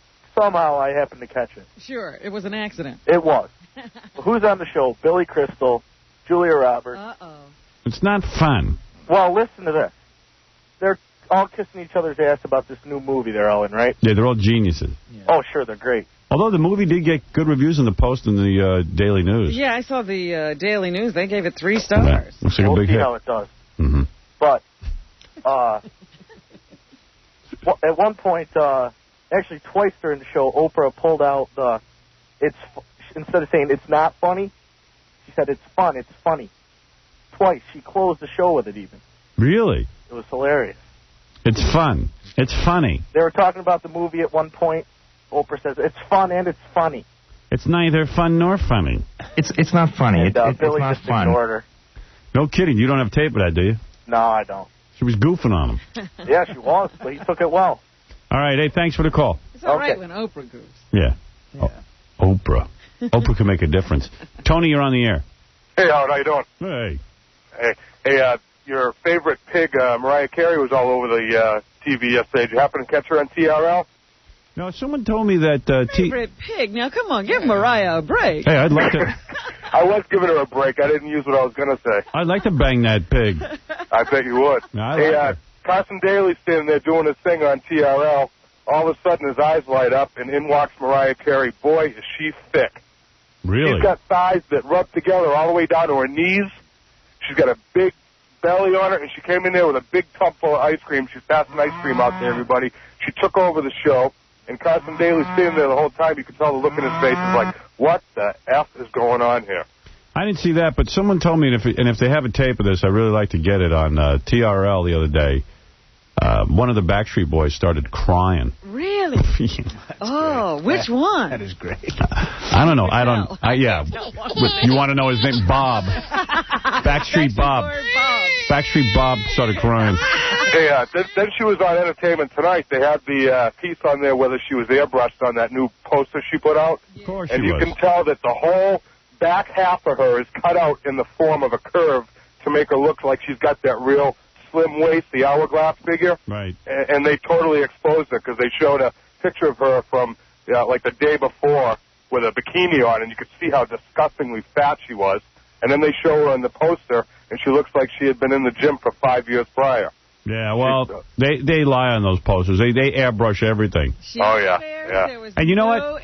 If you actually do a picture of yourself, if you've got some sort of fame, and you do a picture of yourself where you don't airbrush and you're in shape, people accuse you of it anyway. It almost doesn't pay to be in shape. I remember when my book first came out, the cover of the book, everyone said, well, you airbrushed the picture. I said, no. I went in, I took a picture, and that's the picture that we took. But, so you don't even get any credit for trying to get into shape. Yeah. Hey, Howard, I've been wanting to call for a while and ask you 2 questions about your movie. Can I ask you a couple questions about it? All right, go ahead. The first question is for you. When you were in the tub with that girl and when you were shooting the movie, it really looked to me like when she was giving you the massage and she went down, she really grabbed hold of your unit downstairs. Did she or didn't she? Well, no, she didn't grab my unit in the actual thing, but I was aroused. I was aroused. It looked like she grabbed you. She was. And the question for is Fred there? Yeah. Hey, Fred, did you bang that chick after Howard left? In real life or in the movie? In real life. That chick, no. No. You didn't? No, but why? Because that isn't exactly what happened. That was based on the Jessica Hahn incident and stuff. But I see. Okay. No. Okay. Hey, Howard, thanks, man. All right, later. Bye. That girl was cute, too, in the tub, and she was just being so playful. Haven't you heard from her? Yeah, she called me after I got separated. And you were both free. I think she's separated, too. I'm not sure. I thought that was what the case was. Man. She was hot. Yeah, she was way hot. Man. Way hot body, too. Oy. I don't know. We never got together or anything. You know. I heard you got thrown out of a cab this morning, Fred. What's up with that? I did. What happened? Some guy started going the long way, and I started saying, where are you going? And he keeps telling me this long story, and the more I tried to get, why are we going this way, he says, okay, get out of the cab. Really? Yeah. Oh, wow. How was he going? How could there be a long way? Well, there is. We're between 5th and 6th. He could have cut over, on Broadway, because I'm coming down from the west side. He started going all the way over to 5th for absolutely no reason. Oh, he went past. He went way past. And there was a couple times he could have turned, and I said, why are you turning there? Oh, he's very confused. There's a lot of going on here. And I'm going I says, every day this week I've taken this cab, and they've gone this way. Why this morning can't you go this way? Do you just go out and hail a cab, or do you have a cab service that picks you up? Hail a cab? You hail a cab, yeah. Because so today was potluck. Most of these dudes don't know where they're going. I think that's what it was. I don't think he knew where he was going, and How did you find out he had gotten thrown out? John told me. I told John. Oh. Yeah, and you tell John, that means you're telling me. Oh, yeah, forget it.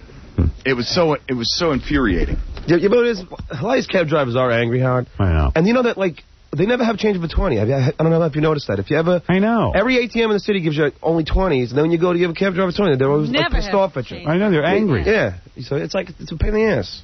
Yo, Howard, he's right, man. Change. I start my day off every day with a fight. Because right here, they're doing construction on 6th Avenue. Yeah. Every morning, I'm fighting with the guy because I asked him to make a left-hand turn on 6th Avenue. There's a sign that says no turns, but there's another one that says before 8 o'clock you can make a turn. Right. So it almost came to blows a couple times, I swear, man.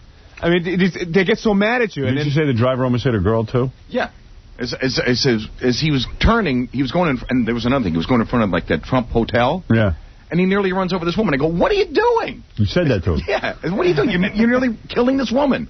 And then he goes, okay, now you can get out of the cab. Really? You are wrong. Because I'm saying it's my fault that you almost hit this woman. Did you pay him? No. I threw like $3 on the back Why? floor. Why? He threw you out. Well, you know, I just twisted logic. That was nice, I guess. I told you my friend got thrown out of a cab on the West Side Highway. The guy stopped on the West Side Highway in the left lane and said, get out. Wow. Why? Because the guy was playing like speed metal, the cab driver. It was really loud. My friend asked him to turn it down. And the guy goes, this is my effing cab. I'll play whatever I want. And my friend says, hey, I'm paying. Could you just turn it down? And the guy just pulled over on the West Side Highway and said, get out. And he left him in a place where there was nowhere to get a cab. Wow.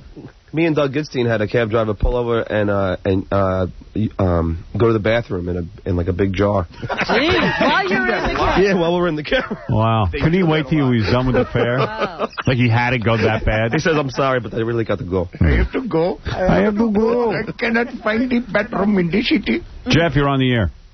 Yeah, what's up, Howard? Good morning, everybody. I just want to say, Artie Lang, he's a retard. Why? He comes to my golf course about a week and a half ago. Him and his buddies are acting all silly and stupid, and they put a golf cart in the creek. Did you, Artie? That's not true. I was there. You sound like the kid from The Sopranos. Yeah. The Tony Sopranos. I didn't put any golf cart in a creek. I mean, we were drinking and yelling, but... Bro, you know I did not put a golf cart in a creek. It was that other guy. But no, really, did you do it? I swear to God I did not do it. I was at this golf cart. Who's this, the greenskeeper guy?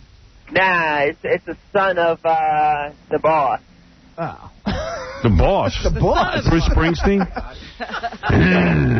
No, there was an incident at this golf thing that I went to, and I don't golf. What were you doing there, then? My buddy has this golf outing, and so it's a chance to see all my old friends. Right. And I went there, and... You were driving the cart? We were drinking a lot, you know. It's the only way to play golf. What do you drink, bourbon? Jack Daniels. Oh, Jack Daniels. Because you know what? Casey told me that he went to the track with you the other day. Yeah. And he said you had a cigar, yeah, a brown paper bag with a bottle of Jack Daniels. You do the brown paper bag? No, he brought it. Well, he told me you drank the entire bottle yourself. No. That's what he told me. How big a bottle? It's the most ridiculous thing I've ever heard. Yo, Casey, Howard, the guy is awesome to go to the track with. I mean, he drinks. Right? Yeah. And if you had a picture of this guy, he had the cigar, the Yankee shirt, I mean, the full bottle, walking around it, because, you know, there's nowhere else to He looks put like one of those old men at the track. Yeah, he's got his paper. Now, how old are you, Artie? It's the track, 33. 33? You act like you're 65. But how big a bottle of Jack Daniels is he carrying? Yeah, what does he get for a bottle? Oh, no, it was a good size one. It was like, that was Johnny Black. Johnny Black. I actually owe Casey a bottle, because he bought that. Was that a quart bottle? Was it a quart? No. Was it a quart? No, it was like the medium-sized one, like not the pint. That's a small one, but so like it's a fifth. I think he called it a fifth. Yeah, right. He drank a fifth by himself. Oh yeah, yeah. No. And what does he do? Does he keep the brown paper bag around it and like just sip it? No. He doesn't even care. He Really? just has the bottle. It's the track. What are you doing? And he's drinking straight out of the bottle. Yeah, he's drinking straight out.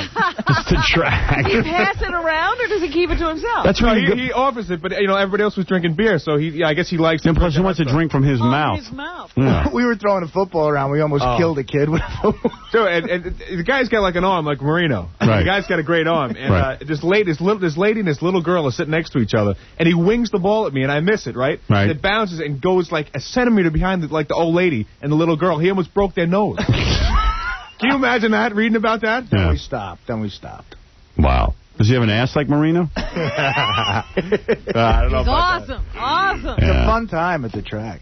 Yeah, you guys love the track. You know, my old man goes to the track all the time, but he used to bring me and yell at me, so I always got turned off to it.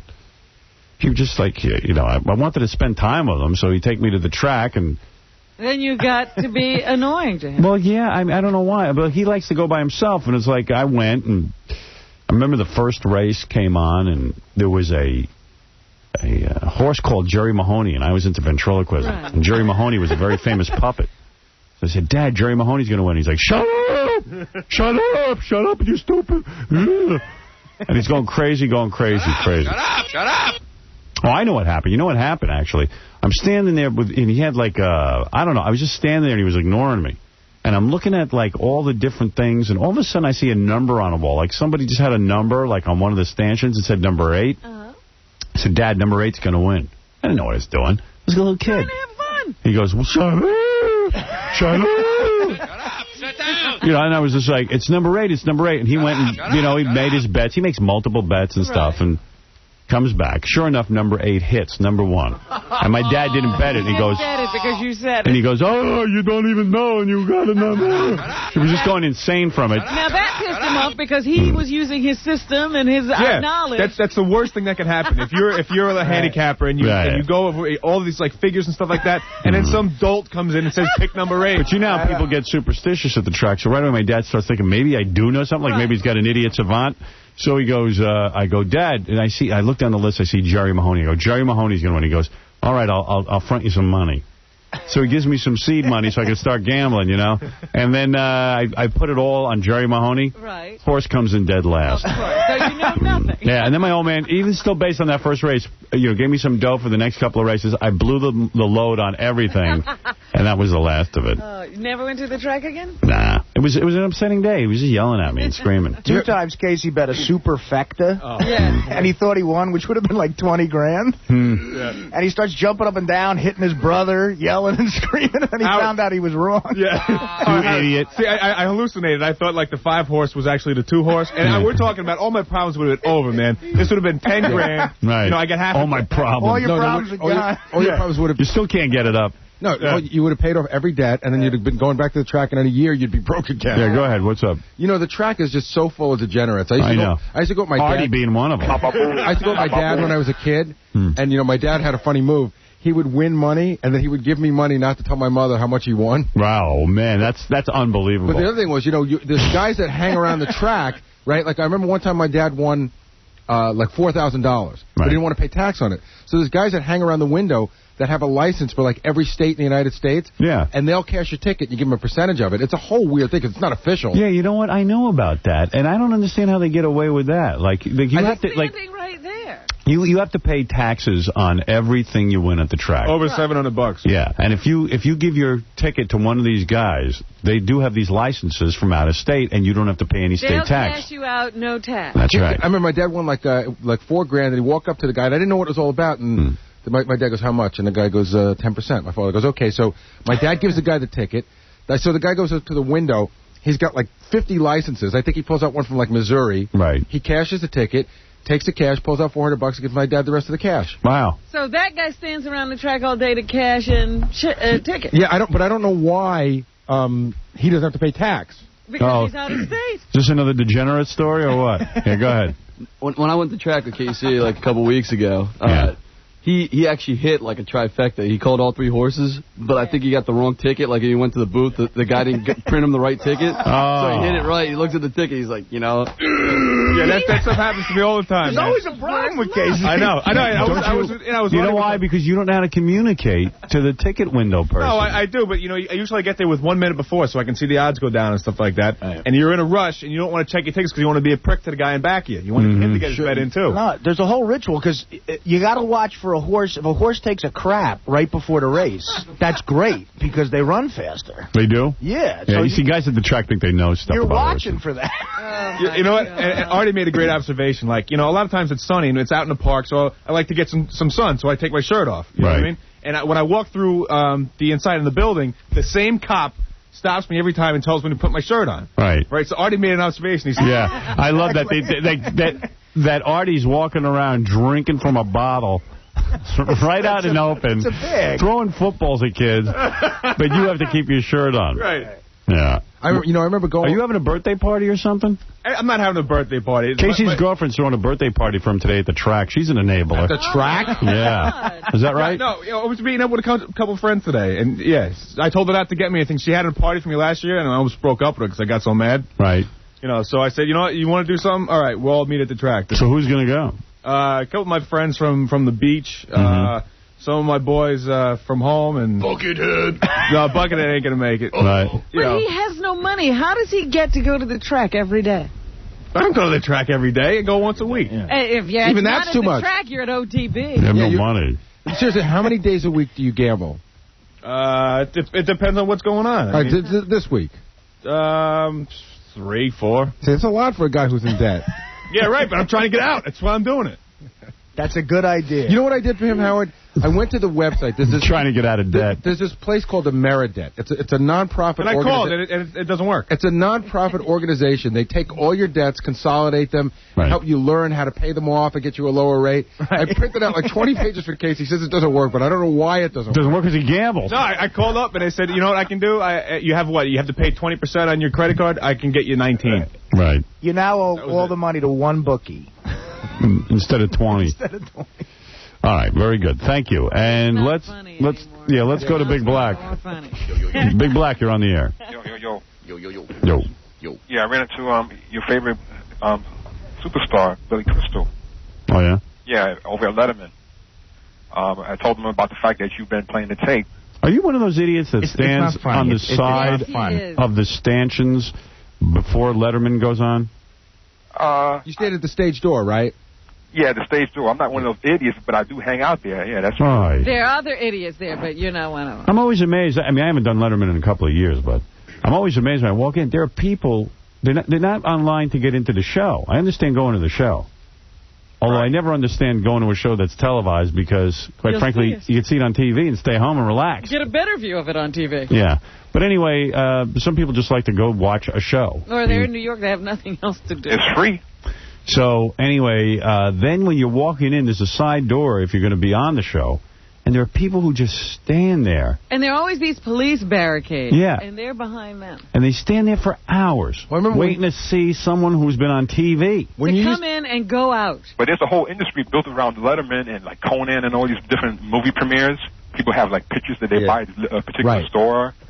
Like I used to walk home when we were in the building. I used to walk home the other way. When you go in front of the Four Seasons Hotel, there's a crowd out there every day because there's always a celebrity there. And I would how do people have free time? And I would say that, like, one of the guys I knew is a guy I went to college with. He's like a movie theater manager, so he only works at night. Yeah. And I would say, what's going on today? Oh, Mel Gibson's in town. And he had like a whole portfolio with Mel Gibson pictures, and he tried to get Mel to sign as many of them, and he sells them. Oh, yeah. He's in business. You know who's the king of that business? Radio Man. He knows everything. Yeah, well, good for him. He looks like he's doing real well with it. I was at Conan today, same thing. A bunch of people all waiting for Billy Crystal. And Billy Crystal, went underground. He didn't come out on the street. Oh. And someone told me it's because Billy has been complaining about his eyes, and he can't handle the sunlight. So he's been wearing sunglasses because his eyes have been bothering him. Billy Crystal at Letterman goes underground? Conan. No, not Conan. Letterman. NBC. Yeah. You know NBC? Yeah. Oh, yeah. Around that tunnel system. But when he did Letterman, he had sunglasses on. That's true. Well, of course you do that because when I go to do Conan, you just drive into the NBC building and you park. Yeah. How else would you go in? Some people get dropped off on the side and walk up the main way. Yeah, like Tom Bergeron. Oh, I've done that too. Tom Bergeron was there. He got dropped off at the side and walked in. I think I've done it both ways. Yeah. Yeah. Used to go in the side. Yeah, but what I'm looking for is a free parking spot. You know what I mean? Because you can't find any. A place to put your car. Yeah. So how do they determine whether you park underground or not? Yeah, underground, yeah. No, but how do they determine whether you go on the side or you go underground? If you're real important to them, and they've been dying to get you on for years, they let you park underground. Right, because they tell you that it's not allowed. Yeah. I remember they used to tell you it's not allowed, and one day you said to Letterman, well, I'm not coming. And then suddenly it was allowed. Yeah. It opened up. Yeah, you know what? You get what you ask for. It's like... not me. Yeah, I know. Well, you're already late. When I'm on Conan... Artie gets the subway to Conan. I got to walk. No, what I did was, I remember when I first started doing Letterman, the first time I did Letterman, I was the second guest. And I know when I went on, I was good. I was better than the guy whoever was the first guest. I don't know who it even was. So then they called me and said, we want you to do it again. And I said, well, I want to be the guy that goes on first for a couple of reasons. Number one, you get out of there. You don't spend all day waiting around for a Letterman show. And secondly, Nobody stays awake to watch the second guest, so what's the point of going on? But you know what it is? People have such a hard-on to be on TV that they're afraid to stick up for their rights. So I went, listen. Well, somebody's got to be the second guest. Yeah, but not me. Not everybody can get the first slot. That's fine. I don't want to be second. I'm simply saying there are people who can't ask. You know whose job that is? That's like Larry Miller's job, is to be the second guest. Yeah, well, you know what? I knew I wasn't that hard up. I had my own radio show. So I just said, you know what?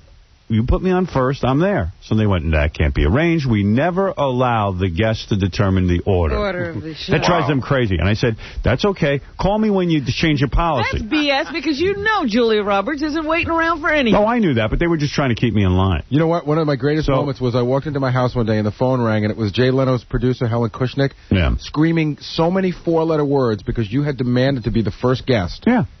We never do that. 6 months later, you were the first guest. Yeah, I just said, I'm not coming on until you understand that I go on first. And then I said, and I don't want to sit on the goddamn couch while Jay interviews other people. I might just get up and leave. So then she goes, you have to, what we do, the reason we want you on second is we try to create a chemistry on The Tonight Show and have the right mix of people. It's like a party. And I said, listen, that's all good. Tell me when you get the right mix where I go first. The right mix. I said, I'm not going to sit there while Jay interviews, the starlet of the week and fawns all over it. But how can she tell you that they don't have a policy of doing that when, like Jack Benny doesn't wait until second guest? Jack Benny's not waiting for anything at this point. Jack Benny's a corpse. When he was alive, you know what I'm saying? Bob Hope, you mean? Bob Hope, yeah. Yeah, that's what I said. I said, you know what, you guys have exceptions. I think I'm an exceptional guest, so I want to be treated that way. So they change. Same thing with like Conan or when Letterman was at NBC. I'd say to him, they'd say, well, come on over. I'd say, I want to park underneath. You can't park underneath. No, it's an NBC policy. It's anti-terrorist, blah, blah, blah, blah, blah. I said, okay, I'm not coming. And they go, wait a second, how dare you, blah, blah, blah. I said, they go, you're bluffing. I go, I'm not bluffing, I'm not coming. There's nothing to bluff about. I don't really care if I do the show. My career doesn't change a bit if I do your show. That's funny, you're bluffing. Yeah, and then you hang up, and then they call you right back, and they go, okay, we just found out you will be able to park We're making underneath. it special. So you can do whatever you want with those shows. They're desperate. I love that whole intricacies of inside politics. The what? The intricacies. Intricacies. What do you think the word is? I can't think of it right now. What is it? Say it. The intricacies. Intricacies. Intricities. Intricities. That's it. The intricacies. What is it, Robin? Intercicine. Intercicine. I tell you what, if you could say it right, I'm going to give you a good prize. Ooh. Yeah. If I can say it right. What is the word you're trying to say? I know what word you're trying to say. If you could say it, I'm going to give you, listen to this, certificates good for round-trip coach class travel on American Airline within the 48 states and Canada, courtesy of Orbitz.com. If you could say the word you're trying to say. To go anywhere? Within the 48 states. Yeah, you could be broke in L.A. Got it. Intricacies. That's it. You got it. See, you know what? He's lazy. See, you can teach your brother to say intricacies if you offer him something. I am somebody. He knew that, and he wasn't going to say it to you. That's amazing. No, I didn't know. I had to hustle you. Yeah, intricacies. Intricacies. Yeah. Yeah. I love intricacies. Spell it now for another. Yeah, if you want a BlackBerry, spell it. Yeah, if you want some cash for that trip. Yeah. Give me some cash. How much cash? All right, so, hey, Big Black. Right. So, what happened when you saw Billy Crystal? Wait a minute. Don't you gonna give me, how much money are you going to give me for Oh, we're just be quiet. Stop having your hand out every minute. Oh, okay. I saw him going in the way in to see Letterman, and I said, you have any comment about the fact that Howard Stern has been playing that tape of you when you ran into Stuttering John? And he says, oh, yeah, I heard that he's been playing that a lot lately. You know, like he didn't really, he's been playing that a lot lately, huh? Like he didn't really know what was going on. So I said, do you have any comment? I can give him a message. And he says, he just shrugged his shoulders like, I got nothing to say. Right. And then I wished him good luck with his movie. He said, thanks. Well, there you go. Howard, I wanted Billy Crystal so bad yesterday. I went to Conan, and he went down through the basement. So I went to the security that takes you up to the elevators. Yeah. And I said, yeah, I'm here for the Conan show. They said, what's your name? So I looked at the names on the list. And the security at NBC is so bad. They got these $4 an hour guys who look like they stepped off the boat. So I found the name on the list, and then I used this guy's name. She goes, okay, and she called and she goes, yeah, okay. So she said, let me see the list. I'll show you my name. Let me see, who do I want to be? But you were able to stand there and read the list. Yes. So I read the list. I gave him 2 names on the list of me and the crew guy, and then we went up to the 6th floor. On Conan's floor, I checked out a few green rooms trying to find Billy. Oh, my goodness. Man. You're the run of the place. Yeah, but I just couldn't find them. Wow. Did anybody notice you? No, they didn't care. Conan's a weird show. Like, nobody from the show seems to be out in the hallway and knows what's going on, so anybody could roam around and do pretty much anything they want. Yeah, I know. NBC security, when you go down there, they have these booths, and they put all the security guys. And a lot of the security guys look like some young black kids who they got off like the streets of Harlem or something to give them some sort of, equal opportunity. I think it's Job Corps training. Is it? And yeah. the women, they have some women that do it, and they're really angry. Yeah, all the black women are angry. I think black women are angry. So well, the ones at NBC are. Yeah, a lot of the black women were angry. Like, I would ask them stuff and they'd be angry. Where do you find a black woman's not angry? You go to the supermarket, try to check out, they're angry. You call an operator, they're angry. I was like, ma'am, I have to bring this box upstairs. Excuse me? No, I don't mean any trouble. I was told that if I didn't have a pass, it would be okay if I brought this box. Excuse me? Well, the classic story is that Fred and I took the entire contents of an office over 6 hours in the middle of the night, and the guard never said a word, and the last thing he said to us, he goes, wait a minute. And Fred and I were like, oh, man, we filled a van of stuff. Right. And he goes, wait a minute. And Fred goes, what? And he goes, you know what time it is? That's so funny. As you were emptying the place. We emptied your office. I know. That was in private parts, right? Hey, so John, so this is so true, because like you can go up there and they stand at a podium and they have a book open. Yeah.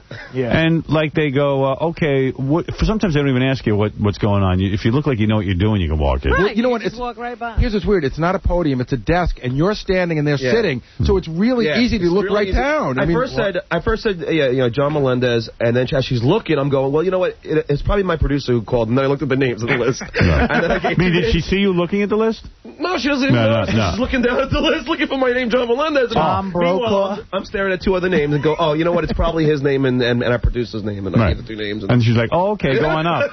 That's funny. Yep, you're here. You're right here. The joke at NBC used to be, the more famous you were, the harder it was to get in. The bigger a degenerate you look like, the easier it was to get in. Yeah, it's really weird over there. One time I did Conan, and 4 of my buddies just showed up at my green room. I told them I was doing it, and they looked like construction work. I said, how'd you guys get up here? And they said, bro, we said we were your agents. And these were 4 of my friends from Jersey. They showed up at the green room. You know what? NBC makes a lot of money. They really should hire some professional security. And then, Howard, I'm kind of, roaming around the hall. That's not to say that everybody there is an angry black woman or this is some. No, there's a couple Hispanic guys. No, but there's a couple of people there who are good at it. It's just, you got to go find them. There's some pleasant Filipinos. That's right. They don't usually sit at that desk. So you got right by security. And then I'm roaming around the halls. I'm watching Conan rehearse, like on set, and I could have just went on the set, but I wouldn't have got stopped. Yeah, I know. You should have gone on and interviewed Conan. It's loose. You should have gone and said, "Excuse me, Conan, I need to interview Billy Crystal." Excuse me, you know where Billy is? Excuse me. Excuse me, John. I looked in the green rooms, but I couldn't find him. Else I would have just went right up. Let me ask you a question. I want to know. We had good questions for Billy Crystal. I want to know how big John's balls are. Right. Okay, you open up a door, right? You're opening up a door. Say you open up a door. Billy's all in this room. You're gonna start. That was the whole mission. I went in there and said, Billy, I'm sorry. I know you're busy, but let me just ask you a few questions. Oh, my God. Hey, you don't have the list of questions, do you? I know what they are. Tell me, what's fun. And, what is not fun. Right. What is funny but not fun. What is fun but not funny. Right. It was all that. It was all that stuff, yeah. I thought there were some other good ones, though, that I proved. I don't remember. I don't remember. All right, anyway, I got to take a break. We'll be back right after. Hey, Howard. Yeah? Also have tape of Captain Kirk saying sabotage. Yeah, we have that. No. You have that? Oh, I didn't know you had that. No. This is him saying it on the actual show. Oh, yeah? Him on Star Trek, when he did the actual, when he acted in Star Trek. Oh, really? He said sabotage? I think we actually played that one. I don't remember that. Let me hear it. Yeah. All right. He really uses the word sabotage. Stardate 5730.6. Sabotage.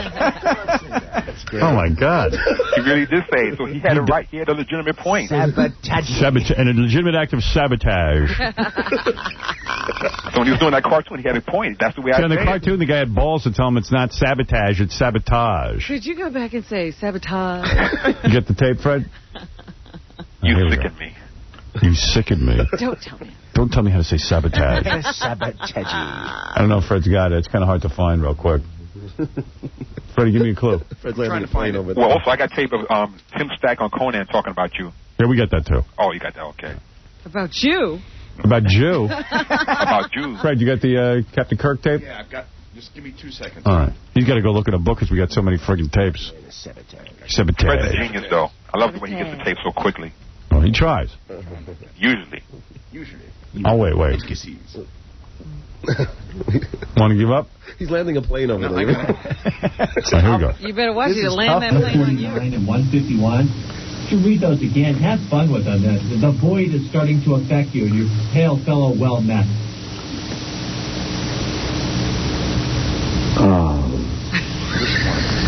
Please don't tell me how to do it. It's sickens me. Sulu, Chekhov, Spock, sabotage the system. Spock, restore the atmosphere. Spock, sabotage the system. I wish I knew what to do. Observations, Mr. Spock. Okay, we have line 193 again with sabotage and sabotage. I don't say sabotage. You say sabotage. I say sabotage. Sabotage. That's great. All right, we got to take a break, and we'll be back right after these words. You're listening to a man who pays my salary, Howard Stern. Boston's alternative rock. WBCN Boston. WBCN Boston. Howard Stern Show. Yeah. Doggies, Uncle Jed. Next week, the guy who got kicked off Big Brother for having a knife. Are we going to frisk him? Beetlejuice and Gary the Retard will square off in Password. And the return of Johnny Mudman. Coming soon, Ringo Starr, Bill Maher, and a lot of other folks, too. I like this guy on the phone. Michael Solomon is the editor of Premiere Magazine. Hey, that's a pretty good job. Is that a tough job, Michael? Being the editor of a movie magazine? Yeah. Pretty fun job. Yeah, I mean, like, what kind of hours you put in? You put in pretty reasonable hours, like 9 to 7 or so. But, you get to go to a lot of movies. You get to go to the Academy Awards, and you get to go to film festivals, things like that. Yeah, it's not like covering the news where you have to be around at all kinds of weird hours. Well, it's not like you're dodging bullets or anything. And so, how do you get that kind of job? Were you the guy who created the magazine? No, I was not. The magazine started 14 years ago. I've been a magazine editor for about 13, 14 years. I was at Esquire for many years, and I just worked my way up. And you get hired away to Premiere? I got hired away to Premiere, yeah. Nice. Is there big money in that? There are for some people, in theory. There is. Premiere's a big magazine. You got to be making over 200, right? I'm doing okay, Howard. I'm not doing as well as you, but I'm doing okay. You making over 200? I'm doing right about there. Yeah, you see? 200 million? No, 200,000. $200. I thought $200. That's a nice little gig, Yeah, it's not bad. I got to say, if I were the editor of Vogue, I'd be doing a lot better. Yeah, it's like Premiere. What's your circulation for real? I mean, 600,000. That's not the phony number you That give is not the phony number. The phony number is probably even higher than that, but Right. the real number is about 600. 600,000 people read the magazine. You edit it up. It's a nice cush job. Oh, it's really fun. It's a lot of fun. I mean, if you love movies, you have to read Premiere because it tells you everything that's coming out. It tells you everything that's out now. I mean, it's just a lot of fun. Maybe I should start a magazine because Rosie O'Donnell's got that. You got to do Howard Stern Living. I think the worst magazine is the Oprah magazine because there's no content whatsoever, and she's making a bloody fortune off the thing. I don't know why you never started a magazine. It is amazing. That magazine sells out every month. I was going to do a humor magazine years ago, but I don't know. It just seemed like a big headache. But the fun about the magazines is like Oprah, she's the cover girl every month. So when Rosie put out her magazine, she couldn't just be the cover girl every month. So she stands behind the cover girl. Exactly. So Rosie's always on the cover. Yeah, but Martha she's did her somebody magazine. else. She was on there every month for a while. Who's that? Martha Stewart. Yeah, I know. Yeah. She's always on the cover. Because she's so beautiful. Didn't Rosie O'Donnell put herself on the cover with that infection? With the hand. She has the infection, exactly. That was great. Oh, my God. Yeah, she looked great. Well, the hand was getting a lot of news. You know who's got a weird hand now, too? And it's like one of Rosie's buddies? Paula Poundstone. When they arrested her or something, I don't know, they keep showing this picture, and she's got this weird, disgusting burn all over her hand. Oh, that's a sad story. I don't know what to make of that story. Yeah, what do you think's going on over there? I don't know. I think that the rehab thing might help her a little bit. It gets the heat off her for a little bit. Well, you want to know what I read in the tabloids? I don't know if it's real or not, but they said that, I guess, one of the kids who accused her of doing some weird stuff was one of these kids who was so troubled by the fact that Paula was an alcoholic or something, or a drunk. She was trying to get her some help? She was just trying to get her some help. That Paula... Cry for help? That's what they're saying now, but who knows? I mean, I don't know what's going on. Pretty creative. I just hope they throw her in jail anyway for all that bad comedy she's been subjecting us to. Ties? Yeah, the bad outfits. Did you see first of all, she should be arrested for how she showed up in court. How'd she show up? A lime green suit. With a man-tailored shirt and a tie. I mean, is she taking this seriously? Trying to look good for court. But in all fairness, that's how she dresses. She dresses like a clown. Did she shave? Dresses like it's 1977. Yeah, it's almost like she dresses like a guy with a zoot suit or something. Yeah, it's like an Annie Hall look. Yeah, it's Annie Hall with the tie and the friggin', I don't know, the spats and... Bert Sugar. Yeah, anyway, yeah, she looks like Bert Sugar. It's a serious occasion. You know that boxing dude, Bert Sugar? Yeah, he wears the hat all the time. Yeah, she dresses like him. Hey, anyway, I know we're going to talk about movies. Now, here's the thing. Even Michael will admit this. Premiere Magazine always tries to pick what are going to be the blockbusters of the summer. And you guys are always wrong like everyone else. It's very hard to predict the public. It's like picking the Kentucky Derby. Right. Know? You try it, and it's fun to make lists, but the fact of the matter is everybody thought Pearl Harbor was going to be a big movie, right? Exactly. And it started out big. What happened? What went wrong? It's not that great a movie, bottom line. Yeah. I mean, the thing is, it's doing pretty well at the box office. It's not going to do the 200 that people thought it was going to do, the 200 million. And it's supposedly a big disappointment, right? Well, you know what the thing is? It's a big disappointment that'll make its money back, so who's going to care in the end? Is it going to make its money back? I heard a movie like Pearl Harbor costs like about $100 million to make. $100 million. It costs $160 million, and then that's not even counting the marketing and the advertising. Right. So if a movie costs $160 million to make, which is unbelievable to me, if it costs $160 million to make, I've always heard, and this is the way you work it, that you've got to make double that amount back just to break even. That's right. Because the movie theater gets 50 cents on the dollar. You're forgetting so let's say it makes $160 million in the United States, then there's the rest of the world. Okay. So, it's going to make its money back. It will. But no doubt that's an awful big risk, don't you think? If someone said to you, you got to put up $160 million, and the only way you're going to even break even is to double that. I don't know, man. That's it's crazy. But, here's the thing. They thought they had Titanic. I know they did. They thought they had the love triangle, they had the sinking boat, they had the water, they had Titanic in their mind. They had everything. All right, here's another thing I got to ask you about. Yeah. A guy like Steven Spielberg is so smart, right? Okay. You know he knows what he's doing. He's made many great movies. Do you think when he was in the middle of filming AI, at what point do you think Steven Spielberg knew he had a turkey on his hands? I don't think he thinks he's got a turkey on his hands. I mean, here's the thing. That's a movie that's going to be critically acclaimed and just a dog at the box office. Oh, but did you see it? Of course I saw it. Did you think it was the most horrible thing you ever saw? No, but my wife wanted to walk out of it. Yeah, and what did you think? I actually liked it. I think it's a really thought-provoking movie. But it's not a summer movie, It's just not a summer movie. You didn't take your kids to see it, did you? I barely got through it myself. I did, actually. I took my 18-year-old daughter to see it, and she was like... Well, it's like a Holocaust movie. Yeah, it was but it was Pinocchio, it was Wizard of Oz, it was several movies that were better than it was. It had 5 endings, they couldn't even get out of it. It certainly had 5 endings. At the end, it's E.T., it's like, you don't know what it is, and it sucked, and I was so excited to see this movie. You know what it is? That's a movie that he inherited from Stanley Kubrick, and it's like the two of those, and Kubrick died, obviously, before this movie was made. He knew. The two of them are like fighting in the movie. It's like a Kubrick movie and a Spielberg movie. So when you saw this movie, you knew it wouldn't make any... You think Steven Spielberg thinks he put out a good movie? Oh, sure. I think this movie is probably going to get some Academy Award nominations. Oh, please. For special effects, maybe. I don't... Well, you know what? Haley Joel Osment, you got to admit the kid is pretty great. No, I don't. He is. I think he is. Haley Joel, I love Haley. Not in that role. Well, hey, you know what? People deserve Oscars for being in bad movies and doing a good job. The kid's a good actor. He deserved an Oscar for Sixth Sense. He trained himself not to blink for this movie. But let's I could do that. Let's But the thing about AI is they say it's doing very well outside of this country. Oh, really? Yes. Well, let's say this. Haley Joel Osment's about 2 years away from being Jerry Mathers from The Beaver Show. I don't think so. I think he could have one of those Ron Howard, Jodie Foster kind of careers. Oh, really? How good has your picking been on this?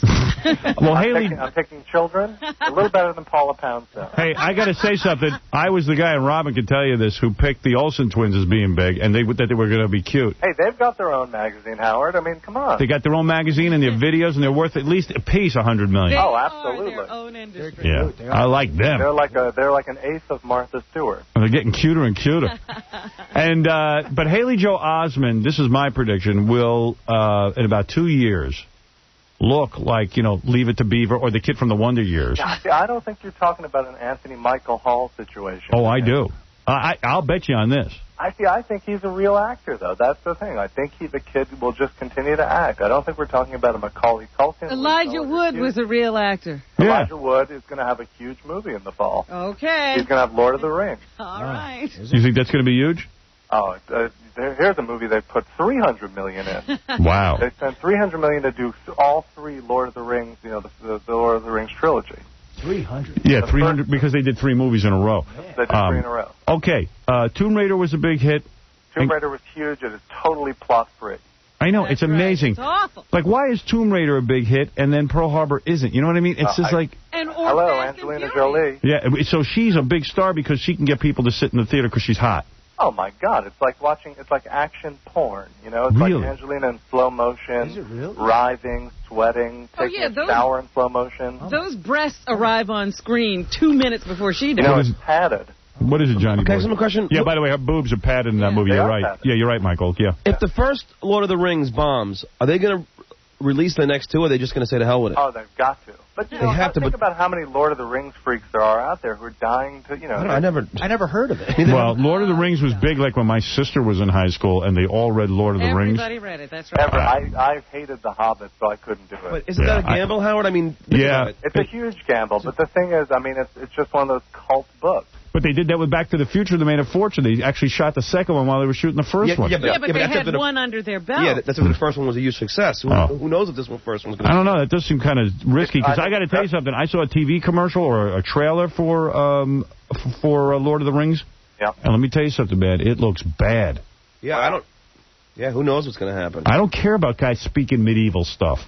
Yeah, I don't see you as like a wizard, elf, hobbit kind of guy. Yeah, Middle-earth kind of guy. Did you like Excalibur, Howard? Because that was great. Excalibur was good. Yeah, I think I like that. I don't even remember it all that well. So that's it was like an Arthur. It was King Arthur. Yeah, I like that. I like that kind of... That was good. Knight's Tale was wonderful. Knight's Tale's pretty fun. Yeah. You know what looks good? Did it make money?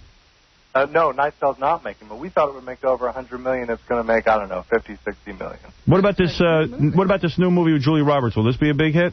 Yeah, you know what this movie is? This is like the perfect summer date movie. This is the movie that's going to get women in to see Planet of the Apes. Because every marriage in America, everybody's going to say, honey, I'll go see America's Sweethearts if you go see Planet of the Apes with me. Doesn't marriage suck? I do that all the time. Doesn't marriage suck that you got to make deals? That's what it is, right? It's unbelievable. What about Planet of the Apes? What are you hearing on that? Planet of the Apes opens next Friday. I'm going to go see it Monday. I'm hearing that it's had a little bit of trouble, but you got to see Planet of the Apes. I'm dying to see it. I've seen the trailer, and I see problems. But see, this is the thing. What do you see as the problem? Are women going to go see this movie? What do you see as a problem in Planet of the Apes? Something's wrong. Like you can see a trailer and it either gets you excited or it makes you think, this makes you think, You don't get this excited, oh boy, we're going to go see Planet of the Apes again. I don't know. I have faith in Tim Burton as the director. The biggest problem is, I heard that, they're not on Earth. They're not on Earth. Right. Totally and that was the whole great thing about it. It's not a remake. Wait, I can't hear Michael. What's he saying? What, Michael? It's not on Earth. It's not, according to Tim Burton, it's not a remake, but it's a very similar plot. An astronaut lands on a planet that's run by apes. but they promise a totally new surprise ending. Well, cool. Well, I'll go see that. I can't wait to see And it. it's got Charlton Heston this time as an ape. Oh, it does? Yeah. He plays Tim Roth's father in this. He plays an ape, dying ape, basically. Yeah, because he looks like a dying human Well, being. you can say you're excited about it because you haven't seen anything about it. But Yeah. I'm telling you, the trailer does not say to tell you, Well, I I think got to Tim go Burton see was it. still shooting some stuff as of about 2-3 weeks ago. Really? I saw the trailer. I didn't get too excited. I'll tell you what, I saw the trailer they're running on the Internet for Spider-Man, and that doesn't get me excited, but I still can't wait to see it. You're lining up right now to see Spider-Man, absolutely. Yeah. Well, what do you hear on that? Spider-Man, I think, is going to be really cool. I think that's going to be a new franchise for them. Have you heard of anything you're not going to like? Yeah, no, I mean, there are a lot of things. Listen, I'm telling you, there are a lot of things I see that I don't really like, but they're still going to be big because people want to see them. Well, Michael said that a lot of bad movies have recently come out, and that was due to the fact that they were afraid there was going to be a strike, and a lot of things were rushed into production. Is that what it is? Well, you know what? That's actually, I think, coming up more than it is right now. I think that the next wave of movies, because there was going to be a strike starting July 1, and now there isn't, obviously. So it's going to be interesting to see what bad movies got rushed into production going forward. You say The Rock is going to be the next huge action star? Oh, without question. He's got it, huh? The Rock, I was just on the set a couple weeks ago of The Rock is making the prequel to The Mummy Returns, which in theory should be The Mummy, but it's going to be The Scorpion King. And I think by next May, The Rock is not in wrestling anymore, and he's just huge. He's a movie star. He's the real thing. I hope we're keeping this on tape. Sometimes when somebody says that could be the end of their career. You know what it is? I mean, here's the thing. We don't have an action hero. Like, who We do don't have? need The Rock, though. The Rock. The Rock has total career. Oh, I'm a huge wrestling fan, so you're preaching to the choir here. Right. Well, hey, so in summing up, the big shootout is Planet of the Apes, the Billy Crystal movie. What else is coming out? And there's one other big one We've coming got American out. Pie 2 Oh, coming Jurassic Park 3. Jurassic Park 3, yeah, it's fine. It's okay. I mean, I'm hearing it really sucks. Yeah, I mean, it's 90 minutes long, so you want to see some dinosaurs. You know, it's got great animatronic dinosaurs. Yeah, I told you, everybody's taking their kid to see it. So. Yeah, you saw it? Yeah, it's fine. It's not great. It's exactly. Are you afraid to say something really sucks because No, you... I'm not going to tell you that, but it's not worth, pissing on because it's fine. It's just not great. Right, okay, so you were entertained, but you weren't blown out. For 90 minutes, it was fine. It's like a movie. I think standards are lower in the summer anyway. American Pie 2 is coming out. What do you hear about that? American Pie 2, I think, looks really funny. Yeah. I cannot wait for this movie. You know what's funny? Robin was doing the news yesterday. Yeah. And Shannon Elizabeth, the chick, her career and stuff. Just listen to this. Okay. All right. It was the first studio film that I got, and that was such an exciting thing for me. American Pie. And not only to be playing this role, but I get to do an act. I think she's starting to think she's a real actress. She's Gwyneth Paltrow. Yeah, she has no idea that the only reason that she was in there is, first of all, it's hard to get anybody to show their boobs on film anymore. And secondly, her career is her boobs, and she even showed up at the MTV Awards naked. Right, but now she won't do it on film anymore. Yeah, could you... Meryl Streep. Yeah, she's going to be a real actress. But wait, listen to this. And I get to do a whole character with it all. That they offered me such a great opportunity. Had it not been for them, I probably wouldn't be here right now. I launched my career. I never bite the hand that feeds me. I'm blessed that they gave me that opportunity. Yeah. So then she starts talking about how American Pie was good for her as an actress because she got to do accents and stuff. Yeah, but she says now, that was the only time. She's not only known for her nudity. That was the only She's known for role accents. What is it? Ever done like so she says, hey, I got to do an accent in this film and everything. I said, did you ever go and listen to the accent that she did in American Pie? It is the world's worst accent. And I went back, I dug up the American Pie movie, and listen to this. This is what she's crowing about. Acting. This is her acting. Listen to this. James, you're very good in the world history class, yes? Me? Yes. No, yes, I am. Perhaps you could help me with my studies. Yeah, absolutely. That would be great sometime. How about tomorrow? Well, I have ballet practice. Perhaps, I could come by your house afterwards? Can you imagine? It's like listening to Meryl Streep and Sophie's Choice. Yeah, I mean, close your eyes. and look how easily she switches into that accent. Afterwards. Afterwards. I mean, it's. I could change clothes at your place.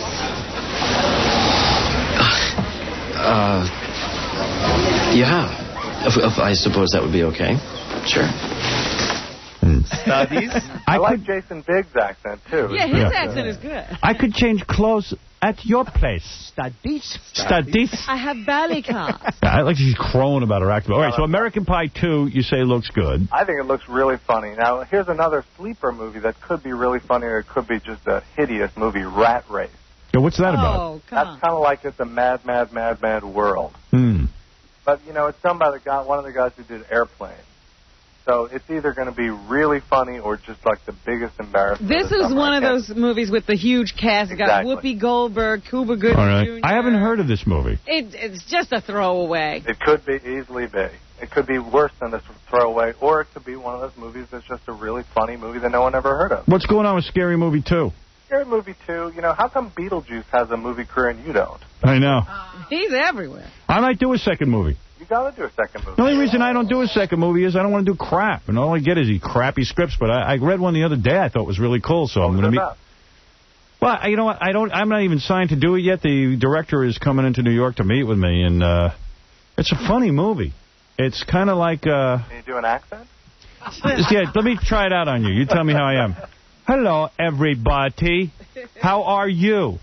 There it is. That's good. Now, I don't know. So now, I might do nudity? I might do another movie, but you know what, man? I got to tell you something. When I did that first movie, it was a sick schedule. It's hard work. First of all, the radio station didn't cut me a break. Yeah, they're not letting you out of here. No, so every day I did the radio show. I go over to the studios. I'm shooting this friggin' movie. It was like being in prison. I don't know how you did that. The light of day. Yeah, and I got to tell you something. I was in every damn scene, so it was fun doing everything because it's people's dreams to do a movie, and so it was certainly mine. I can't do the show. It was, you're in here, there are no windows here. Then they would put you in a car in the garage and drive you to another studio with no windows. Yeah, I tell you, it was really wild, and sometimes I get a little dizzy, you know.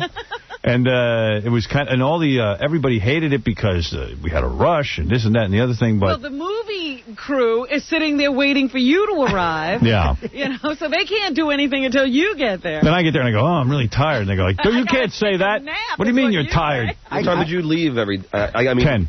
At 10 o'clock at night? No, 10 a.m. here. Yeah, and then I get over there, 2 hours on the makeup and the wigs and all that stuff. Then you're shooting about 1 o'clock, and then shoot till about 8:39. Go to bed and get up at 4 to get to the radio show. Yeah, but it's really much worse than that because you get into the makeup, then you go into rehearsal, then you go back to your room while they set up the shot. Right. Then you come back and do it. I think I think my wife, ex-wife, thinks that kind of... That was the end? That kind of did it because I was never home. Yeah. That's when I started being really inattentive. You didn't see anybody. I didn't. You were inside a building 24 hours a day. The movie about how great your marriage is ruined. I know. The movie... Don't there it is. The movie was about this great love affair and how the woman stuck by me, and then we ended up breaking up over it. There's your sequel, right? Yeah, there's a sequel. Don't ever make a movie about your great love. Oh, yeah. Ivan wants to do a sequel, but... I can't do the show and go to the bank in the same day. Yeah, I know. You walk around in a coma. You really do. Yeah. Honestly, I don't know how you did Morning radio hours suck. Even though it's only like 5 hours, it's just getting up. It just changes everything. Yeah, and trying to, you know... But not only that, it's not funny. You also it's not lost fun. your weekend. You forget. Then you shot all day on the weekend. Yeah, so the thought of, making another movie... You know, is I'm really kind of torn up about. I want to do it. I love the finished product. I think you'd like the finished product. Yeah, I like the finished product. I like the premiere. You know what? We only live once. You know, you could sleep later on. Yeah. You know what I mean? Yeah, I know. Yeah. I would do it again, though. I like this movie. Sure, if you get a good project, you'd go for it. Maybe you don't need the starring role, but you probably do. Yeah, and they were trying to entice me to do it, too, because they went, it's really kind of like a two-man movie, you know? Yeah. And guy goes, we're thinking maybe opposite you, Bruce Willis or Harrison Ford. Wow. And I go, wow. I go, really? And he goes, or maybe what's that? Greg Kinnear. I go, wait a second. What a step down. I go, wait a whoa. Borg 9. Yeah, I go, wait a second. That's like falling off a cliff. How about Carrot Top? Maybe Dom DeLuise. Yeah, Dom DeLuise and Howard Stern. There's Charles Nelson Riley. I go, there's a big difference between Bruce Willis, Harrison Ford, and Greg Kinnear. I'm thinking Harrison Ford. Weird Al Yankovic. Yeah. Right. It's not that Harrison Ford. It's another Harrison Ford. Obviously. Harrison J. Ford. So I don't know. And then, so Scary Movie 2, though, you said... Scary Movie 2 is doing okay. I mean, sequels almost never do better than the original. I mean, Mummy Returns is killing the original, but the sequels just never... Usually it's about, they do 2/3 the business of the original. Don't you think a lot of times in a sequel, like a Dr. Dolittle 2 or something, it means that the audience really didn't like the first one? That they kind of, through the hype and everything else, they sold the movie, but no one's really dying to see a second one. I gotta say, I didn't love Scary Movie, so I wasn't, like, dying to see Scary Movie 2. Yeah, I think that a lot of people just kind of said, hey, Scary Movie was okay, but I'm not dying to see Scary Movie.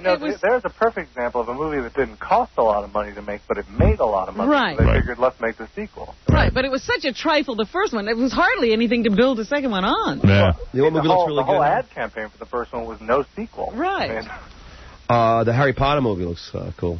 did you go see Harry Potter? Every kid in America. I don't even know what that is. You don't know what that No, I know that people are buying Harry Potter books to read to their kids, and then the parents fall in love with them. You know what? I must be the world's worst parent. See, that is the new Hobbit. The world's best That's parent. exactly what happened with J.R. Tolkien. Yeah, I guess that's what... I'm not going to read Harry Potter. You read Harry Potter? Yeah, well, what is that? My wife reads it to my kid every night. In fact, they have a deal. She can't see the movie until the book's done.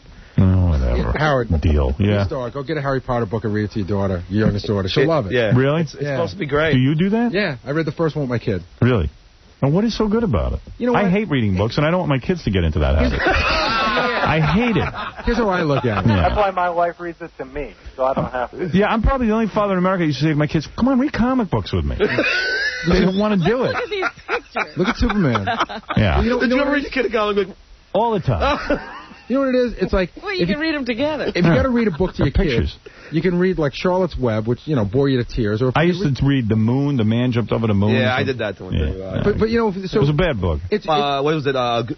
Good Night Moon or something? Good Night Moon. Yeah. It depressed me. It was sad. It's like 6 pages long. Well, Yeah, that's all I could... You could sit there and read to a kid. I get bored after 2 minutes. I read with him every night. Now he reads to me. Really? And I stick with him, to help him work. And don't you get bored? Well, you know what? You try to point him to books that, like, I just got him the Jackie Robinson story. Like a kid's book. Try to point him to books that... Well, you're a great dad. I'm very emotional right now. Yeah, I am such a crappy father. You don't read The Giving Tree? Gary actually can pay attention while his kid is reading? Oh, when my kids all started to learn to read, they started to read me stuff they wrote, and I'd be, like, zoning out. I'd be like, there's a series of books. What's it called? Goosebumps. Yeah. There's like 1,000 of them. And what do you do? Stein book. Like you were so womanly. Like my wife always read to the kids. Well, it sounds like you're doing the bulk of the child rearing. No, we take turns. Yeah. In other words, if Mary's putting... Is he pussy whipped or what? Yes. You really are. Everyone even says when you're chasing the kids around at parties, it's so humiliating. Well, I mean, you work all week. His wife told me, she said, listen, it's the weekend. I'm with the kids all week. This is his turn for the weekend. So he's got to work all week. Then in the weekends, what does she do? So she gets never gets. So she gets the weekend off, and he gets to watch the kids. No, we split the weekend. Oh, but dude, he put your might foot as well down. buy one of those papooses that guys wear on. Never. He really ought to. You know what carry the baby. You know what the rub is? Dramatic reading of Harry Potter now. You know what the rub of this whole thing is, Howard? That no matter how good I am to my kid, when he's 14, he's still going to tell me I'm an ass. He is. Hey, let me ask you something. So what do you do? Like after you bathe the kids at night, because I know you take baths with them. Not anymore. Now they take their own. But you bathe them. Yeah, we bathe them together. Man, I never did that. I'm not saying I'm proud of it, but I never did that. Do those boys get to take separate baths now? No. Oh, you still wow. wear the bathing suit, guy? No, I don't get in anymore. All right. Anyway, Gary likes to participate. I'll tell you what you do. The kid gets into bed. Jackson gets into bed. Yeah. He's in his pajamas. He's ready to go to bed, and he wants to read now. Right. So you get the book out, and you get the bookmark out where he was. Usually start a new chapter. And I run my finger along while he reads. And if he gets stuck on a word, I help him sound it out. Wow. Let's play that song again. Yeah. Did you know you have the editor-in-chief of Premier Magazine on the phone? I know I do. All right, listen. Anyway, I've learned a lot. What have I learned? I don't know, Howard. Are we going to... Let's go see Planet of the Apes on Monday.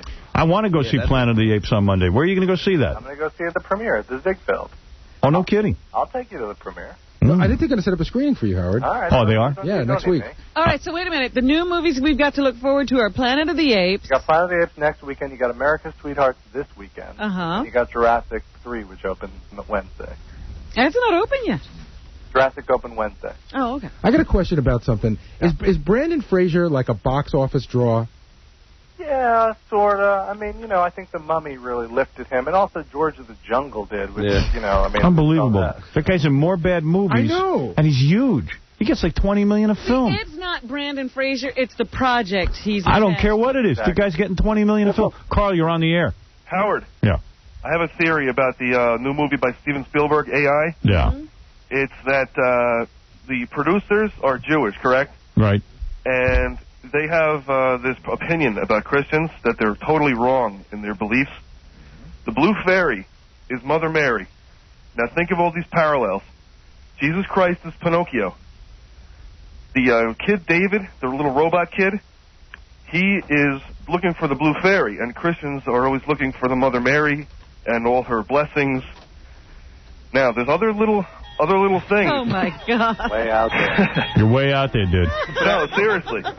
If you see the movie... Michael, what about it? Is AI a Jewish conspiracy? I don't think it's a Jewish conspiracy, although, the whole Pinocchio is Jesus. I mean, what, because his father was a carpenter kind of thing? Yeah, by the way, I'm buying into the Blue Fairy being the Mother Mary, actually. And Howard, also, the whole... the whole Holocaust thing is represented in that one scene where they're killing off all the robots. That is certainly true. Yeah. Well, you know what? I didn't get any of that out of there. I just want to get out of the theater. It could have been the Holocaust. It could have been the Romans and the Christians. It could have been any number of all of it was. Spielberg's got a hard on for the Holocaust. All of it was lost on me. Yeah. Well, what's your hard on with the Holocaust? Yeah. How can anybody really be upset about that? You got a hard on about that? Why are you so upset that a whole bunch of Jews were killed? Andre, you're on the air. Hey, get over it. Andre, what's up? Hey, I want to ask Howard what he thinks about the new Final Fantasy. Final Fantasy? Yeah, the movie. Cartoon? Yeah, the one that's out in theaters. I never saw it. It's not a cartoon. It's a live action. It's an animated movie. It's it is? a computer-generated animated movie. John, the whole point of Final Fantasy is that the computer-generated images look like real people. Yeah, I want to ask him what he thinks about the main character. What's going on with that? That movie is not doing well at all. It was not that great. I think there was all this controversy. Are actors going to replace real actors? And, let's face it, who does the voices for these characters? Real actors. So it's not like they're ever going to replace them. Jeff, you're on the air. Howard. Yes. Hello? Yeah. Yeah, hey, I was wondering, some of those statistics you were saying, I was kind of wondering, you were saying, box office receipts, they get 50 cents on the dollar. Yeah. I don't think it's quite 50 cents on the dollar. I think it's more like 20 cents on the dollar, because usually when the movie theaters defend themselves in the newspaper, usually they say the reason why they have to charge so much for concessions is because they get so little on, like Hollywood gets most of the money. I don't know how it works, but I was told in my movie that the movie theater gets half of everything. Really? Nah, that's not what I heard. And Back to the Future, I heard... you said that the sequels were almost on top of one another, they were filming one. I don't care about that. Hey, Michael, isn't that true that the movie theater gets 50 cents on I don't know if they get that much. It's certainly, they make their money in the concession, obviously. I don't think they get quite that much, but they get damn close to it, I think. Can I ask Michael a question? Yeah. Okay, all the movies you've seen so far this year, not what you think the Academy, but if you had to pick one, what's the best movie of the year? Shrek. Really? Seen it. It's good. Shrek, It's good. Brian, you're on the air. Hello? Yeah. Go ahead. Oh, I was just waiting to talk to Howard. How come when I hear other radio shows, the listeners know that the host is talking to them? Our screeners... Should I say, hi, this is Howard Stern, you're on the air? Yeah, that's all right, what let me say, hi, this is Howard Stern, you're on the air. Actually, Howard, you know what's going on? Hi, this is Howard Stern, you're on the air. All right. Brian. Yeah. What am I doing wrong that you won't talk? I'm sorry, Howard. I didn't realize you were there. You're the king, baby. When I say, hi, this is Howard Stern, you're on the air, what happened should I say, Brian, hi, this is Howard Stern, you're on the air. Can I tell you how they do it on the sports station? Yeah. Brian on the car phone. Brian on the car phone in Connecticut, you're on the air. Okay, all right. Howard, I apologize. Brian on Mars, you're on the air. Thank you. I just want to ask that guy, Michael, about Rush Hour 2. What does he think about that movie coming out? Rush Hour 2, there's another movie, it was a good movie, but, were you dying for a sequel? No. Yeah, I was, actually. Really? See, that guy was. Well, there's a ticket sold. I think that's the perfect example of what you were talking about. I thought Rush Hour 1 sucked. Like a decent movie that made a lot of money, so they make a sequel. That's the one with that guy? He hates Jackie Chan. Jackie Chan and the black guy? Oh, yeah. Who? Or Tucker. Chris Tucker. Oy vey, horrible. Hey, how about... Jackie Chan sucks. He's got Chris Tucker has a voice higher than the Blue Fairy. What about the theory that Rush Hour 2 is a Jewish conspiracy? That obviously is a Jewish conspiracy. Yeah. All right, listen, I got to run, but... Always fun to talk. I was just going to ask him, how about what's the buzz on the remake of Rollerball? Yeah. The remake of Rollerball looks like a dud to me. That's a shame. Looks like a dud to me. The remake of Ocean's 11, though, at the end of the year, looks great. Really? You love stars, don't you? Well, come on, hold on. Think about who's in this. Yes, I do. Julia Roberts, hey, I Brad just Pitt. Hey, Michael, I know you're a married guy and everything, but isn't it funny, like, when you talk about entertainment, you sound kind of gay, don't you? Well, I am the white fairy, actually. I bet you a lot of people think that, like, Michael's gay during this, right? Because you know what? Only a gay guy would go to the movies every day of the year. Yeah. Right. That's right. He must have loved Moulin Rouge. The Blue Fairy. And You're right. Like, what'd you think of Moulin Rouge? Moulin Rouge, obviously my kind of movie. No, here's the deal. A real man would never have seen Moulin Rouge. I saw it. It's great. I heard it was good. Yeah, it's real good. Howard, it's your kind of movie. A movie musical. Come on. Let's go together. Lots of singing and dancing. I'd like to go to the premiere with you. Yeah, let's do that. Anyway, Michael Solomon is the editor of Premiere Magazine. He's a good guy, and I love when he comes on here and talks about movies. Thank you, Michael. Thanks, Howard. All right, take care. So go read Premiere Magazine, and that guy's pretty good. P. Diddy's coming in today. Also, we're going to play the gossip game next with Lila and Trish. Lita. What is that? Lita. Jesus Christ, I can't even see that. They're here. Oh, Lita and Trish are here? Yeah. Yeah, well, evidently, they're going to be on the WWF this Sunday, and they're going to fight until one of them is stripped down to their bra and panties. I found out that the two that are here today are on the same team this weekend. Right. But they, not too long ago, they fought against each other in a bra and panty match. Yeah. I got to now they're teamed up. Yeah. See, are they hot or are they bulldykey looking? Well, one of them is really beefy, but I still think she's really hot. But she's a muscular girl, but she's not Nicole Bass. Right. Is she like China? Because I don't want to. She's not like China. I don't want to see China in her bra and panties. It's like seeing my dad in his bra and panties or something. You know what I mean? But I was going to say, you can evaluate for people when they come in. Yeah, I will. I'll be honest. What's going on there? Because Baba Booey may have a different take. You might like those manly women. I can tell you, the woman that's the more muscular one, I think she's cute. I also think she'd kick the living crap out of any guy in this room. Yeah, I know it. And I don't mind that. I mean, that's what she does for a profession. I just... When they strip down to their bra and panty... Does she look like a woman? She's got to have some regular-looking girls. She's much more feminine-looking than China. Okay, good. All right, we'll be back right after these words with the gossip game. This is Charlton Heston. Oh, yeah. But I'm listening to the radio and cleaning my guns. I'm sure as not listening to Howard Stern. Get your goddamn filthy voice off the airwaves, you dirty, no-good son of a bitch. Damn him all to hell. Stay tuned. The Howard Stern Show continues after these on BCA. Bring entertainment home all summer long. Oh, we're about to meet the girls of the WWF, and this Sunday, in addition to the... Gosh, I don't know, 3 or 4 weeks ago, and I could not really stand it up and wasn't sure of it, and it did turn out to be true. She went to him, and according to her, they could not negotiate the contract. We couldn't come to an agreement. She says they gave me my release, and in my opinion, they didn't offer me enough money. Well, yeah, let me ask you girls something. How does that just have to say about her boyfriend and all that? Well, no, she broke up with Triple H, but the fact of the matter is that she went in and demanded more money, and that is a cold business. Vince will throw you out. Vince will throw you out if you get too greedy. But I think he'll throw you out whether his daughter wants to date your boyfriend or not. Oh, I don't think that has anything to do with it. I don't think that had anything to do with it. I don't think it had anything to do with it. I think isn't it amazing, like, they make her a big star, but then again, where does she have to go? Exactly. So you guys can't ask for too much money, can you? Hey, yeah, because they say that what she's doing, she started a new website. Let's give her a plug. It's called bodybyjoni.com. Right. And she's planning personal appearances and other TV work, and she's getting a role on... She can't use it in China. Right, she can't even be China anymore. This guy Vince McMahon's got the whole thing wrapped up. Yeah. He's got it all planned out. Like, he'll make you big and everything, but if you get out of line, he'll fire you and just bring in a new broad. Take your name. Yeah. Well, that puts you in line, though. Operas, like maybe they could have, a new totally China, another person. Right. Yeah. Let me ask you something. What does China do? I mean, now she has a name and everything, but she's known for wrestling. What does she do? I'll tell you. What? What is she? Because I know. Oh, okay. Have either of the two of you ever posed naked for pictures? No. Okay. I think that there's this new website. I think they're coming on the air with us next week. A lot of the ex-wrestling women have started a website where they get naked. Right. That's what they do. Don't forget China. That's what they do. Yeah, oh, That's good. right. China has the #1 bestseller magazine ever for Playboy. She sold 1.3 million copies. Really? Wow. Yeah. Wow. Jessica Hahn, how many... let me ask Jessica, because she's on the phone. How many copies did you sell of Playboy? 6 million. See, Mike, she sold 6 million.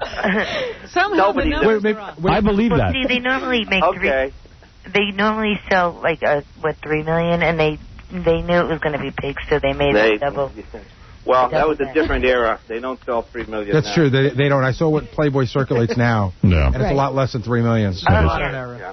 Well, I think that is the false story right there. Yeah, hey, Jessica, were you the #1 seller of all time? Well, I think I was at the time, and I think Pam Anderson now beat that record. Wow. But, she's got 7 issues to compete 3 with. layouts. I think, actually, I might have been. Hey, Jessica, what? Oh, so listen, I don't know if you guys got the news there yet. So I'm watching Fox and Friends, and there's this Gary Condit, like an hour or 2 hours before they went into his house. Yeah. He was, somebody witnessed him dumping a bag into a dumpster about an hour away from his house. Really? Yeah, it's all over the news. They retrieved it. It was a watch case. Given to him by some other girl.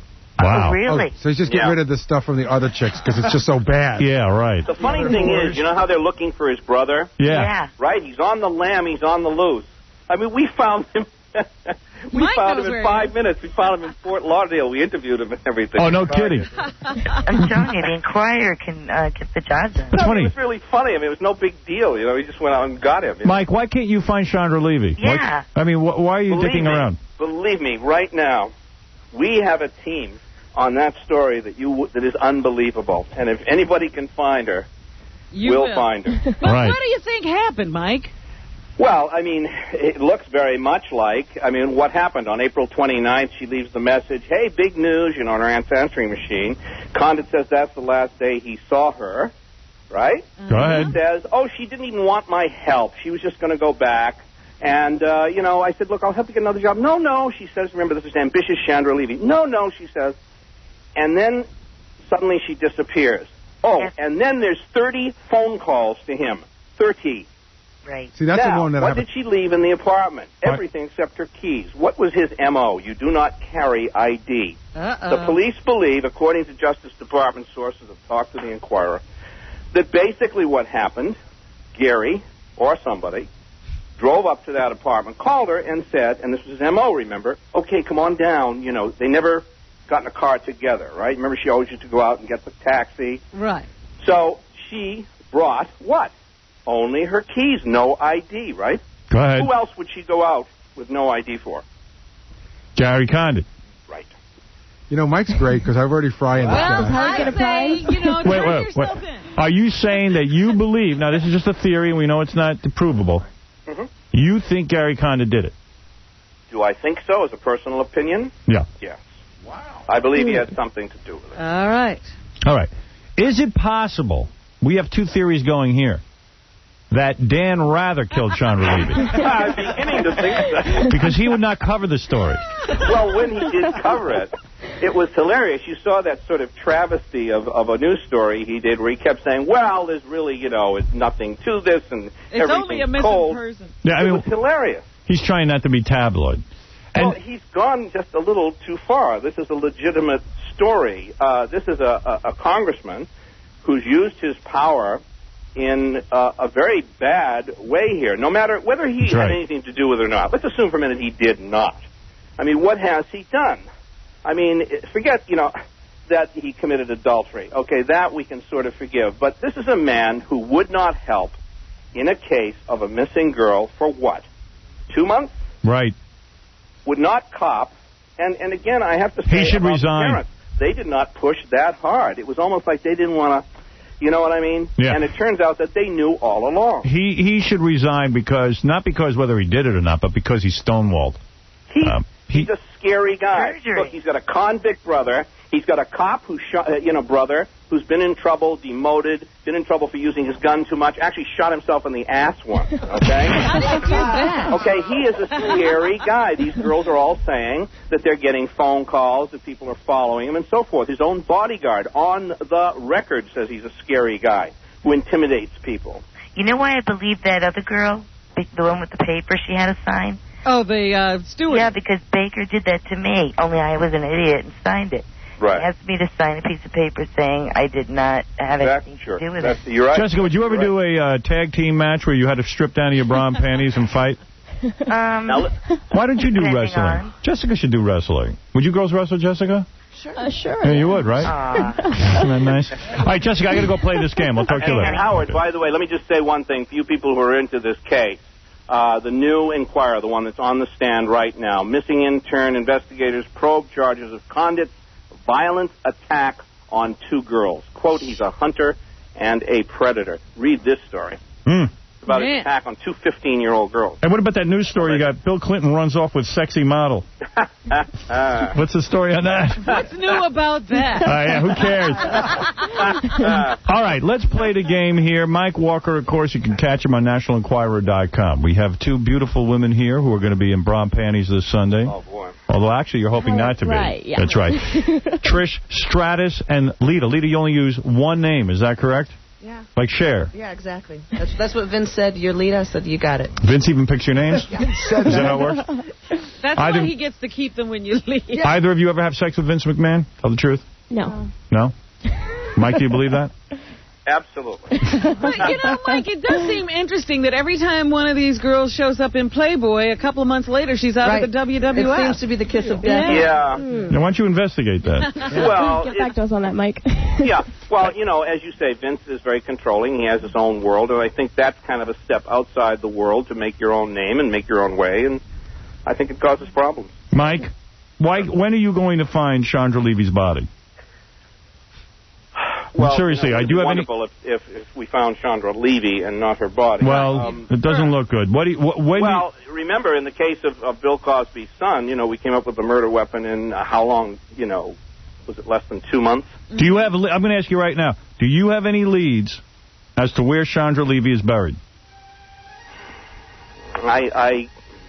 See. Let's just say we have leads. Yes. Yes. This is very dramatic. Keep watching. I'm telling you, we have so many reporters on this. But, the cases they can't solve, like the O.J. Nicole thing. They solved that. And just no one will convict them. It's very solvable. We gave you the guy. I told you O.J. did it. For God's sake. How many books you want on this subject? Yeah. O.J.'s guilty. He killed. The Robert Blake case. What happened with Robert Blake?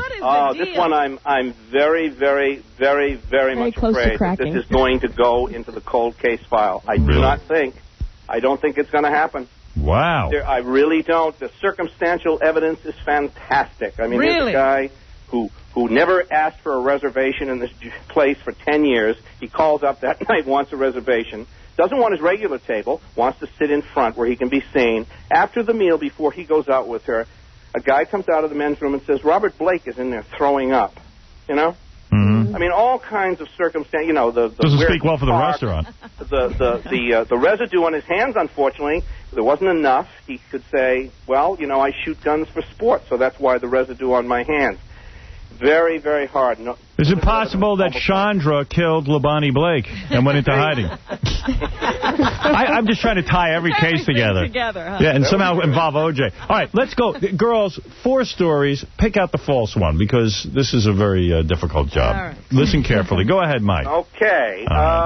Speaking of pinning men down, before Benjamin Bratt dumped her, Julia Roberts was spotted devouring a book titled Men Who Can't Love, How to Recognize a Commitment-Phobic Man Before He Breaks Your Heart.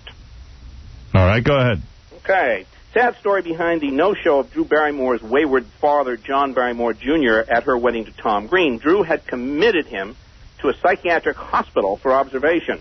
Ironically, ex-actor John, who spent years on the street as a booze bum until Drew rescued him, had picked out a new suit for the nuptials, but trouble brewed when docs took him off his psychosis medicine after it made his legs swell, which caused mood swings and bizarre behavior. He's back home and very disappointed about missing the wedding. By the way, Drew Barrymore had her mother there, Jade, who's been on our show many times. So Jade's finally back in Drew's good graces. That's right. I talked to Jade, and she's ecstatic, and that's great. She's a good person for Mike to talk to. Whenever Jade gets back into Drew's life, we lose her. That's right. Unfortunately. All right, number 3 story. Number 3. Pals of golf nut Ray Romano raved about a great golf course they'd found north of Santa Barbara, so Ray got directions, packed his clubs, and drove up to meet them on a Saturday. The minute he drove into the parking lot, Ray got the gag. The course is part of the famed Costa del Rey Nudist Club, and Ray's giggling buddies were waiting just inside the gate in their birthday suit. But Ray got the last laugh. He yelled, "Forgot my clubs, guys," and drove off and left him hanging. Number 4 story. Number 4 story, Kathy Mee Department. Frank Gifford's miserable because wife Kathy Lee thinks living in the Connecticut boonies is killing her career, and she wants to jumpstart it by moving to L.A. Frank's told her, no way, our home's right here. He also complains they're going to end up in the poorhouse because Kathy Lee goes on endless shopping sprees to lift her spirits. Now, even worse, she's suggesting it's time for 70-year-old hubby to get another facelift. Says, Frank, I'm an old man, and there's nothing I can do about that. Wow. All right, there's 4 stories. One of them is fake. Benjamin Bratt and Julia Roberts, right before they broke up, she was reading about commitment-phobic men. Drew Barrymore did not have her father at the wedding because he's a mess. In a mental hospital. Ray Romano, his friends, obviously, are maybe they're homosexuals. They're all hanging around a nudist colony and running around and playing jokes on each other. Cleaning their clubs. You don't want guy friends who are busy playing jokes on you. I want you naked. Yeah, and Kathy Lee might need to move to L.A. Frank doesn't want to go, and he doesn't want a new facelift. Which is the fake story? First we go to Trish Stratus. I'd say the second one is. Drew Barrymore? Yes. You think the dad was at the wedding? Well, not necessarily that he was at the wedding, but I wouldn't say that's the reason why he wasn't at the wedding. All right, let's go to Lita. Lita, what do you think? I say the golfing story is fake. Ray Romano. Yes. Nobody has friends like that. If you do, you beat them up. Yeah, I just also don't see that being newsworthy. None of this is newsworthy. Right. I don't see any of this in the New York None of this is important. It's a gossip column. All right, Robin, you want to go next? I'm going with Lita. I think finally there's got to be a Ray Romano story that's not true. This is it. And I'm going with Trish. I don't mean with her story. I mean, I'm going out with her. Okay. No, I'm going with Trish. I don't believe the Drew Barrymore story. I don't believe that they're busy with this father or anything like it. Oh, okay. Yeah, go ahead. Artie, you playing? I'll play. Okay. Stop drinking and play. Let's go. I think the Kathy Lee Gifford thing is false. Cause really? I don't think she'd want to move to L.A. She seems so into that image of being in Connecticut and like being an East Coast mom. What about her new singing career? She's a big superstar now. Come on now. She could do that for All right, me. Fred, are you playing? Yes. All right, go ahead. And considering Julia is the one who's the cheater most of the time in those relationships, I'd say Julia. All right, so you say it's that story. Well, we're across the world. Fred says it's the Julia Roberts. Everywhere. Howard and Trish say they don't believe the Drew Barrymore story. I don't even know why. Robin and Lita say Ray Romano, and Artie Lang says Kathy Lee is not true. All right, somebody has to win. Somebody does have to win. And Robin? Yes? You're back in the winner's circle. All right. Yeah. Yep. And Lita. Wow. Yeah, because Ray Romano. Yeah. That's you guys. Yeah. Thank God, because I said, what kind of guys walk around naked on a golf course? Also, I would think if it was a golfer, he would know about golf courses. Yeah. Yeah. You're right. Okay. All right. That should have been the giveaway right away. Yeah. Wish I thought of that 5 minutes ago. All right, Mike, thank you so much, and thanks to Hotwire.com for bringing the game, and check out NationalEnquirer.com. Thanks, Mike. Okay, thanks, guys. Talk to you next week. Bye-bye. All right. So what's the prize? I won. I think you guys get to strip now into your brown panties, like you're going to do on Sunday. Okay, now who's winning in that scenario? We do. Oh, okay. We all do. How about you, Howard? You two are never attracted to each other? You don't go that way? Well, we just started getting in the ring together. Never mind getting anywhere else together. Slowly. Are you girls wild sexually? I mean, I always think of wrestlers. I like to have fun. Yeah? I mean, that's just me. You know how to really party? All right, we'll talk later. You have something in mind? All right. I want to thank Trish and Lita for coming in. Watch the WWF's Invasion Tag Team Bra and Panty match this Sunday on pay-per-view at 8 o'clock Eastern. I am going to be there for that. And we'll be back with P. Diddy, Puff Daddy. All right. P. Diddy. P. Diddy. That's right. That's a P. Diddy shirt. That's right. That's Sean John. That is some serious fashion right there. I dress like a black man. I figured it out. You take a bunch of ugly clothes, put his name on it, and all of a sudden everybody starts wearing it. What are you talking about? You think this shirt's ugly? That is a ridiculous looking shirt. I love this shirt. I've been wearing this shirt all over the place. Why do you think this is ugly? Those are the kind of shirts your dad used to wear 100 years ago. Really? He just tucked them in. I need to see the overall thought here. they were awful. I love this shirt. Let's see, turn around. I actually like your pants much better than your shirt. Well, the pants, I think, are a Gap. Well, we'll be back. That looks good. You like the shirt, right? That looks great. Yeah, the women love it. She's colorblind. I have a Sean John top. Color was that great? It's nice, right? I see you girls staring at my crotch. You want it when you're hungry for some meat. There's something sticking out. Pretty nice, huh? There it is. Look at the size of it. All right, we'll be back with Puff Daddy right after these words. All together now. Howard Stern. King of all media. Howard Stern. He's a handsome man. He's a king. Howard Stern. Howard Stern. Turn him up now. Howard Stern. He's got a teeny little penis. Howard Stern. Grumpy Nation. Hail to the king. Howard Stern. Howard Stern. 104.1 WBCN. Boston's alternative rock. WBCN. Make it louder, will you? Oh, I love it when it hurts. It hurts so good. Oh. All right. Puff Daddy P. Diddy in the house. Here's a guy, he's got a million, man, he's got a whole bunch of experiences. Let me see Puff Daddy. There he, oh, yeah, that's Puff Daddy. There it is, Puff Daddy. Look at that. Robert's making fun of my shirt. Thank you. Well, wait a minute. What did he design about that shirt? Well, wait, let Puff Daddy sit down so you can hear what he's saying. Does it look like a different kind of shirt than other people's shirts? Who shot, who not? Tell me who rock, who sell out in the stores. You tell me who flop, who cop the blue drop, who jewels got black. Yeah. Puff Daddy, excuse me, P. Diddy. P. Diddy, who is he? P. Diddy. Hey. Good morning. Good morning. Good morning. Everybody's up. How exciting to have you on the show. As you can see, I don't know if you recognize what I'm wearing, but I'm Sean John exclusive. Yeah, I wear this shirt. You know, I wore this shirt at a restaurant, and they wrote that I was wearing a Hawaiian shirt. No, how is this Hawaiian? Yeah, it looks very good on you. Yeah, I mean, you know what I did? I bought this shirt. I heard about that. I heard you was a Sean John fan, so yes. You know, I came bearing gifts. And I got you a whole year's supply of Sean John wardrobe. Robin doesn't like my shirt. I didn't say, but my point is... Yeah, what is your point? Why don't you like this? It's just a shirt. But what do you expect? I mean, you're expecting... You see, people say... I say to people... You say to me, you're a designer. No, people have said to me, hey, I like your shirt. I go, yeah, this is a Sean John shirt. You and they know, go, oh. I figured they're so shocked by the shirt, they're staring at it. They have to say something. No, people have told me they like the shirt. Yeah. I wore it. Yo, Robin, you don't like the shirt? What don't you like about it? Robin. Well, it's kind of like an ordinary shirt. But that's the point. I mean, what are you expecting? Like some special... It's a nice shirt. I would like to see... When you buy a man-tailored shirt, it's just like a shirt. But that's not even a man-tailored shirt. That's it's got a design. It's got a pattern. Shirt with an ugly design on it. Do you think this is ugly? We have other things that maybe you'll like. I'm sure. I've seen some of your suits. They're lovely. Yeah. But that shirt... I like the shirt, though, Howard. Maybe I like Thank you. And maybe Puffy will take you in the back with his posse. Yeah, exactly. I'll straighten you out in a minute. Yeah, I mean, really. Yeah. You know, I said to Howard, like, my dad used to wear shirts with that pattern on them. Yeah. And, you know, like, he'd tuck them into his Bermuda shorts. No, but you got to check out the... Dad looks Come on, baby. It's a feel. Look at this. It's a feel. See, and I don't keep the lower buttons. Yeah. It's a feel. You wear that well, man. I do. Yeah. I look good. Robin, for real. Come on, you got to get with it, baby girl. Those two wrestling bitches was coming on to me. Yeah, they like the way I look. It's retro hip. Because when he came in this morning, he says, I'm going to wear my Sean John shirt. So he came in, he said he was going to wear this. I said, stand up, show me the shirt. And I was shocked.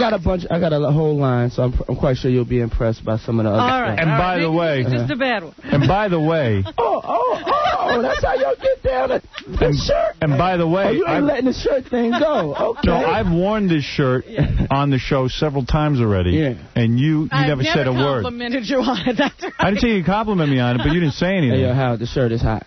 It looks great, man. I love it. And believe me, I don't wear any shirt I don't like, especially on TV. I got a whole collection that I'm sending you. And thank you. And I will wear it. Yeah, I like your stuff.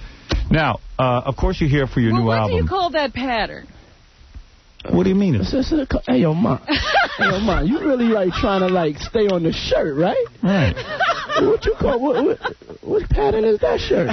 Yeah, what are you wearing? What are you wearing? What you got on right now? But you're the designer. Yeah, no, what it is, it's just a pattern. You know what I'm saying? We just so many things that go to a mill or something and I got to take some. To be honest, you get patterns. I get different patterns, and I choose them what to put on the shirts. And what were you thinking when you saw that? I was in a black and white vibe. Can I tell you something? I got another shirt. I bought two. I went to the store and bought two shirts. I didn't go to get a freebie. And I got this one, and I got the same pattern in a different color. Yeah. Robin, it's fashion forward, baby. Yeah. Honey, you're out of it. Probably way ahead of me. What are you wearing? Not much. Well, she didn't grow up. First of all, she didn't grow up in the black community. I did. Oh, that's what it is. Well, yeah. You don't understand. She look black to me. She might look black, but I'm the black one on the show. I'll be honest with you. Yeah, we're all confused. Do you listen to hip-hop? Of course I do. Look at me. What's the matter with you? How dare you? Now you're insulting me. No, I'm not trying to. I'm just trying to make sure that now you've dissed me. Now I have to get my posse. Look at the way he's dressed. Look at him. Who is in your posse today, by the way? Everyone talks about P. Diddy's posse. Who is in that posse? You have two lives almost. You have your brothers from the hood. Yeah. What and then two lives? What are you talking about? I'm going to tell you. I'm going to explain myself. And then you got Jerry Seinfeld and Martha Stewart kind of hang. You know what I mean? Yeah, I mean, I think they've come to a couple of my parties, but we don't really hang out, you know. It's not like you know those people. I've seen you go to ball games and stuff with Jerry Seinfeld. Yeah. I do know him, but I'm the type of guy. I'm open to new experiences, meeting new people. You know, I don't just stay in one central location. But isn't it true you must stay loyal to your homies because not to lose your street credibility? I'll tell you why. Because doesn't it Jerry Seinfeld, for example, distance himself once you had your problem with the gun charges and all this stuff? Don't right away. Did you hear from him? All these so-called white friends all disappear. No, I heard from him. You did? I'm going to be honest, I heard from him. You did? What do you say? Listen, never call me again? What are you doing? My number? What does Jerry Seinfeld do when trouble starts? Well, he doesn't understand the rap community, that there has to be constant trouble. I can't really say he really was talking about it. He wasn't. I don't think he was really trying to get involved in it. But, you know, he was just, asked if I was all right. And he did say hi. Yeah. And does he but there's a difference between friends and people that you meet in the industry. You know what I'm saying? Yeah. So just to be honest, my friends, they going to be down with me from day one. How do you become friends with a Jerry Seinfeld? I can't become friends with Jerry Seinfeld. I don't know how to do it. Yeah, but I think it's not really a friendship. It's just like how I see you out. Yes. You know, when I see you, what's up, Howard? How you doing? Yeah, but wait a second. Jerry came to your house in the Hamptons, right? No, he's never come to my house in the Hamptons. Have you ever been invited to his apartment? No, I mean, we've gone out to dinner before. Right. Where do you go? Where do two big celebrities go? We just went to some Italian restaurant, in Santa Monica. And do you bring your bitches with you? I mean, that night we had our young ladies. I had Jennifer, and he had really, and he had his wife. Really? I'm going to tell you something. I think, and listen, I don't know what happened between you and Jennifer. Yeah, okay. Although we're going to find out.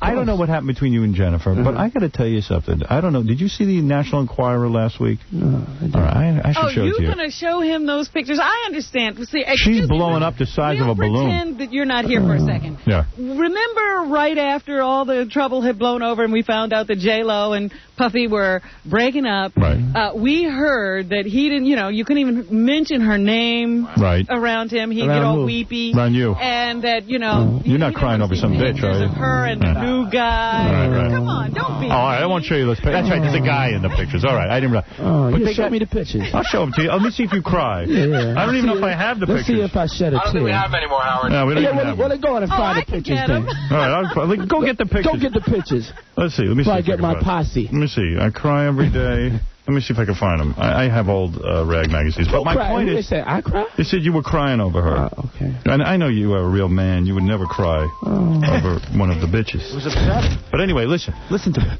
I'm looking at pictures of her in a bathing suit, like in a thong or something. Oh, you got the pictures? Oh, Robin's got them. Let me see. All right. Let me see. Oh, let me find it.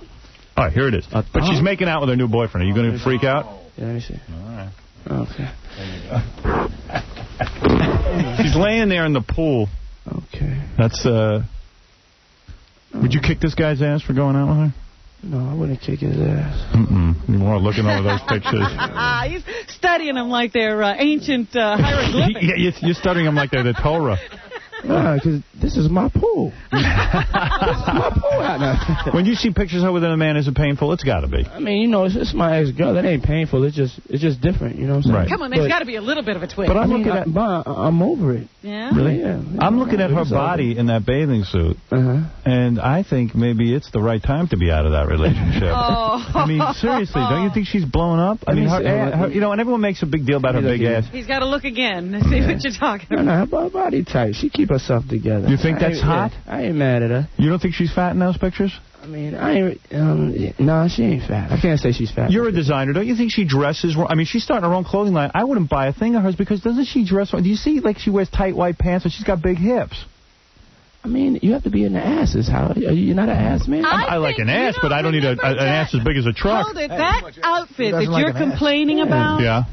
Was on some award show. She wore the white. She had the kerchief on her head. Yeah. That was his. No, it didn't. That ain't a Puff Daddy. Was that a Puff Daddy exclusive? No, she had a Sean John shirt on. Just not the shirt. Pants. Just the shirt. Right. Okay. All right.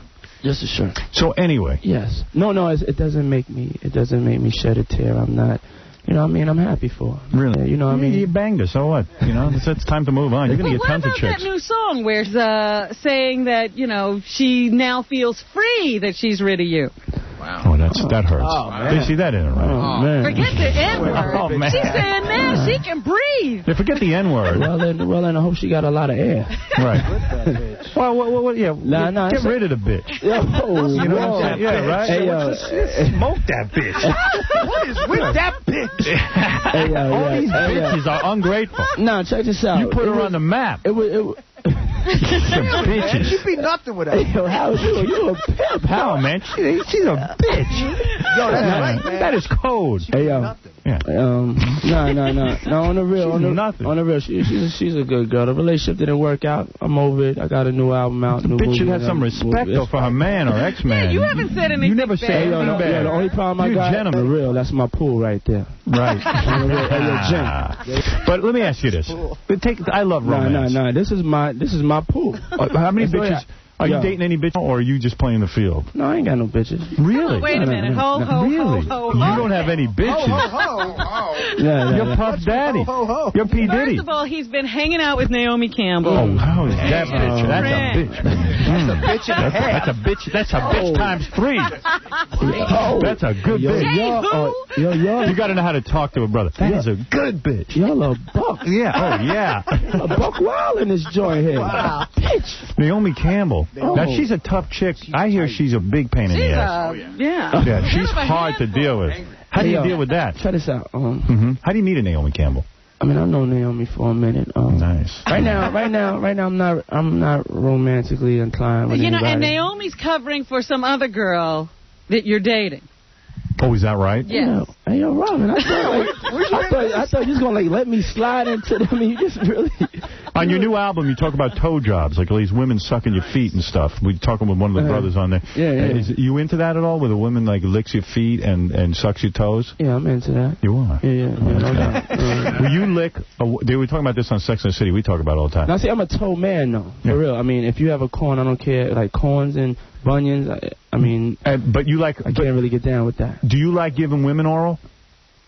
What? A lot of brothers don't. No, I love that. You do? Yeah. You like to give the woman You're willing to oral? admit to that? Yes, I could admit to that, yes. Okay. I mean, I love to please. I love to please my bitch. No, I mean, I love That's right. I'm starting to get it. Nothing wrong with pleasing your bitch. No. I love to please your bitch. You please that bitch in Germany. But that's right. I love to please if I'm with a woman. If I'm with a woman, you know. You will perform oral. And were you... Yeah, very, very well, too. What about the buttocks? Were you... What? Were you... The buttocks. What are you talking about? Tuchus lingus. Like they said on Sex and the City. Oh, do you do that? Do you do it? Have you ever tried that on a woman? Where you... Hey, yo, I mean, if she's my woman, like, I mean, I'll do it. I'll do anything to her. Really? Yeah. You do that to J-Lo? She was his woman. That's a butt. Let me ask you something. You nail that ass? Let me ask you something. What's up, dog? I got to ask you one question. I'm going to skip to the important question. Talk to me. This could be on the album. Did you? Yeah, this is a good album. You better release this conversation. Hey, yo, check this out, everybody. I got a new album out, P. Diddy and the Bad Boy Family. The saga continues. It's in stores now. Go out and get it. Now, what's your question? All right, let's get back to it. Your name is H. Diddy now. H. Diddy, yeah. H. Diddy. I love the name P. Diddy. I think you should stick with it. Yeah, Wait a minute. with What it. happened to the name-changing ceremony? Yeah. What's going on with that? to be invited. We want to go to that. Why don't you do it for me? But what do you mean a name-changing ceremony? We will talk, during the break and see if we could do something. I'll get back to J-Lo's ass in a minute, but let me ask you this. Because I figured this is going to be like bigger than a wedding, this name-changing. No, you said after you got acquitted of the gun charges, you said, I need a fresh start. Too much baggage. I'm not going to be Puff Daddy. I'm going to be P. Diddy. Puff Daddy had all the baggage. I was just in an interview. I was making light of the interview, and it wasn't nothing that was really meant seriously. I said it, and then the next morning I woke up, and it was all over the papers. And then, the people in New York, I love New York. The people in New York were just calling me P. Diddy, giving me a lot of love. I felt a lot of positive energy with the name, so I said, hey, I've always called you P. Diddy. Yeah. I have. I mean, people have called me P. Diddy for a while. My close friends are people that know me, Yeah.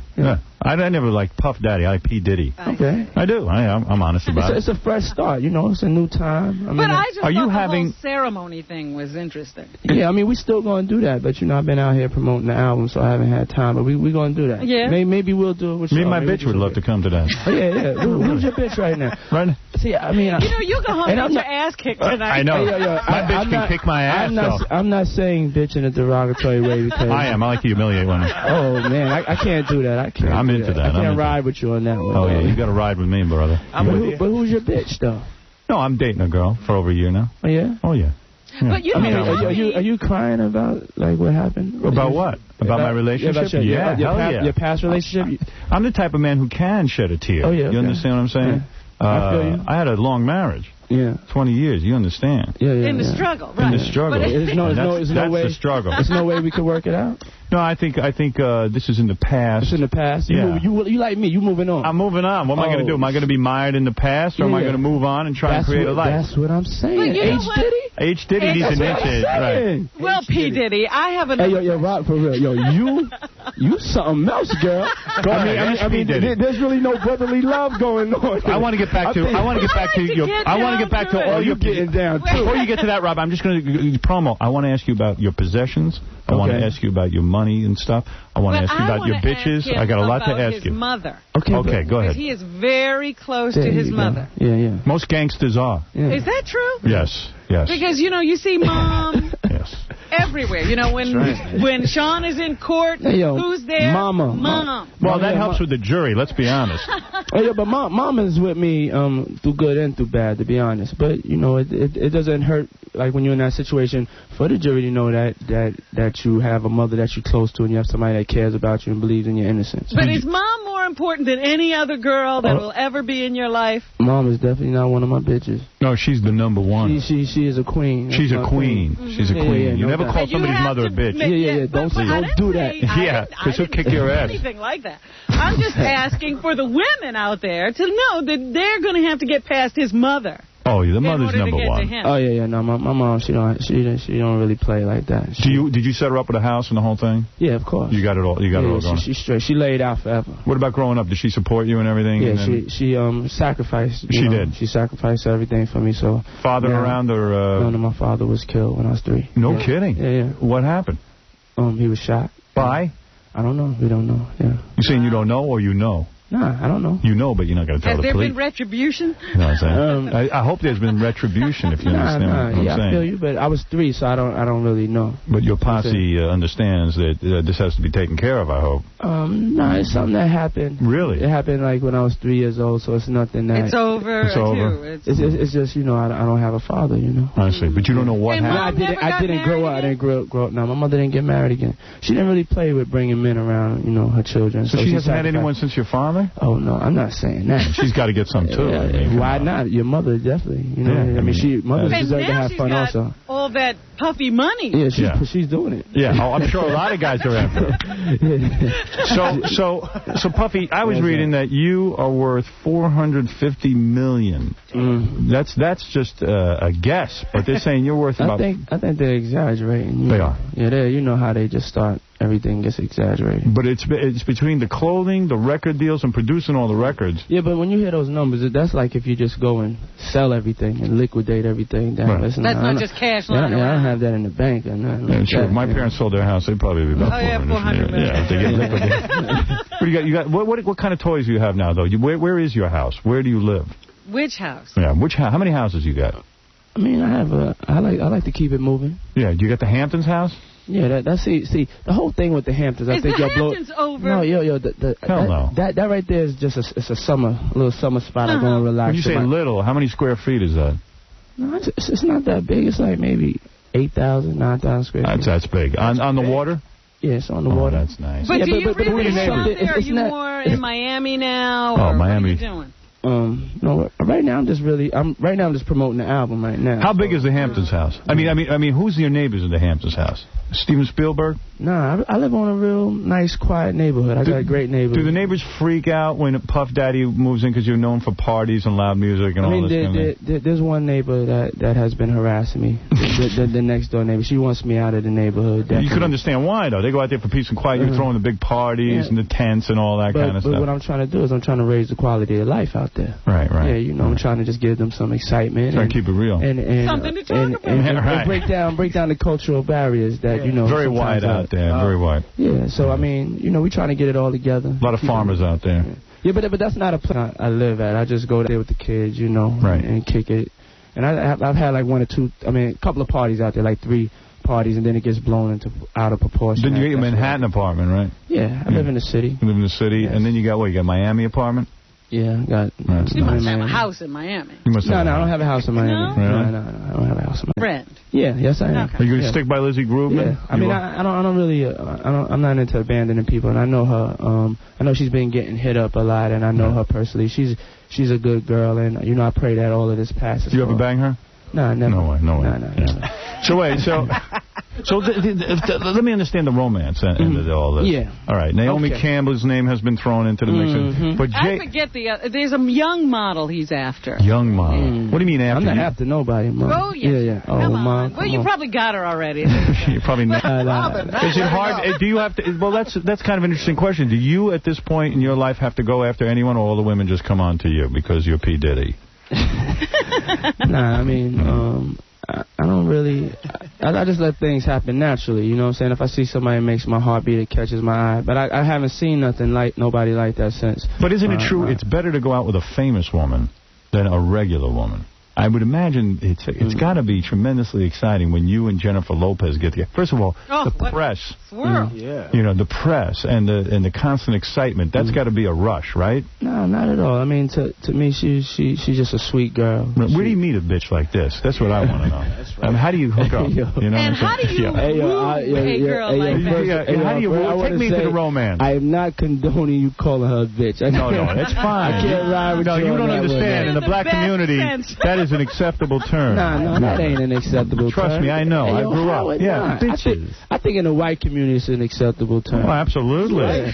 My mother used to call her a bitch all the time. I'll tell you, you call a black woman a bitch, you may get your penis cut. Oh, I would never do that. All black women are queens. I would. That's right. No, I'm doing this for your benefit, so you understand what I'm talking about here, so I can talk to you one-on-one. Oh, no, I could understand. I don't need, I could. All right, a woman Where did you meet Jennifer?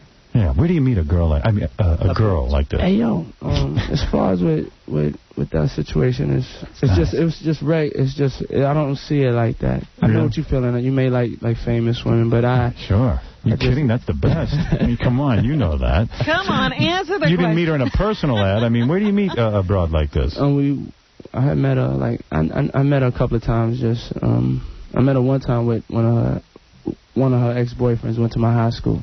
Nice. So way back in high school, I met her one time, and then, during when she was a fly girl, I met her again, and then... Fly girl. Fly girl for, in Living Color. Yeah. And then, we did I asked to be in one of my videos. Oh, that's how you That's the move. Oh. That's a great line, man. That's nice. That's the line for a broad, right? You baby. gotta invite him to be in your video. So when she was in the video, you weren't nailing her at that point. You were just like, hey, you had your eye on her.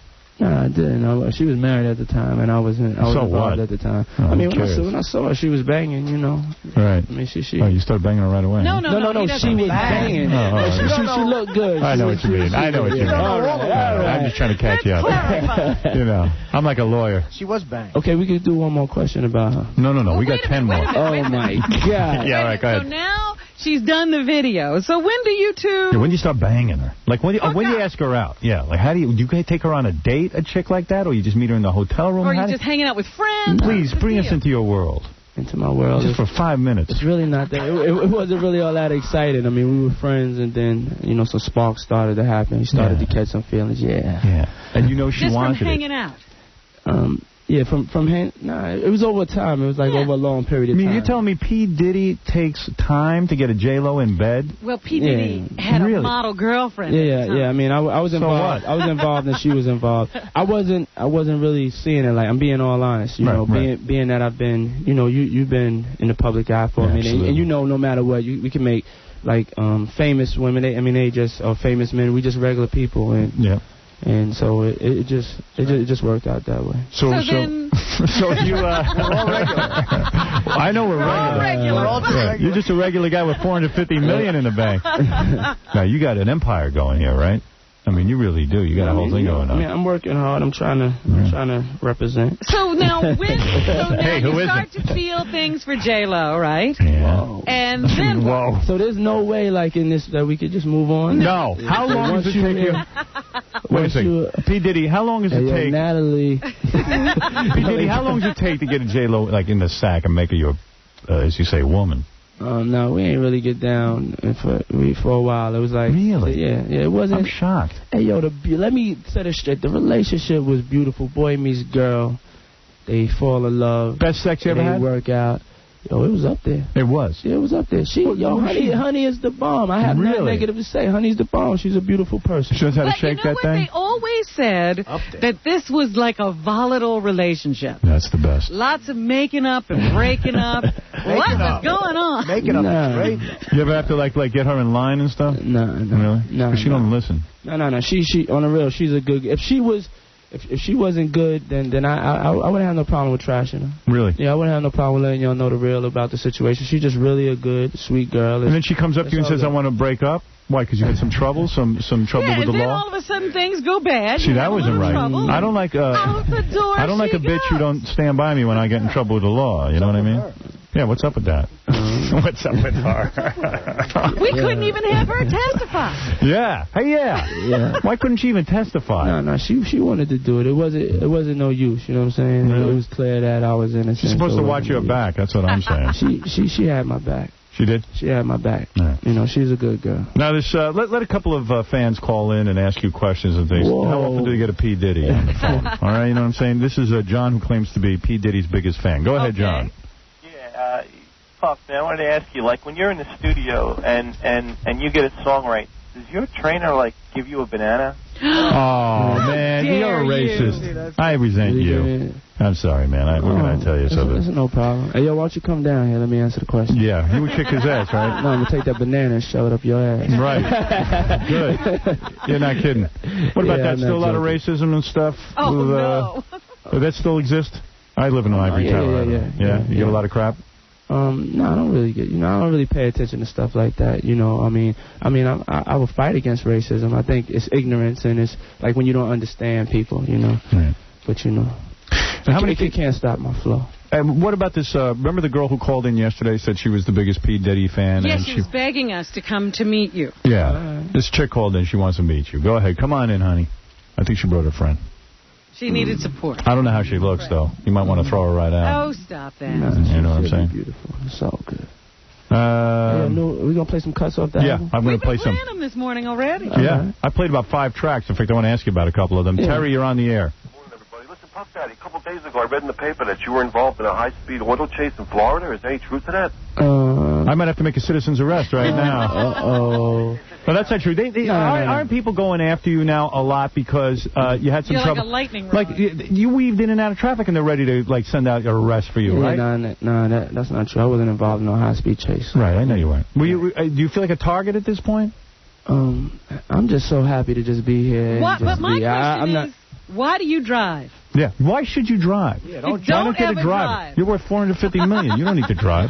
To be honest, I don't drive a lot. I have a driver. I don't drive a lot, but it seems like, when I do drive, that there's trouble. Yeah, so I do plan on not driving for a while. So you won't see me driving. How do I get on your party list where I get to go to these exclusive parties? What I'm gonna do is I'm gonna throw you a function. I heard you've been hanging out. I heard you've been hanging out lately. So I'm gonna throw you something. All right, good. I'm gonna show you. I want a party in my honor. Where are these two? Where did they leave? Come on in. Oh, look at this. Hey. Oh, not bad. Hi. Wow. Look at these two sisters. Hey, how you doing? Oh, look at this. Hey, baby. Oh, you're going to hold it? Okay. Yeah, well, how you doing, honey? Hi, Howard. I love you. I called in. Oh, you're the girl one who you said it's not black. I am black. You don't sound black. Well, I look black, don't I? What does that mean? She doesn't. She's not from the hood. Robin. You're not from the hood. Proper? You didn't even know what yo meant. Yes, I did. You didn't know what banging meant. Well, anyway, you are a pretty good-looking broad. Thank you.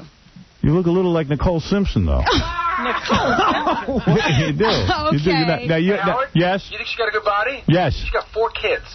Really? Yeah. Wow, how old are you? I'm 28. And your friend is a big P. Diddy fan here? Yes.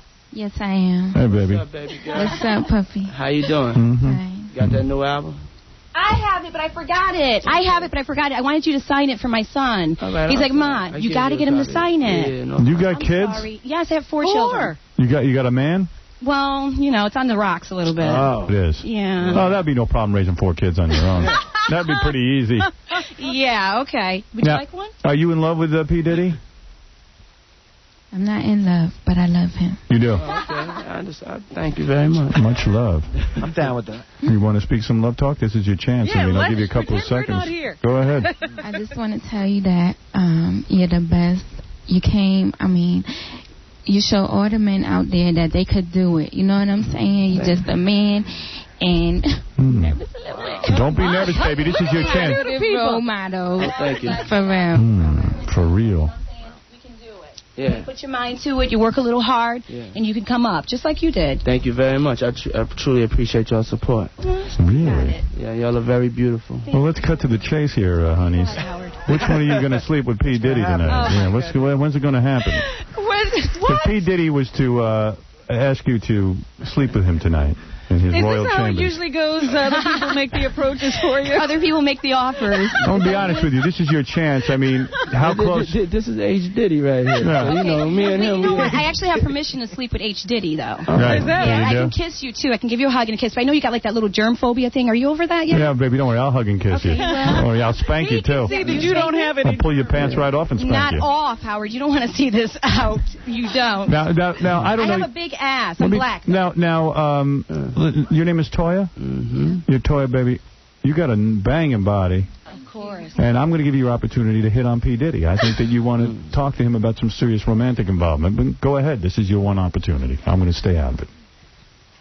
Don't be nervous. P. Diddy, help her out a little bit. She is. Give her some love talk. What's up, man? Baby. What's up? What's up, baby? What do you want to say? I just want to say, Puff Daddy, can I see your body? Oh, wait. Wait. P. Diddy, what up with the next video, baby? Next video? Okay. Yes. Why don't you let your friend have a chance with P. Diddy? Cousin. Well, let your cousin have a chance. She's trying to make some time, and you keep interrupting. Shut up a cannon, dude. Yeah, I know. 6 in the morning. Stick on speed or something. You know what you got to do? You got to just jump right in and get to it. Yeah. Go ahead. How old a girl are you? I'm sorry. How old are you? 22. Well, you're a little too old for P. Diddy, but I'll take you out. No. Yeah. You have any bunions? How are the feet? My feet are straight. Yeah, really? She got a nice body, huh, P. Diddy? Yeah, no doubt. Yeah. Thank you. Mm-hmm. I got a little boy. Oh, you do? No bother. You got a man? No. That's all right. That's all right. How do you get all these kids with no men? I don't understand. You don't understand? I'll show you how. Things happen. Robin! You got a kid, too, at 22? Yeah, you're a little young. Mm-hmm. How old's that kid? He's 4. What would you do to P. Diddy if you could be alone with him for a night? Oh, my God. I would just pour honey all over his body and just lick it off, head to toe, front to back. Baby. Oh, my God. Wow. Those pants you got on are tight. I don't believe you're wearing any underpants, are you? No. You got dressed specially for P. Diddy Look today. at that, P. Diddy. Well, girls, I gave you the opportunity. I guess that's all the romantic talk. P. Diddy, any interest? You want to have sex with any of these girls? Thank you very much. You're welcome. You're going to turn these two down? No, I mean, I'm not... You put him on the spot, Howard. Well, why not? I mean, if you want to. You're These girls' legs are practically spread here. Out there trying to get some, too. These girls are practically ready to jump in the Let me sack. ask you, does sex with P. Diddy need to be more than sex, or could it just be sex? Could he just lie it there? could just be sex. Could just be honey. Could P. Diddy just lie there, have sex, and then you leave? Yeah. No? And you guys won't say... You will not leave? You would get up and leave? Yeah, I would get up and leave. You would have sex with P. Diddy and leave? I would have sex with you and get up and leave. Really? Yeah, well, that's And we'll never have to hear another thing about it. If you had sex with me, you would not get up and leave. Oh, but you know what? I would get up and leave, but then you would ask me to come back. So I would. I would. P. Diddy, are you that good in bed? You must be. You must be good in bed if you have that kind of confidence. H. Diddy. Yeah. She wouldn't get up and leave. Really? But I just said it. Yeah. I just said it. I would get up and leave, but then you would call me back, and I would come back. I would beg you to leave. You're annoying the hell out of me. I would pay you to leave. Can I ask P. Diddy a question? Yeah, go ahead. When you get girls like this, because obviously women love you, is there pressure to perform, or you don't think there's any pressure? Because women obviously think you're God. Right. Is it when you get them in bed? Do you feel like you got to do something special? Yeah, I can't just really get down and just have sex with somebody I don't know. I would have to get to know them. You are kidding me. No, on the real. Really? I mean, I could have sex with you girls. I can't just get. That is the right thing to say, though. Girls, that turns you on. What are you trying to say? You're sensitive or something? That's what you're looking for. I mean, you're not sensitive, are you? I'm like that too. Yeah, me too. Hey, girls, I'm like that too. I can't have just sex with you. If you don't know where somebody's been and what they're doing, I mean, come on, Robin. I mean, you get down like that. That's different. Okay. You know what? Everybody's been somewhere. Exactly. Yeah. None of us are innocent. Get them when they're like 12. But those are two beautiful young ladies, and I appreciate them. Well, thank you, girls. Appreciate the love. All right. I love you, Howard. I love you, Puffy. Well, P. Diddy, I'm sorry. Am I offending you? No, you're not at all. Okay. All right, thank you, honey. You look good. Both of you look good. All right, now after the show, though, during a commercial break, can I get a picture? After the show, you take a picture, then we'll go in the bathroom, you put your foot up on the toilet, and I'll take care of you. All right? Don't let your foot fall in the toilet, that? though. Yeah. Which way? You look good. Don't crack your head. All right, girls, hold on. We'll do some pictures later. All right. I'll be taking care of those two bitches. Bye-bye. I need them. Now, the P. Diddy soundtrack is out. It's the new album. Let's get into the album here. All right. That's Crazy is a great song. Yeah, That's Crazy. It's hot. I'm going to play That's Crazy. Yeah.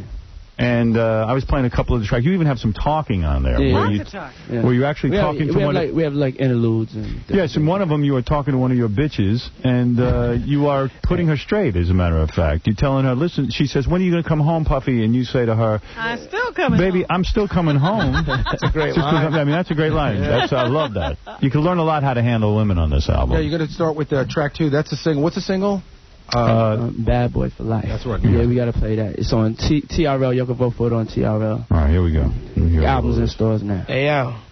Are you saying you are still a gangster after all your problems, or you're not going to straighten yourself? I'm saying that I'm not going nowhere. I'm not a gangster. I'm a businessman. Come on, bad boy for life. Are you a bad boy for life? No doubt. Yeah. Representing bad boy for life. But you just had that whole let me conference. Let me explain something to you about... Hey, Robin. What was the conference? You're in there, Russell Simmons, Puffy, all the rap community getting together. Hey, Robin. And Puffy, what about... How do you feel about hip-hop? You like hip-hop? I love everything. Okay, cool. She loves me. Yeah. She just doesn't know it. What about this dude that's getting out of jail, the Suge Knight guy? Is he going to come after your posse, or are we going to have a war, or what? I mean, we're going to have no war. If I got to fight, I'll fight. I mean, you tell me what I got to do. You're taking sides now. Hell, I'm right off. I'll take right out of the country. Seriously, it's so dangerous. I don't have no... It's not... You're going to be all right? Yeah, I don't have no problem with anybody, Howard. I'm just on another plane. I'm in a new era. But aren't a lot of brothers jealous of you and your success, and you got to watch your back, seriously? I mean, you always have to watch your back in life, but you can't let that stop you. Do you travel everywhere with a bodyguard? You must. Not everywhere, but most places. Even when you're on a date? It's no different than... Like Madonna or Sylvester. I mean, Let's be real. Now, come on. There were some things going on, with, a guy criticized you in an article. Yeah. At a magazine. Puffy don't know anything about that. Oh, stop it. No, for real. I don't know what you're talking about. Oh, come on. You settled out of court. What? What are you talking about? When you went up to the guy's office. Because that was the video, girl. You got to get your facts straight. Well, whatever. Yeah, no magazine. When somebody talks about you, you sometimes try to settle it with your fists. Well, that's what's going to happen to you, Robin. That's why I sit back here behind glass. Puffy, you know how to handle yourself. I'm trying to get back there, too, Robin. Right. I've been waiting for us to go to break. Yeah, right. I'm like, when is the break coming so I can get back there and have a little talk with you, girl? Right. No. Straighten around. Look at that, man. Yeah, that's what you need. All right, anyway, Puffy, good luck with the new album. Thanks a lot. I want to say, can I say hello to some people that listen to you all the time? Go ahead. My man Bill, my driver, listens to you all the time. Yeah. And my lawyer, Kenny Masalis, and the whole Arista staff. And my man Jordan Katz for holding me down on this retail side. And Steve Bartles. And the whole Arista staff, L.A. Reid. And my bad boy L.A. staff. Babyface Reid? Yeah. My whole bad boy staff. Right. My posse. How many people work for you? And everybody in New York and everybody all over the world. I want to thank all the listeners for all your prayers and support during my trial. And, because that's what helped me get through it. And I want to thank you, Hal, for making me laugh. And Robin, when I'm coming back there and see you right after the break. Robin was a little rough on you. You was all the hard questions because I'm black. See? Okay. Yeah, we work it that way. When the white guys come in here, I ask the tough questions, and Robin, stays quiet. No, it was cool. It was cool hanging out with you guys. And a lot of fun. Come back and see us again. Yes, I'm glad you're here. Thank you for coming. Thanks a lot, y'all. P. Diddy, everybody. God bless everybody. We'll be back right after. Here's Puff Daddy on Howard Stern. Time has come to give this man his respect. He one of the greatest DJs of all time. He the first nigga that really started DJs with getting some motherfucking paper. That started really putting some ice on them. And really started with the bitches and all that shit. And yeah, by the way, I go by the name of P. Diddy. Yeah, y'all know me. But that's neither here nor there. Howard Stern. The Howard Stern Show continues after these on WBC 104.1 WBCN. Phone calls. We get your phone calls. We get your phone calls every day. Hi, Casey. I'm the head fag over at the Playgirl Mansion. I just want to let you know, I heard this show from the Playboy Mansion. It didn't sound like you were having too much fun. I just wanted to go ahead and give you an invite over to our place. I mean, there's plenty of ass play going on, plenty of gerbils to go around. So come on over. I think you'd have a good time. Bring Ralph if you'd like. And I hope to be hearing from you soon. Goodbye. The Howard Stern Show. And Mike, hi. You're on the air. Yeah, Howard. Yeah. That was the greatest interview. P. Diddy, huh? I learned a lot. I learned about J-Lo's ass. Yeah. Although he wouldn't say whether he had anal with her. He said he would experience everything with a woman if she was his woman. I figure that's a yes. Well, he said I asked him if he had performed Tuchus Lingus. Right. And he kind of intimated that he would do this. Oh, yes. And had. I do that for J-Lo. Have you? Have I done Tuchus Lingus? With your girl? Oh, that's a disgusting question. I would do anything to please my lady. My bitch. All right. H. Diddy. H. Diddy would do anything. Hey, Howard, I had a story, but nobody picked up the phone. One time, my uncle drove him in a limo to Tyson's birthday party. Yeah. And he had a bunch of girls in the car that he made wait in the car. And he told the girls in the car to take care of my uncle. Wow, that's nice. That's a good guy, right? Damn. And not only that, about the rap summit, Robin. Yeah. You guys did that years ago, before any of Russell Simmons or any of these people. Yes, we were the originators. Get no credit. Yeah. Ours produced nothing. And did he ever find out who killed Biggie Smalls? No, they don't know. And did you talk to him about the real estate that he bought in Manhattan? With no view? Yeah, I forgot. I should have brought. I was going to bring that up, but everybody was getting on my case about bringing up too much stuff. So nah, Robin, you were just fine. You want to know something? I thought it was kind of boring, actually, to say, well, hey, so the guy has an apartment building that he hasn't sold. I mean, do people care? And how about how I just care about J-Lo and her ass and the parties and $450 million. Her ass has turned into a new universe. I mean, it really has gotten big. Her ass is an apartment building now. All right, I got to go, Mike. Not as big as Robin's ass. Oh. What do you mean?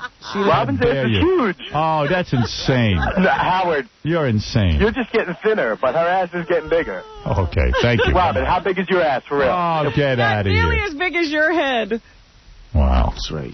How dare they say that, Robin?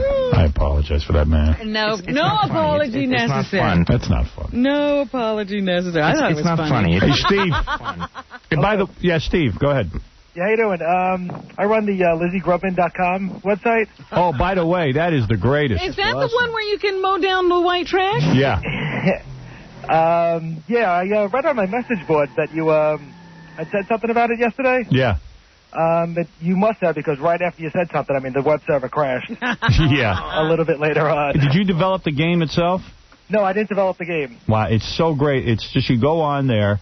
Is it LizzieGrubman.com? Right. Yeah, you go on there, and Lizzie's in her SUV, her Mercedes SUV. Yeah, her head is sticking out. And with your right and left arrow, you can actually mow down white trash. Yeah.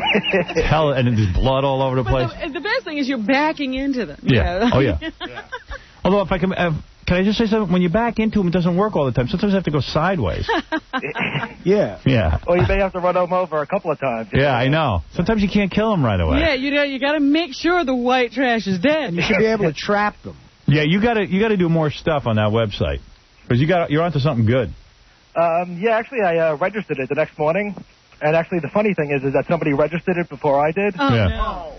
And they they must have not paid their bill on time, and the domain went expired, and I picked it up.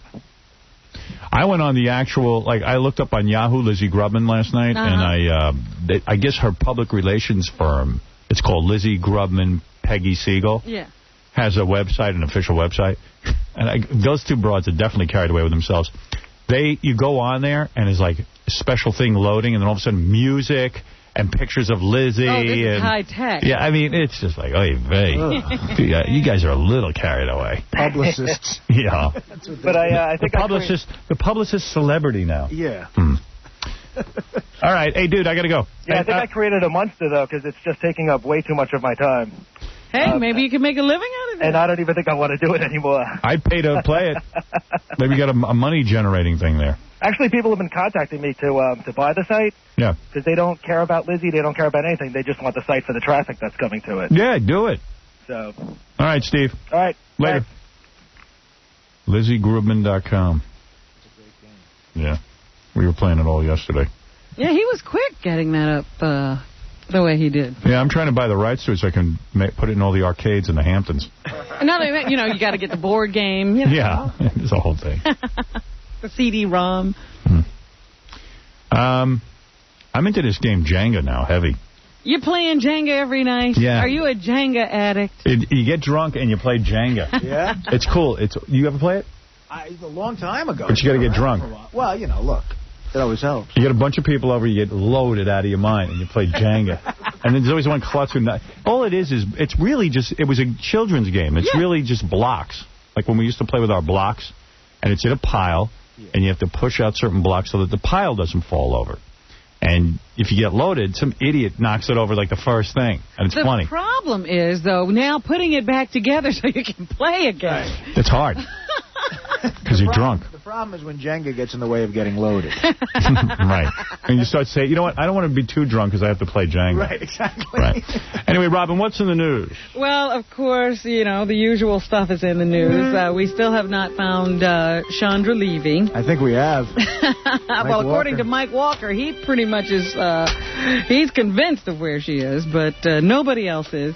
They are now saying that Gary Condit actually, before the FBI or the police or whoever went to search his apartment a while back, he was seen dumping stuff in a garbage can or a dumpster about 5 miles away from his home or something. And they actually reported this to the police, and the police went to the thing, and they found this watch case that he had thrown away. You know, he was sort of cleaning up the apartment before the police could come in and search for evidence. In all seriousness, wouldn't you do that? I mean, if the cops tell you for days, oh, we're coming to search your apartment, schmuck. I might clean, but... Yeah, you might want to get rid of everything. That's why I don't understand the police. They give you a warning. You know what? There's no law against cleaning out your apartment. Isn't this sort of like entrapment? Because now they're saying, well, wait a minute, maybe we can prosecute him for this because this is like obstruction of justice. Yeah, but that's ridiculous. These guys are allowed to throw stuff out of his apartment. 5 miles away. Is there like a limit to where it can be?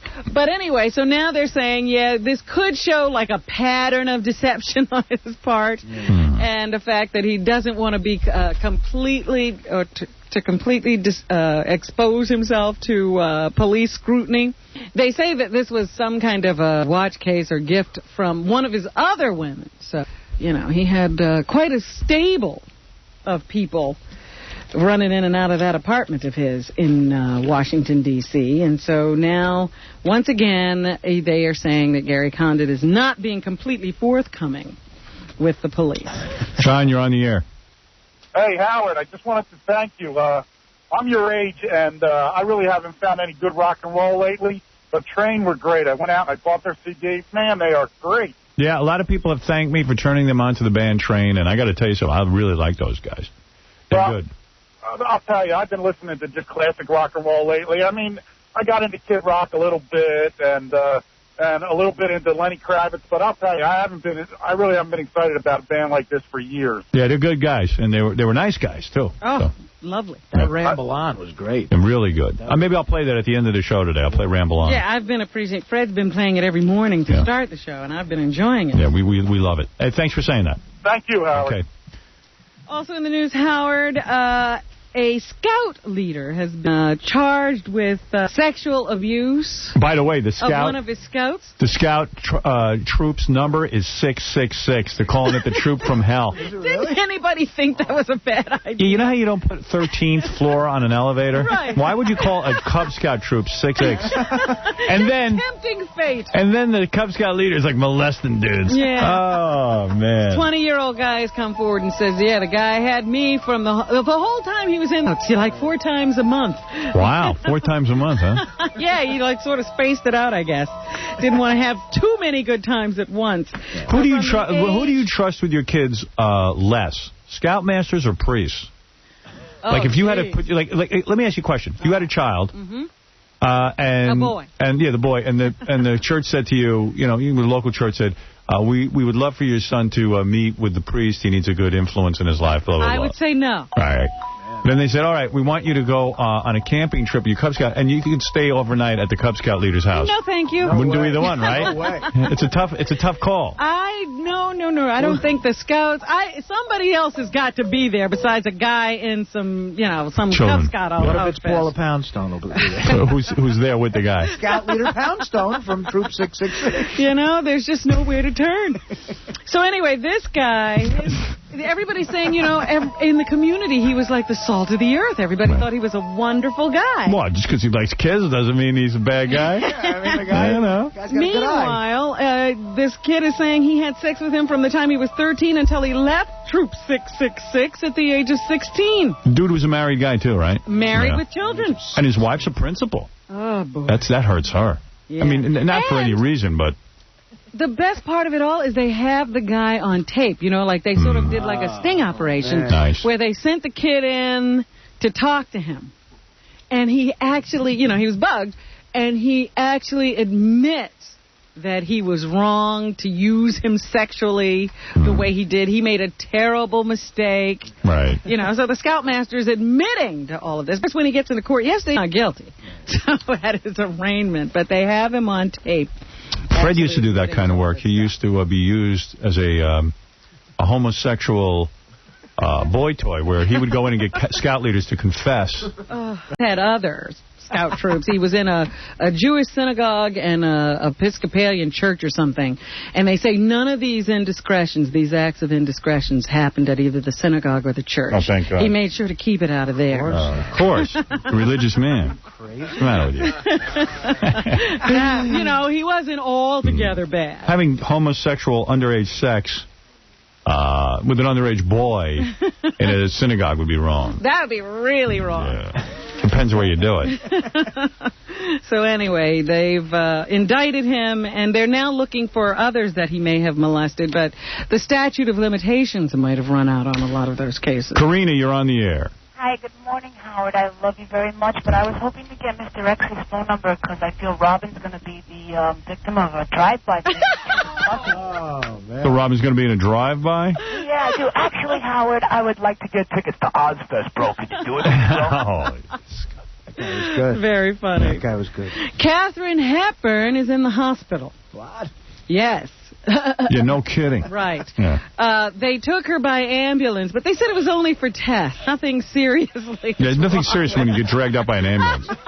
You can't take me. She's I'm fine. 94 years old. Lives up in some little shore community in Connecticut, which she has lived at for the past several years after moving out of a brownstone in Manhattan. And she has a number of ailments, but nobody is saying exactly what brought her to the hospital this time. They say if all goes well, she could be released as early as today. You know what those tests are. They're going to test to see if she's alive. She's still with Yeah, I'm sure she's breathing. Breathe on this mirror. Oh, dear. 94 years old. As soon as 94, it's hard to tell if they're a corpse or not. So anyway, the woman has 4 Academy Awards to her credit. She was nominated 12 times, so she's quite an icon. And Gunther Gable Williams is dead. Yeah, I used to date him. Gunther Gable Williams? Yeah, who is he? He's a circus guy. He was the guy from the Ringling Brothers Circus, the blonde guy who used to tame the lions and the tigers. Gunther. And that disgusting... He had that incredible mane Siegfried and Roy took over and ruined me.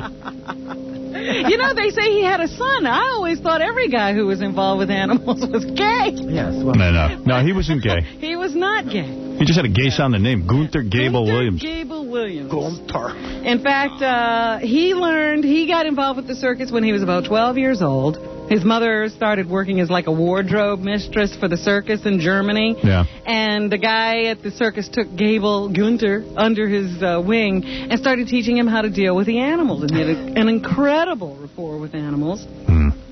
And eventually he beat him with a chair and a whip. Hey, I'm really good. I'm really good with animals. I go into a ring, I take the chair and whack a tiger over the head with it. Guy with a German accent. Funny how they listen. You will listen. Shit. Those are the We used to do this to the Jews, now we do it to the tigers. Tigers and Jews are the same. The lions used to say, those are the people who did it to the Jews. Let's stand on our hind legs. Yeah, you tigers better get in line. You Jew tiger. You are a Jew tiger. Jew tiger. Jew tiger. Nate, you're on the air.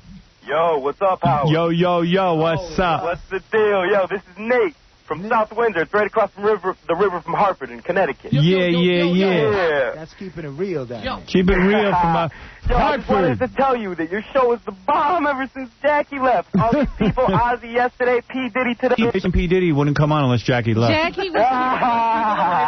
He was keeping a lot of the big stars away. Thank you very much, Nate. Hey, man. All right. Take it easy. All right. Former President Clinton is going to be the first former president who's to get anal. Receive it, I mean. Who's going to give taxpayers $1 million a year in upkeep. Why? What is he doing? Well, it's his offices and his staff. What's up with that? His bitches. Protection, his bodyguards, and so forth. Yeah. So all that is going to come to a whopping bill of $992,000 a year. The other past presidents that are still alive and running offices, combined, it only cost $3 million a year to keep them all together. But Clinton is going to cost us a lot of money. Meanwhile, yesterday, Hillary had a Freudian slip, and everybody's saying that means she's eventually going to run for president. She was talking to some people, and the question came up about whether she's going to complete her 6-year term as senator. And she says, no, I'm doing being the senator from New York. So everybody thinks that she will eventually run for president as well. Really? And she could have sex with the president. Right. Dan Rather is still sticking to his guns. He says he's right not to talk about Chandra Levy. Yeah, because I think he killed her. Clearly, you don't want to talk about Clearly, any guy who's afraid to talk about something must have been guilty. So Dan Rather was dumping something in a Have they searched his apartment yet? No. Why won't he talk about Chandra Levy?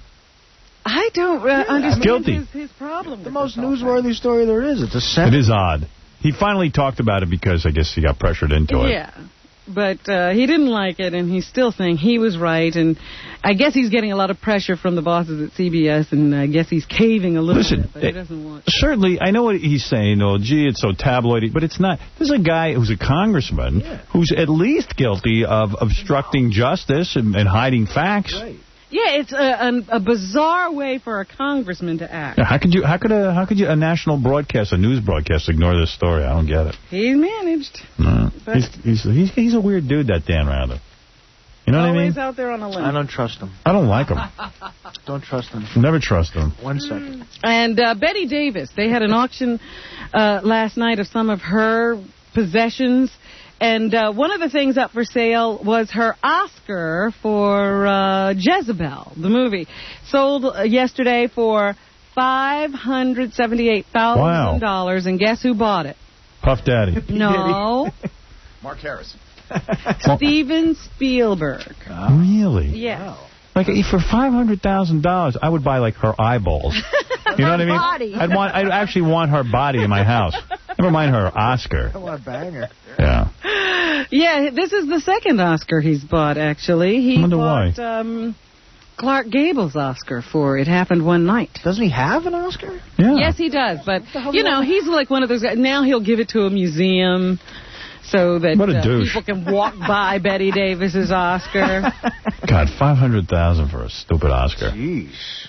And they say there's a limited number of them available because after 1950-something, you weren't allowed to sell them. So you'd have to have one from the era before that. I wish his black children would talk some sense into him. Yeah, what is he doing with their money? Hey, yo, Daddy, what you spend $500,000 on a stupid statue, man? Oscar Schmosker. Oscar Ma Wiener. Man, that's my inheritance, dude. PT Cruiser. Yeah, you think it's easy growing up in a white community, being the only black person? I want a Mercedes. Yeah, $500,000. You could get me one of them SUVs Lizzie Grubman had. And Mo. Take a break. We'll be back right after these words. Are we rolling? How's that for level, okay? Hello, everybody. I'm Mr. Methane. You know, the man with the bionic bum and the underpants that hum. In honour of Howard's great career, I would like to salute him with a great piece of music known as Beethoven's Last Movement. And it goes like this.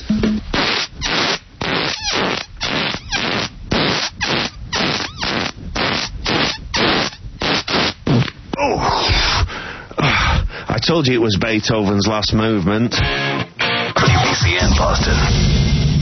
101.1 WBCN.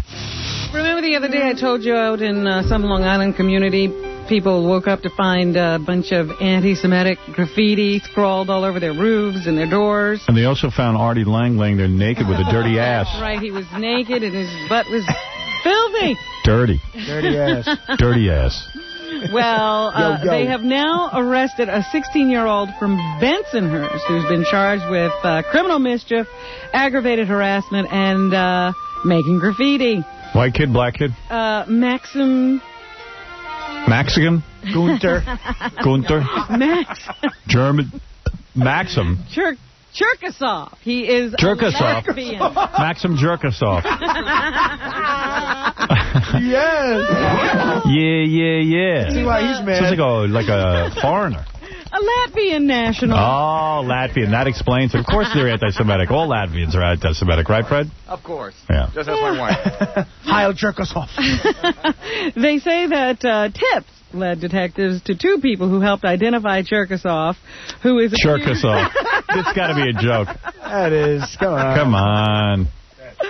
Robin, I'll tell you something. Latvia during World War II, as you know, was they were hell on Jews. They were hell on Jews. So who wasn't? Evidently, everybody was. So who would be surprised to hear that a Latvian was running around desecrating temples and homes? Yeah, he spray painted 7 homes, 2 cars, and a synagogue. He was a busy little fellow. The pride of the community. It's like Michelangelo.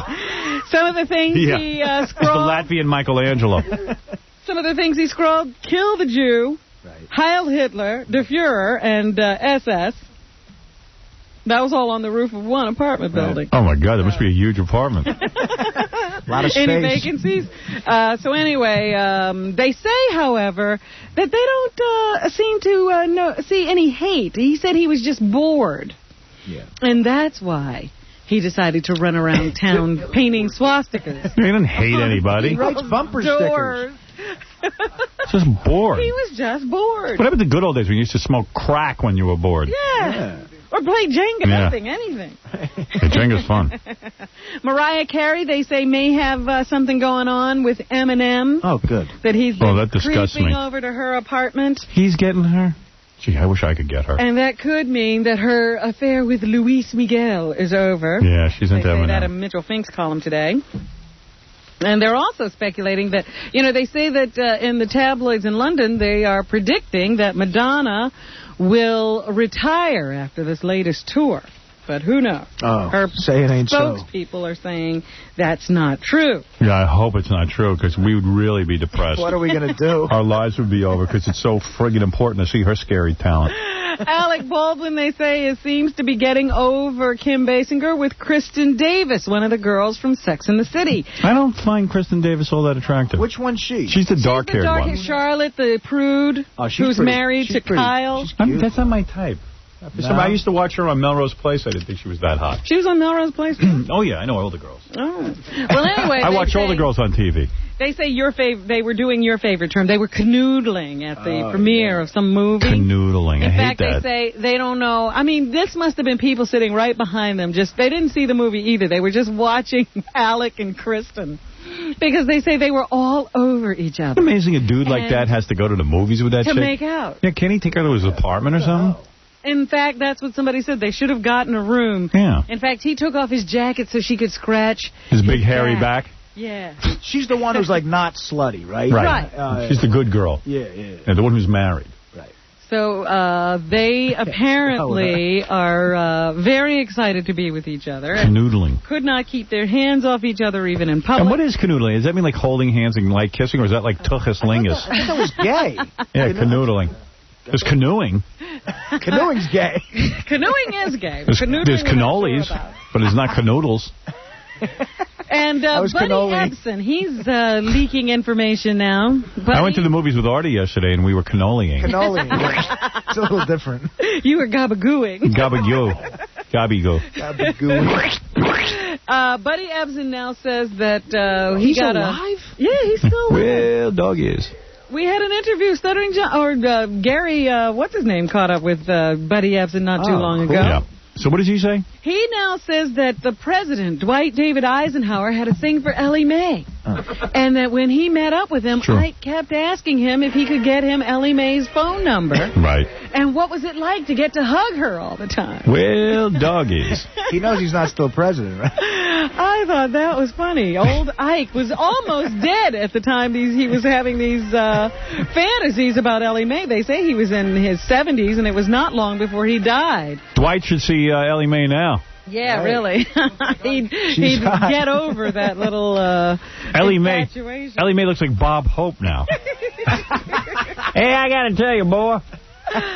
Well, Buddy says that he used to tell Ike that it was very difficult to have to hug Ellie Mae all the time, and that he'd keep telling himself, she's supposed to be my daughter. It's very difficult. Well, dog ass. And there's a guy out on Long Island who has been running what they call a bordello in Dix Hills. Did you see this? Yeah, I did. And Dix Hills, that's a pretty upscale community. At least part of Dix Hills is really upscale. Well, he lived in what they're calling a $600,000 home. He runs a business, and his son, who took over the business for him, says he certainly doesn't need to run a prostitution ring in order to make ends meet. But the neighbor started to complain because one day a naked girl was knocking on the door saying, call the police. And they had noticed that a lot of cars were coming into the neighborhood in the middle of the night. Maybe Jackie has a new business. They say the guy advertised his business in New York Magazine. The ad says, private relaxation for the refined gentleman. Make sure they're relaxed. Elegant European beauty, private residence, upscale, expensive. So any guy who was willing to spend $150 could have a good time with a Polish native. Oh. I wouldn't want to even spend less than $150. I got to figure what you get for 10 or 20, that's got to be the bottom of the friggin' barrel. Ooh, man, that's but there are guys who have a lot of money who want the $10 or $20 girl. Yeah, well, that's how they have a lot of money. Oh, they don't waste their money on their hookers. All right, let me play this tape on the air. But wait a minute, I got to just tell you this. So anyway, the night they busted the bordello, there was a naked guy and a naked woman. They actually caught people in the act, you know. Terrible. So, yeah, that guy got hauled off to jail, and now this businessman, he's been hauled off to jail, and one of the Polish prostitutes has been hauled off to jail. Terrible. Hey, now, go on. Let me play this tape. This is a reporter at Fox. This is like happy news on Fox Television here in New York. They have a bunch of different morning shows, and Fox has their own morning show here in New York. So the local Fox guy, you'll love this tape. I wish we had it earlier. The local Fox guy, Jim Ryan, got into an argument with Dick Oliver, who's an old reporter. And it's great. It's great. This was live on television, okay? Yeah, this is unscripted. And what was going on is this reporter, Dick Oliver, was out in the field interviewing a superintendent of a building and one of the tenants. Yeah, he's standing in the middle of some apartment building lobby or something. So, anyway, here's the argument. I don't see that as being a typical process, nor is it a typical process to be working on. We've got to go now. I want to thank you both. Is she still there? Well, what's that? Did the lady just leave? Yeah. Oh, that's too bad. We should have kept that discussion. She's back if you want her. Yes. She heard you. Yes. What would you like to know? I would like to know a response to what the gentleman said. The gentleman's a very effective spokesperson for the company, but obviously the people who live there are not satisfied with his explanation. Right. So what do you want now? Well, if I have to teach you how to be a reporter, Ollie, I'll do that later. Oh, why don't you do that later, Jim? I think the lady expressed herself, and you're not here, you're there. Is there any question you'd like me to ask her? No, I'll give you lessons on how to become a reporter later. I'll give you some lessons on how to be an editor, because I was your boss once. Yeah, you were, and are no longer. How did that happen? Well, I don't know. Here's Ernabel DeMillo. Isn't that great? Two old codgers. Arguing over nothing. Yeah, over nothing. And you know what? And by the way, Dick Oliver was absolutely right. I saw the piece, and the woman had said everything she was going to say. Well, the biggest telltale sign is when he says, what question do you have, Jim? Jim doesn't have a question. Because Jim doesn't have a thought in his head. Jim's not listening. Oh, go ahead, Rob. What else is in the news? Anything else? Yes, in Berlin, a teenager he's an animal lover, and he heard about this stunt this Austrian guy was going to pull, and he tried to stop it, but he was unsuccessful. So an Austrian artist got to drop a dead cow stuffed with fireworks from a helicopter in Berlin yesterday. So I don't know what that has to do with art, but he stuffed this dead cow full of the fireworks and then dropped him out of a helicopter. I tell you, that's pretty cool. I tell you the truth, I don't think it's that boring. Should put that on TV. But what's that got to do with art? I was training the cow to be in the circus. Cow. Cow is like the Jews. We should have blown up the Jews. Like This is how we should have gotten rid of the Jews. Screw the ovens. Fill them with fireworks. Watch the bottle rockets out of their ass. And then out of the helicopter. All right, go ahead. Anything else? A teenager died in one of those boot camps. You know, it's become very popular because of these morning talk shows. When you can't control your kid, you send them to something called boot camp. Yeah, where it seems like a bunch of bald black guys, like guys who shave their head, yell at your kids for you. Yeah, because you can't. Yeah, but they can't hit the kids. Well, a teenager has died while in boot camp for problem kids. He was forced to stand in sweltering heat as punishment for wanting to go home. Then he was taken to a motel where he vomited mud and drowned. Wow. Yeah, Wow. Anthony Drowned. Haynes. Yeah, drowned in probably on his own vomit. Oh. The kid, 14... Did they fill them with fireworks? That works. A lot of these kids behave after they're filled with fireworks and dropped out of a helicopter. Right. They'll throw up mud. Haynes was attending a boot camp run by the America's Buffalo Soldiers Reenactors Association. Yeah, I'm a big fan of that. Campers told investigators that supervisors began beating them 2 days after the 5-week camp trip started. They said campers were whipped, kicked, stomped on, and forced to put mud in their mouths. Oh, man. Love to do that to Fred. Whether they wanted to go home, Anthony and others said yes and were made to stand in the sun as punishment for being quitters. Anthony began hallucinating and refused to drink water. When he became non-responsive, camp supervisors took him to a motel and left him in a tub with the shower running. That's how he died. That was smart. What the hell is that? These guys sounded like they They're really hardcore. knew what they were doing. So now that kid's dead, and I'm sure there'll be a lot of investigating. But boot camp not working out for that one. You know, it works out all the time on the Jenny Jones show. The kids come back so well behaved, but not that time. Today at the box office, we can see Jurassic Park, starring Téa Leoni. That's still in the movies. She was asked if she got into shape before filming this movie. No, I did not. Of course she did. I was not in shape at the beginning of this movie, which was a really stupid move on my... Her voice is getting real deep, too. Yeah, it is. My part, I could have hit the gym a little bit.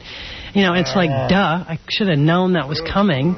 Let's see, Tate, you're doing a huge movie with dinosaurs, and probably, you know, you're not going to be friends with them, and you're probably going to be running, so, like, come on, you... David Duchovny's got to get out of that. Sounds like Larry King. Yeah. Oh, my goodness. Billy Crystal has a movie opening, has gotten good reviews. It's not funny. It's not fun. The movie's not funny, Billy? Hear that. But here's Billy. It's not funny. It's not fun. On the ensemble cast of America's Sweethearts. My job in the movie is to be the motor of this thing and push it. I have the most important job. I'm the motor, of course. babe. I'm the motor. Now, Julia Roberts is the rudder. I'm the motor. Through, and to make sure that everyone ends up in the right way, also while I'm servicing the pictures. So we all take turns, and that's one of I like to service my pictures. ensemble. When you have 4 strong people like this. He thinks he just invented He reinvented the wheel. He's a genius, And we all understand what our jobs are in the movie. It gets to be great fun. Yeah. Oh, I'm glad you're having fun. Sounds like a blast. Here's Julia Roberts on the ensemble cast of America's Sweethearts. There's just things to play, and that's the most fun, and that's the best bit. And at the end of the she's so wonderful. day, to walk out saying, these people that I work with are doing a really good job. I mean, that... Yeah, usually she can't say that. Such tough work. She's carrying the whole load most of the time. It's on my back. And Catherine Zeta-Jones is in this movie. Another no talent. She's not really much like the character she's playing. She's really acting in this film. There's no way that I am this character, even though I'm sure it's been an easy process to get there. It's It's been a very easy process. It's very different to the kind of celebrity that I know. Oh, please. You're a celebrity because you married some old dude. Oh. You know, be honest. Not your great acting that got you there. Oh, my goodness. Jackie Chan. Who, damn. Has a new movie coming out on August 3rd, Rush Hour 2. We're not living in the bizarro Hollywood world. Jackie Chan is a star. Talked to the press. Why did it take him 3 years to come up with a part 2? Jackie Chan learned how to act from Stella Adler. Why 3 years later make part 2? Because we don't like this, we don't like that, the script we don't like, where we start. I can't speak. We're just too nervous how to make part 2 better than part 1. As soon as we decide to make part 2, we sit down with... Imagine you're an interviewer. Chris and director. I said, look, we have to fight for... This guy should be doing beef and broccoli, too. You know what I mean? Hey, dude, go get me my beef and broccoli. Okay. The production, more budget.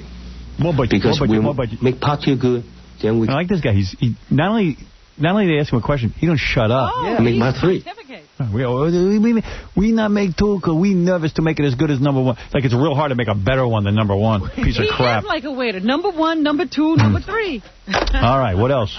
And if you believe that, he says that he believes that there'll be a part 3. Where will that take place? On Mars, because that's the only people we can find to go to it. The end, I suggest. Yes. Egypt. With both our... Egypt. Water. E-channel. Where, Jackie? E-channel. The third one will be on the E-channel. Nobody going to watch it on regular TV. The fish out of the water. Not Africa. At least Africa, you don't think he's... Because Africa, because that makes sense for me to be with a black guy. Oh, my friend's black. I want to do Blackifer. I can pronounce Egypt. That's why it'll be in Egypt. Egypt. Fish out of water. If in fish out of water. Egypt, with both, then something interesting things. Me and black guy in Egypt. That'd make a movie, part 3. Me a black guy. Julie Andrews. We learned last year that she lost her voice, but she shows up this year in something called The Princess Diaries, which opens on August 3rd. What convinced her to do this picture? It was a wonderful picture. First of all, it was Gary Marshall. Oh, Gary Marshall, such a genius. And I've always wanted to work with him. All of Hollywood needs Gary Marshall. You've always wanted to meet him. It was a marvelous role. The only way I could meet him is if we did a movie together. Yes, I couldn't go meet him somewhere else. Lady. And I'm so glad they asked me to do it. And then I get to wear all these beautiful clothes. Beautiful gowns with my boyish haircut. Armani and... beautiful gowns on a 900-year-old body. Everybody wants to see that. Valentino. And Valentino. Rudy Valentino, my boyfriend. Like that. What could be nicer? Who the hell gave her voice back? Yeah, I thought we were rid of her because she lost her voice. Some sort of bizarre nose job thing or something. She's back and better than ever. Wonderful Gary Marshall. Oh, I always wanted to meet him. I'm going to put on beautiful gowns with my sexy 900-year-old legs. Yes. Nothing better than my legs at 900 years old. Gary rejected my advances for lunch. Valentino and Armani. Go ahead. Anything else? As somebody said the other day, NBC waited as long as it could to get into this reality TV thing. And they're doing a great job of it. Now they have jumped in with both feet. I like both those shows they got. They've got another. Lost will premiere in September. Gary Marshall. 3 teams of 2, accompanied by a camera person, were dropped off at secret locations somewhere in the world from where they will race to the Statue of Liberty. I won't watch that. I don't care about that. I like those stunt one, Fear Factor, with Joe Rogan, and I like Joe Rogan rather, and I like the Candy Camera. Candy Camera. Candy Camera, Spy TV. Candy Camera. Let's call it what it is. I like Candy Camera. Nasty Candy Camera. Yeah. Dirty Candy Camera. Dirty Candy Camera. Well, the winning team in this reality show will split $200,000. Ooh. So here's one of the contestants, Tammy Becker. She was asked what supplies she was given for her journey. Actually, we do have a small backpack. Well, it'll be big on me, of some supplies.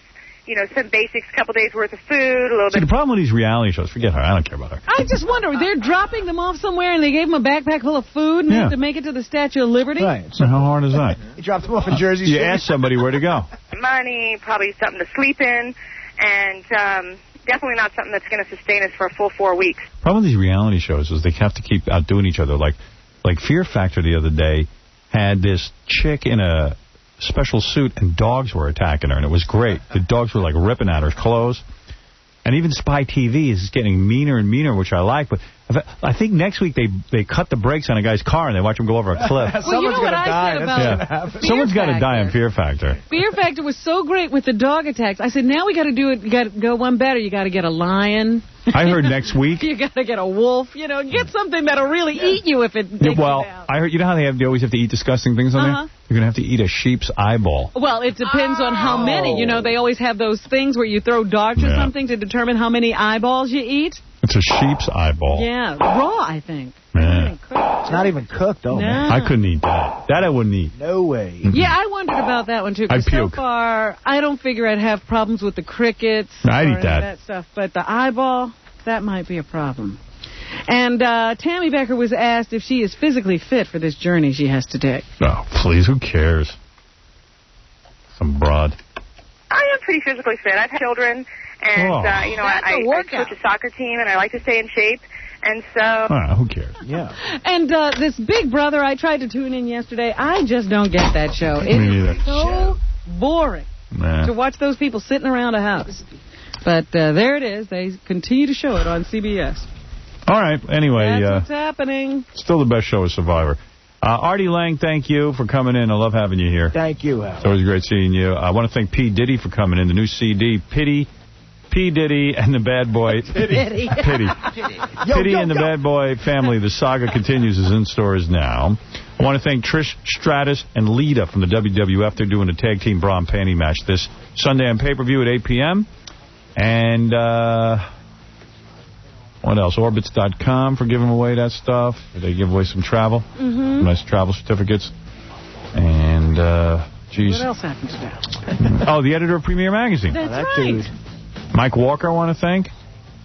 National Enquirer. Yeah, Premier Magazine.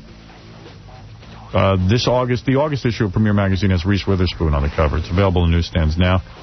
For more information, go to premier.com. The guy's name is Michael Solomon. Right, Michael Solomon. He's a good guy. Okay, and if you want to book KC, go to bookkc@AOL.com to arrange for a personal consultation with Benji. Email him at bigbadjesus@yahoo.com. Personal consultation. I'd avoid that. Sounds good. Yeah, it sounds like fun. How to ruin your life. I don't see that as being a typical process, nor is it a typical process to be working on. We've got to go now. I want to thank you both. Thank you. All right, it's back to you, Jim. Ollie, don't let her go away. That's what. Does she have a response to that? Is she still there? What's that? Did the lady just leave? Yeah. Oh, that's too bad. You should have kept that discussion. She's back if you want her. Yes. She heard you. Yes. What'd you like to know? I'd like to know a response to what the gentleman said. The gentleman's a very effective spokesperson for the company, but obviously the people who live there are not satisfied with his explanation. Right. So what do you want now? Well, if I have to teach you how to be a reporter, Ollie, I'll do that later. Why don't you do that later, Jim? I think the lady expressed herself, and you're not here, you're there. Is there any question you'd like me to ask her? And no, I'll give you lessons on how to become a reporter later. I'll give you some lessons on how to be an editor, because I was your boss once. Yeah, you were, and are no longer. How did that happen? Well, I don't know. Here's Aaron Bildemillo.